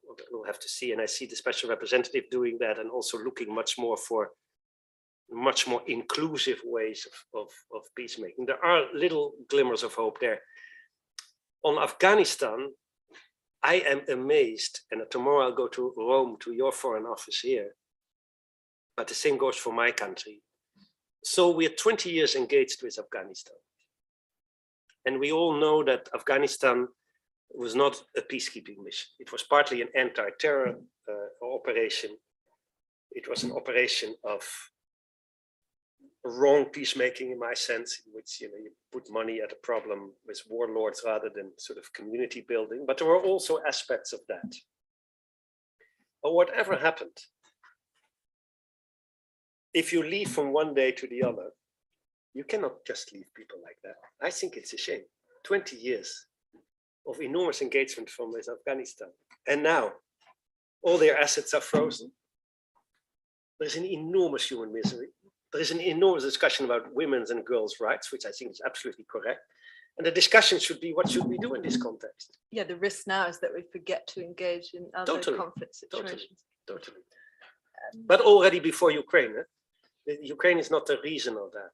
The reason is that, and that's why people often don't trust peacemakers from this part of the world, and I include my own part of the world, because they leave when they like.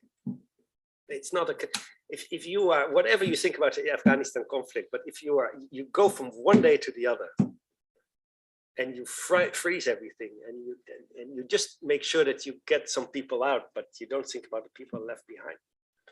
Anyway, that's a moral point of view. The realpolitik shows us that that's often the case.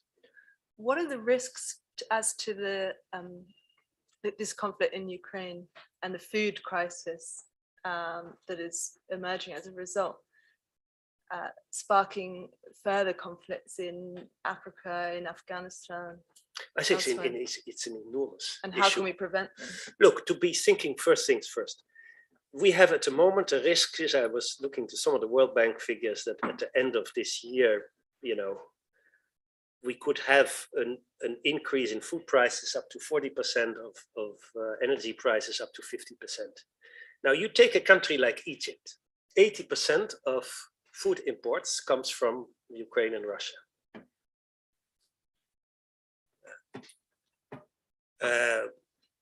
We have the same in the Horn of Africa. So what we have to do, I think, is very quickly see where the biggest vulnerabilities are that many poor developing countries have already after the vaccine apartheid that we have seen, and the way that they didn't have the same economic means that we have in Europe, at least, for counter-cyclical funds when there was the COVID pandemic. So there's already still living with this issue. And added to this is now this food and energy crisis.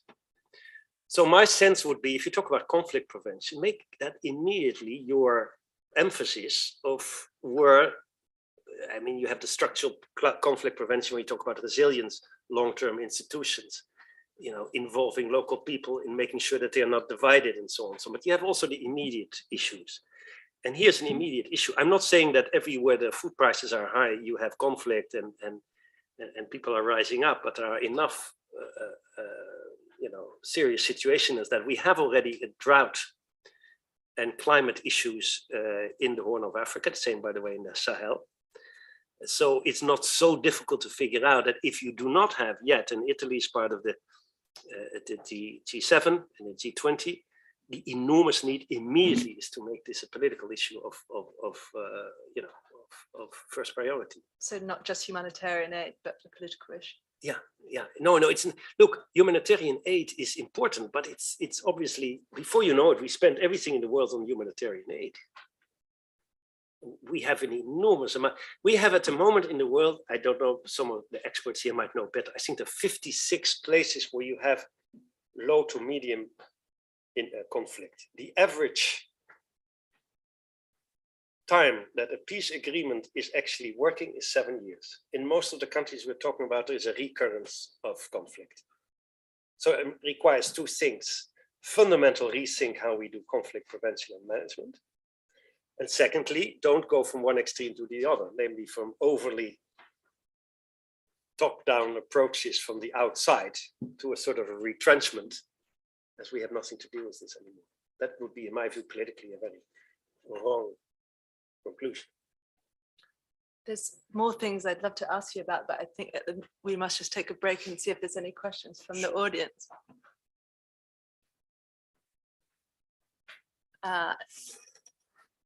Any questions? Okay, over here. First of all, thank you for your time, for your considerations. They were really interesting.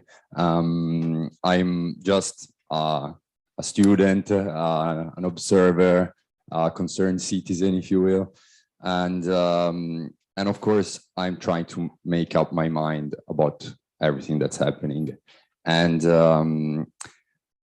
for example, when we heard about the aggression and everything, well, let's say I've always thought about the European Union as a civil power, normative power, a way of promoting global governance, democracy. I've always seen the European Union this way. And when with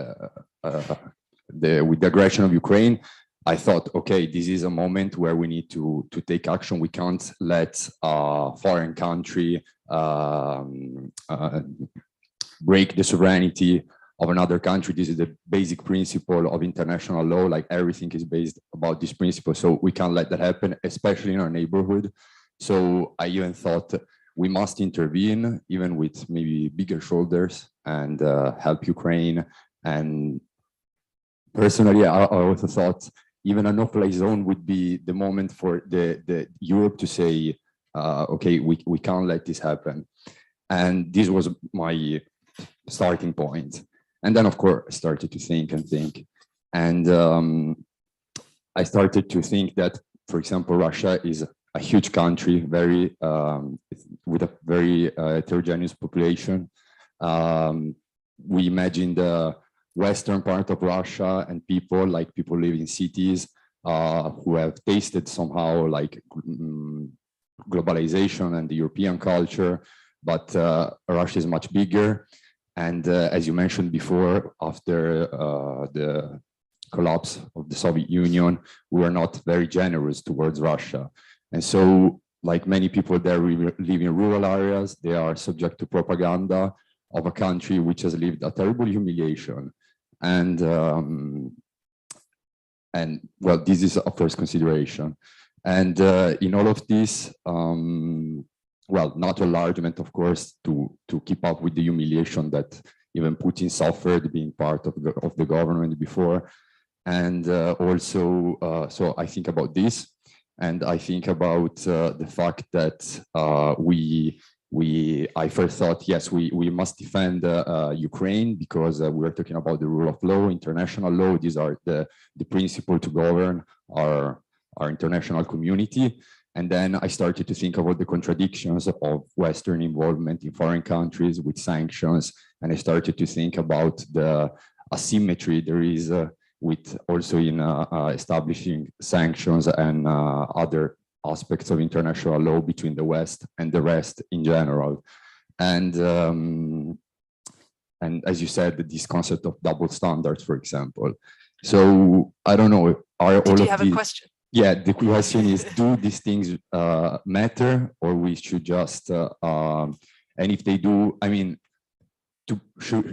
are these things useful to put ourselves in a Russian perspective to find a sort of mediation, or are we just, shall we just like defend our principles of rule of law, international law, and condemn this totally? I mean, what's the midway in these two phases to find a potential agreement, for example, and what do you see as a potential feasible agreement for this conflict?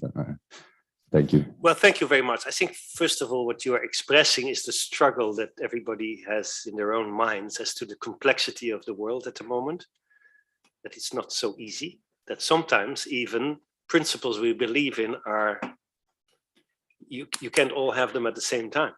You can't have and peace and disarmament and good relationships and dialogue. The reality of the world is much harder.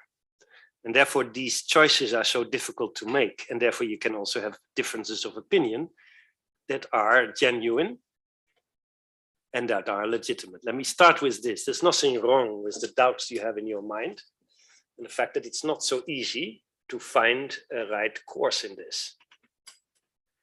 That's number one.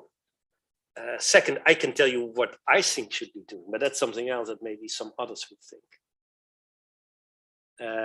And that is that you always have an ethics of the consequences of the choices you make. You can have a very good choice that you say, okay, there's a responsibility to protect for the people in Mariupol. So we use military means to protect these people. And at the same time, the risk might be a nuclear war. It's not an easy point. These challenges are there at the moment. Don't forget that. So there's a very understandable, I mean, everybody who sees that so many people are killed just like that. I don't think, by the way, there's any justification for that. In terms of principles, whatever, you know, rural Russians and so on. The Russian people are not, in any case, our enemy. I mean, that's not the issue. The issue is that if you bombard people to the Stone Age, then you have to oppose that. There's no doubt about that, in my view. The question is then what you do about it. And that's not easy. So you can come up in different ways. I happen to be in favor of some of the decisions that have been taken now. I think it's correct to arm the Ukrainian people who defend themselves. Would I have liked that a couple of weeks ago? Probably not. Maybe I should have, then it might not have happened. I don't know. But in any case, that's a choice that you can make. Is it correct that the West at the moment is not itself being part of that war in the Ukraine? I think, yes, it's correct. Because the responsibilities and the consequences of doing it differently in a nuclear age is very, very dangerous. Is that a nice choice? No.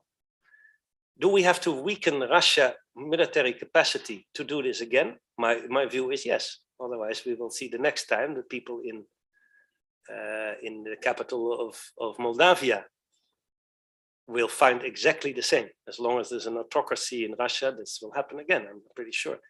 Does it mean that you can just forget about Russia and the Russians? And do we not have to get some democratic or some dialogue and diplomacy back in? Yes, I think we should. And I think we're underestimating that right now. I think the language is not good at the moment. I think we have to get back to some type of arrangement with the Russians. How? I don't know. To be very honest, we were just talking about Lavrov. I think the way that there is no, there's such an oppressive regime at the moment in Moscow gives very little room for maneuver, but it remains a challenge we'll have to figure out if at certain points we still have a possibility to do so. That's why it is important that there are always people that still have contacts with both sides. So in short, I don't have a definitive answer to this. And I think nobody has. But my point is very much that for us in Europe, this is also growing up a little bit. We have lived, of course, in a time that all these things didn't happen to us. And that's what people in the rest of the world feel. I mean, if you have worked in Syria, or if you've worked in Africa, or you've been in other places, they have realized the harshness of might is right and not right is correct, and we should support that. And that's a way of finding a new, also peace-building agenda. It's not an easy one. I could easily say, let's be friendly to the Russians and be in dialogue with them with pleasure. It's a bit difficult right now. So how do you still try to fight for these kind of solutions is very key. And sometimes you have to be very sharp on what your leaderships are doing everywhere. I happen to be pretty much in agreement what's happening right now, although I hate it in practice of what's happening on the ground. But that doesn't mean you have to stay with it. There's a big debate now, for instance, is it correct that the West is now giving also heavier weapons to the Ukrainians? Are they fighting to the last Ukrainian? Is it not up to the Ukrainians in the end to determine how long they want to fight? I think it is. It's only up to them. Because they suffer. We don't. We don't fight in the Ukraine for the reasons I just mentioned. Anyway, so I think here is the big challenge for peacemakers to think through in the harshness of geopolitical rivalries, how we can still make the best when it comes to these big conflicts, how to make peace. Doesn't mean there are not other places there which are not as much sharpened by only geopolitical rivalry, where there are maybe some new possibilities to work on things that we have developed in peacemaking.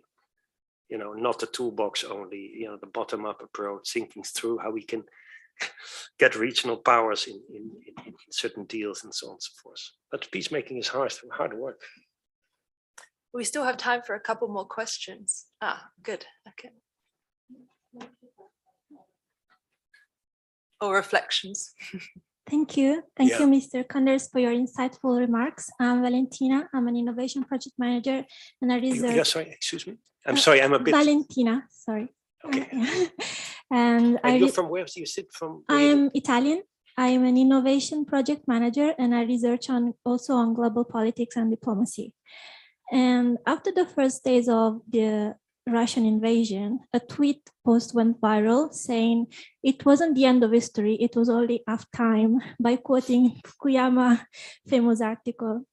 So do you think that in the second half time that has just started, civil society can play a bigger role in reshaping the new world order at UN level or also at the European level, leveraging, for example, digital citizenship or all the programs about youth diplomacy and youth empowerment that we saw, for example, today morning? Or will it just be another top-down design? Thank you. No, I think this is a very good question. And my sense, but we are on the same side on that. If you talk about peacemaking and innovation, by definition, you do that for people.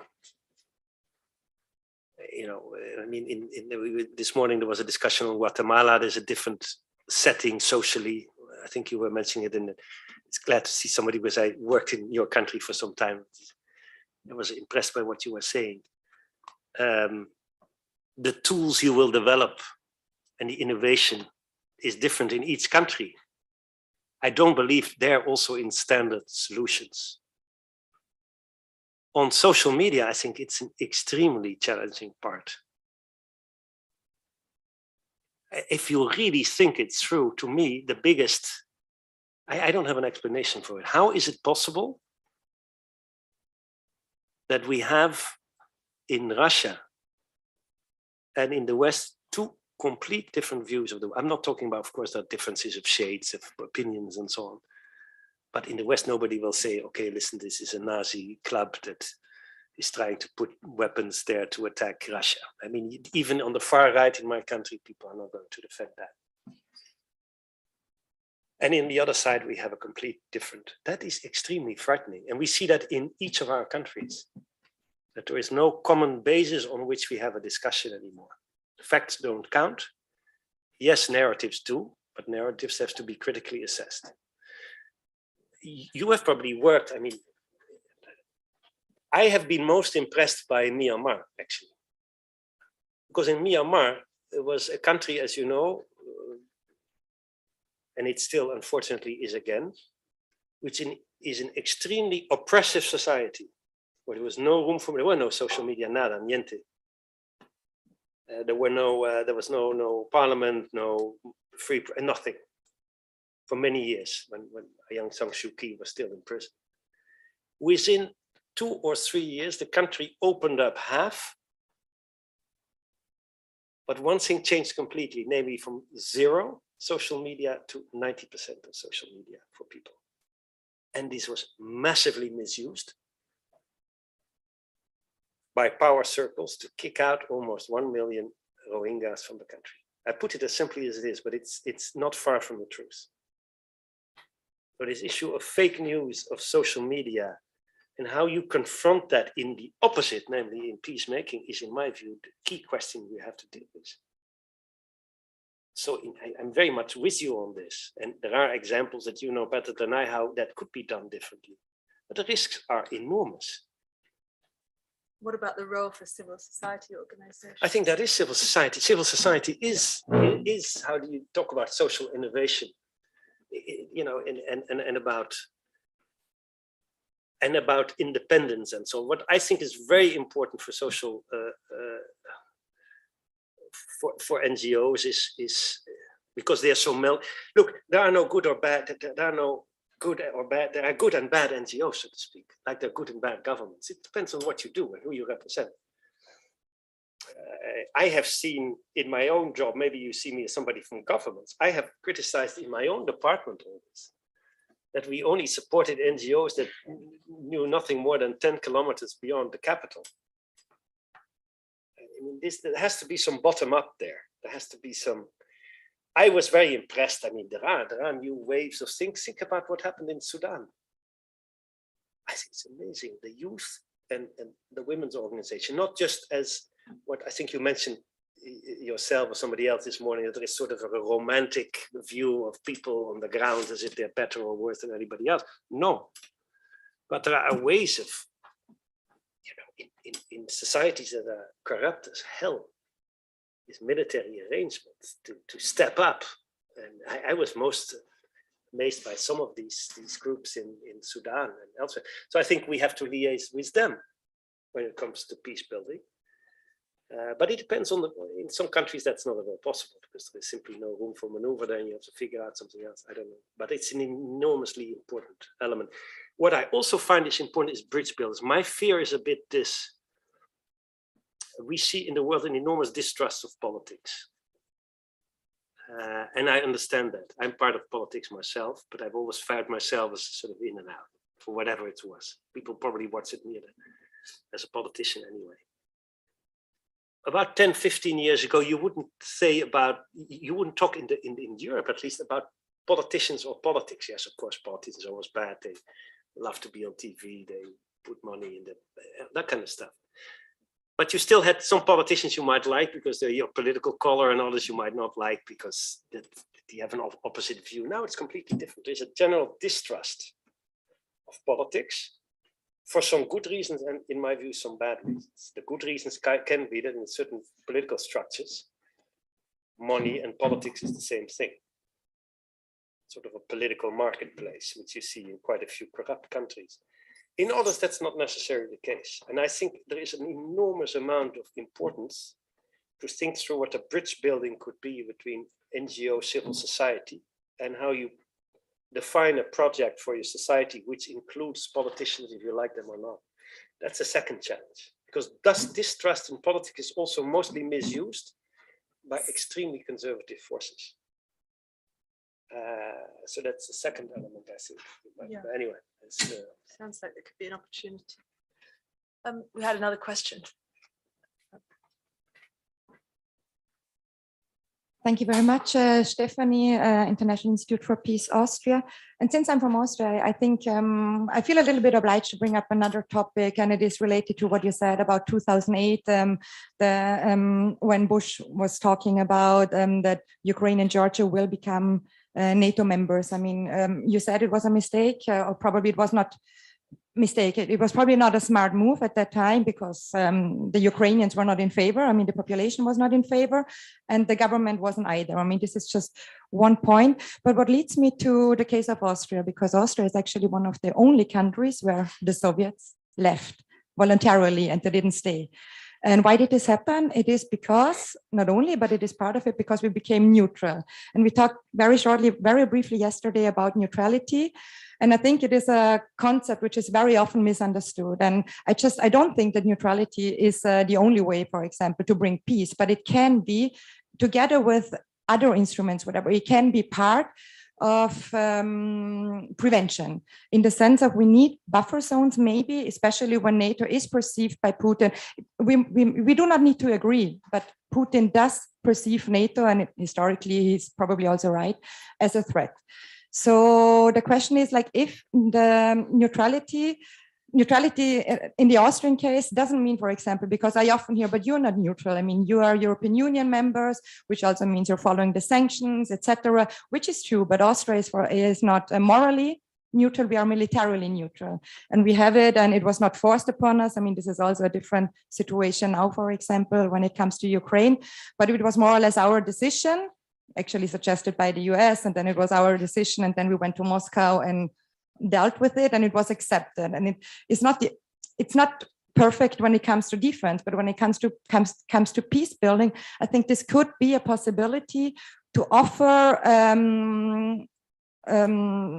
a form of prevention. I'm just saying, I don't think neutrality alone is enough, but I think if we consider, especially from a peace point of view, when we talk about militarization now a lot, which is for every peace person a little bit tough to deal with. And you also mentioned development aid. And I mean, it's heard yesterday that Italy is spending 0.24% of its GDP on the ODA. Austria is 0.31. NATO wants 2% when it comes only to military defense. So I mean, this discrepancy, you know, that giving so much emphasis on militarization. So what I just want to know, because I know it's a very difficult topic for NATO members and states who are not really familiar with the concept of neutrality. And I hear about Sweden and I hear about Finland, and they are not neutral in the sense like we are. It's more like non-alignment, but we do have it in our constitution, for example. I just would like, I think it's important also to think always about what other concepts are in the loop. I mean, not saying it's a blueprint, but just talking about neutrality as well as part of prevention of de-escalation. And maybe just one more point, I don't want to be too long.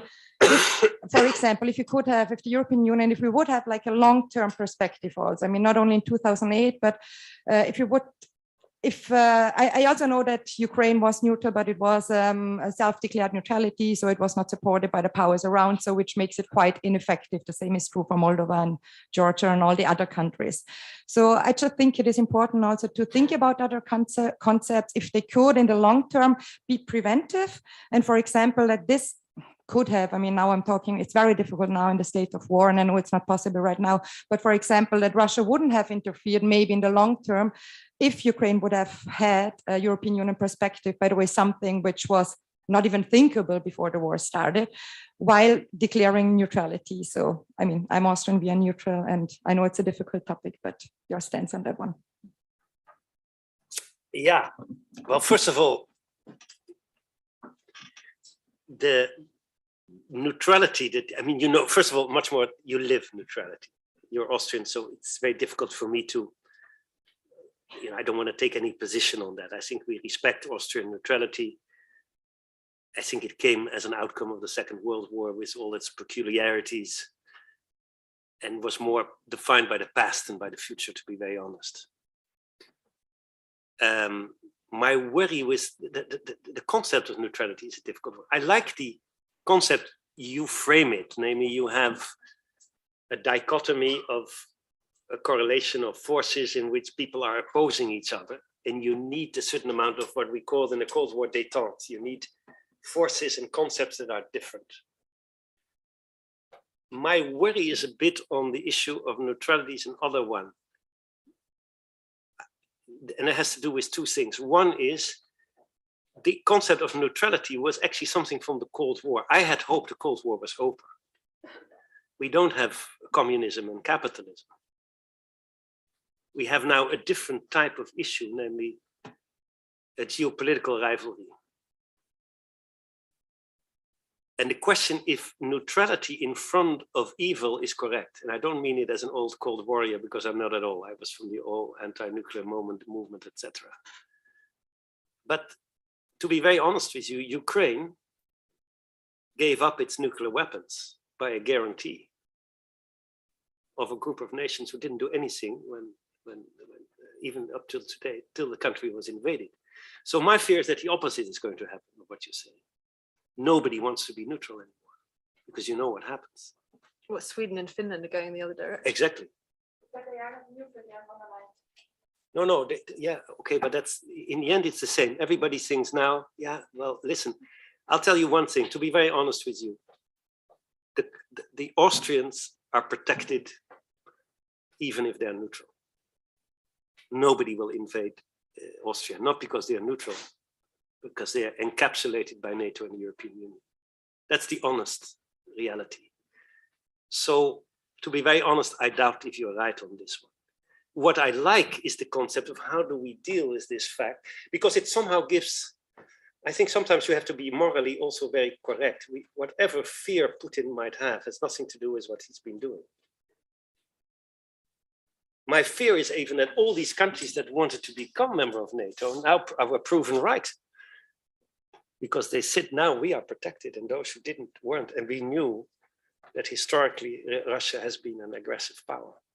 Now, even that I don't believe in, by the way. I'm from that school either. But I think Russia is automatically aggressive. I think an autocratic power could be very aggressive. It doesn't mean democracies cannot be aggressive. Look at Iraq.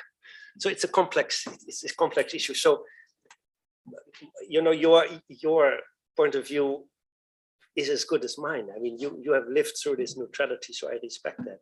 I'm just saying that I think it's a very complex one, and the interesting one will come up if at some point there will be an agreement between Ukraine and Russia in which there will be some type of neutrality, as Zelensky has said, which is guaranteed by others.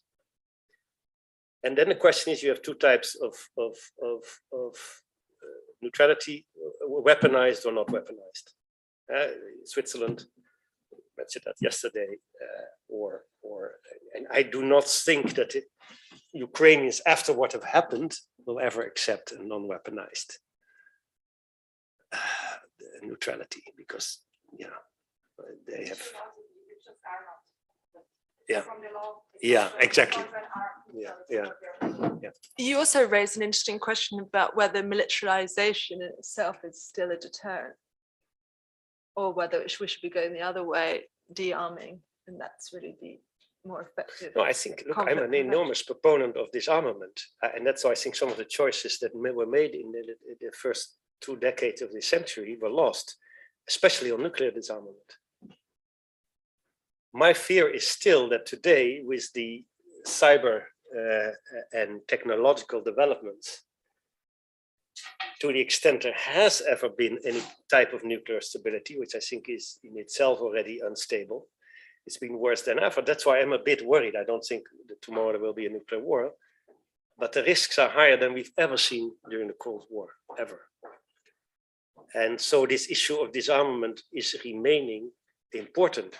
It doesn't mean, I don't think the issue is always armament or disarmament.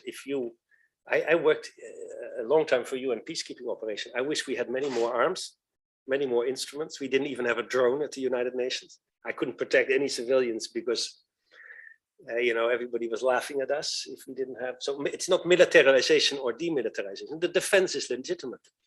If you don't have defense in a type of geopolitical warfare and autocracy, they walk over you and they kill your citizens, as we see right now.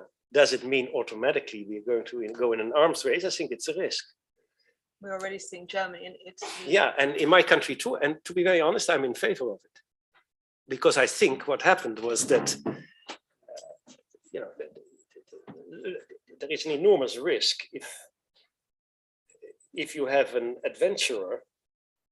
I mean, I understand the Finnish people. It's maybe not my choice, but I mean, they have had a war in 1939 with the Russians. So the question is what you do. It still depends on what type of alliance you are. And I think in this time and age, you know, nobody is out except maybe some of gaining new territory by armed forces, unless you see that that is your historical mission or your atavistic idea of a Russian empire or a sphere of influence. I have my big criticism about my own part of the world and the West, and I was a big fighter against the Iraq war, which was an absolutely ludicrous part of fighting an anti-terrorist war on classical warfare, where many people were killed. But I really think there is no way that there is any incentive, nor now, nor in the future, for NATO to invade Russia. It's completely nonsensical. It will never happen. It's not going to happen. So, you know, it depends a bit. If you talk about militarization in itself is not a concept. It's always political. It's always in the context of what. But there is a certain risk of a new arms race. If we rearm, do we return to a new Cold War? I hope not, but I think the fear is that we see an isolated Russia, a weakened Russia, a more autocratic Russia. The other side who will feel much better than that part of the world and become maybe even more arrogant, and that you get sort of old structures that we want to avoid. And I hope we will be finding ways to do so. I think it's still not impossible. Don't forget that this kind of, you know, rearmament is also not that big. I mean, we're talking about really a peace dividend of the last 30 years. There was a disinvestment in defense. It was not that, you know, we put arms in arms after each other. There's much more problems of arms exports and arms trade. But to, you know, by the Russians, by the Americans, by the French, by the Italians, by the Dutch in many parts of the world, as a simple of a business model. That's in my view a very negative thing. But I don't think we're arming ourselves now to the teeth for a new Cold War. There is a logical reaction to aggression, but let's hope that it doesn't get out of control. Great. Well, we must end on a note of some hope. Yes. Even in these difficult times. Right. Thank you. Thank you so much. Thank you very much.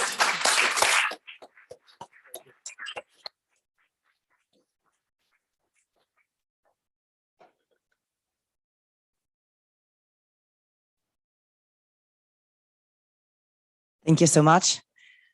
Thank you. So just some brief concluding remarks. One of the main aim behind the forum that we really look for is to create a safe space in which practitioners, people coming from the academia, practitioners from the field, but also from the institution can meet, discuss, hear, and develop new thoughts, new insights. I've been hearing a lot of great interventions. I've been hearing great questions coming from our public. And also, to be honest, I've been hearing the conversation of all of you during the breaks. And I can say that it's a great pleasure for us after 2 complicated years in which we have been so far away, unable to meet, but also in these specific circumstances in which I think that as people working in this field, we are really worried and we are really looking for a space in which we can develop new practices, new insights and new reflections, and also, if I may, new hope. So we really want to thank you, all of you, all the speakers and facilitators, all the participants for coming here, and also all of us following us from remote. Thank you so much. Quick information, in the upcoming weeks, we will develop the report that will be accessible for you, for your organization and peers, in which we will sum up the main insights. And we hope that this will only be the beginning, because it's always a new beginning of a conversation that will be nurtured and developed in the upcoming weeks and months. Let me also briefly thank all our sponsors and partners, the Ministry of Foreign Affairs of Italy, the John Hopkins SAIS, the Rotary Bologna Ovest, Prometeia, the University of Bologna, the Agency for International Cooperation of our government, the region, the Municipality of Bologna, and the European Peacebuilding Liaison Office. And at the end, apart from all our speakers and facilitators, let me, from the Agency for Peacebuilding, thank all of you for the trust, transparency, honesty, and for the passion that you put today and in all your work. Thank you so much, and good evening to you.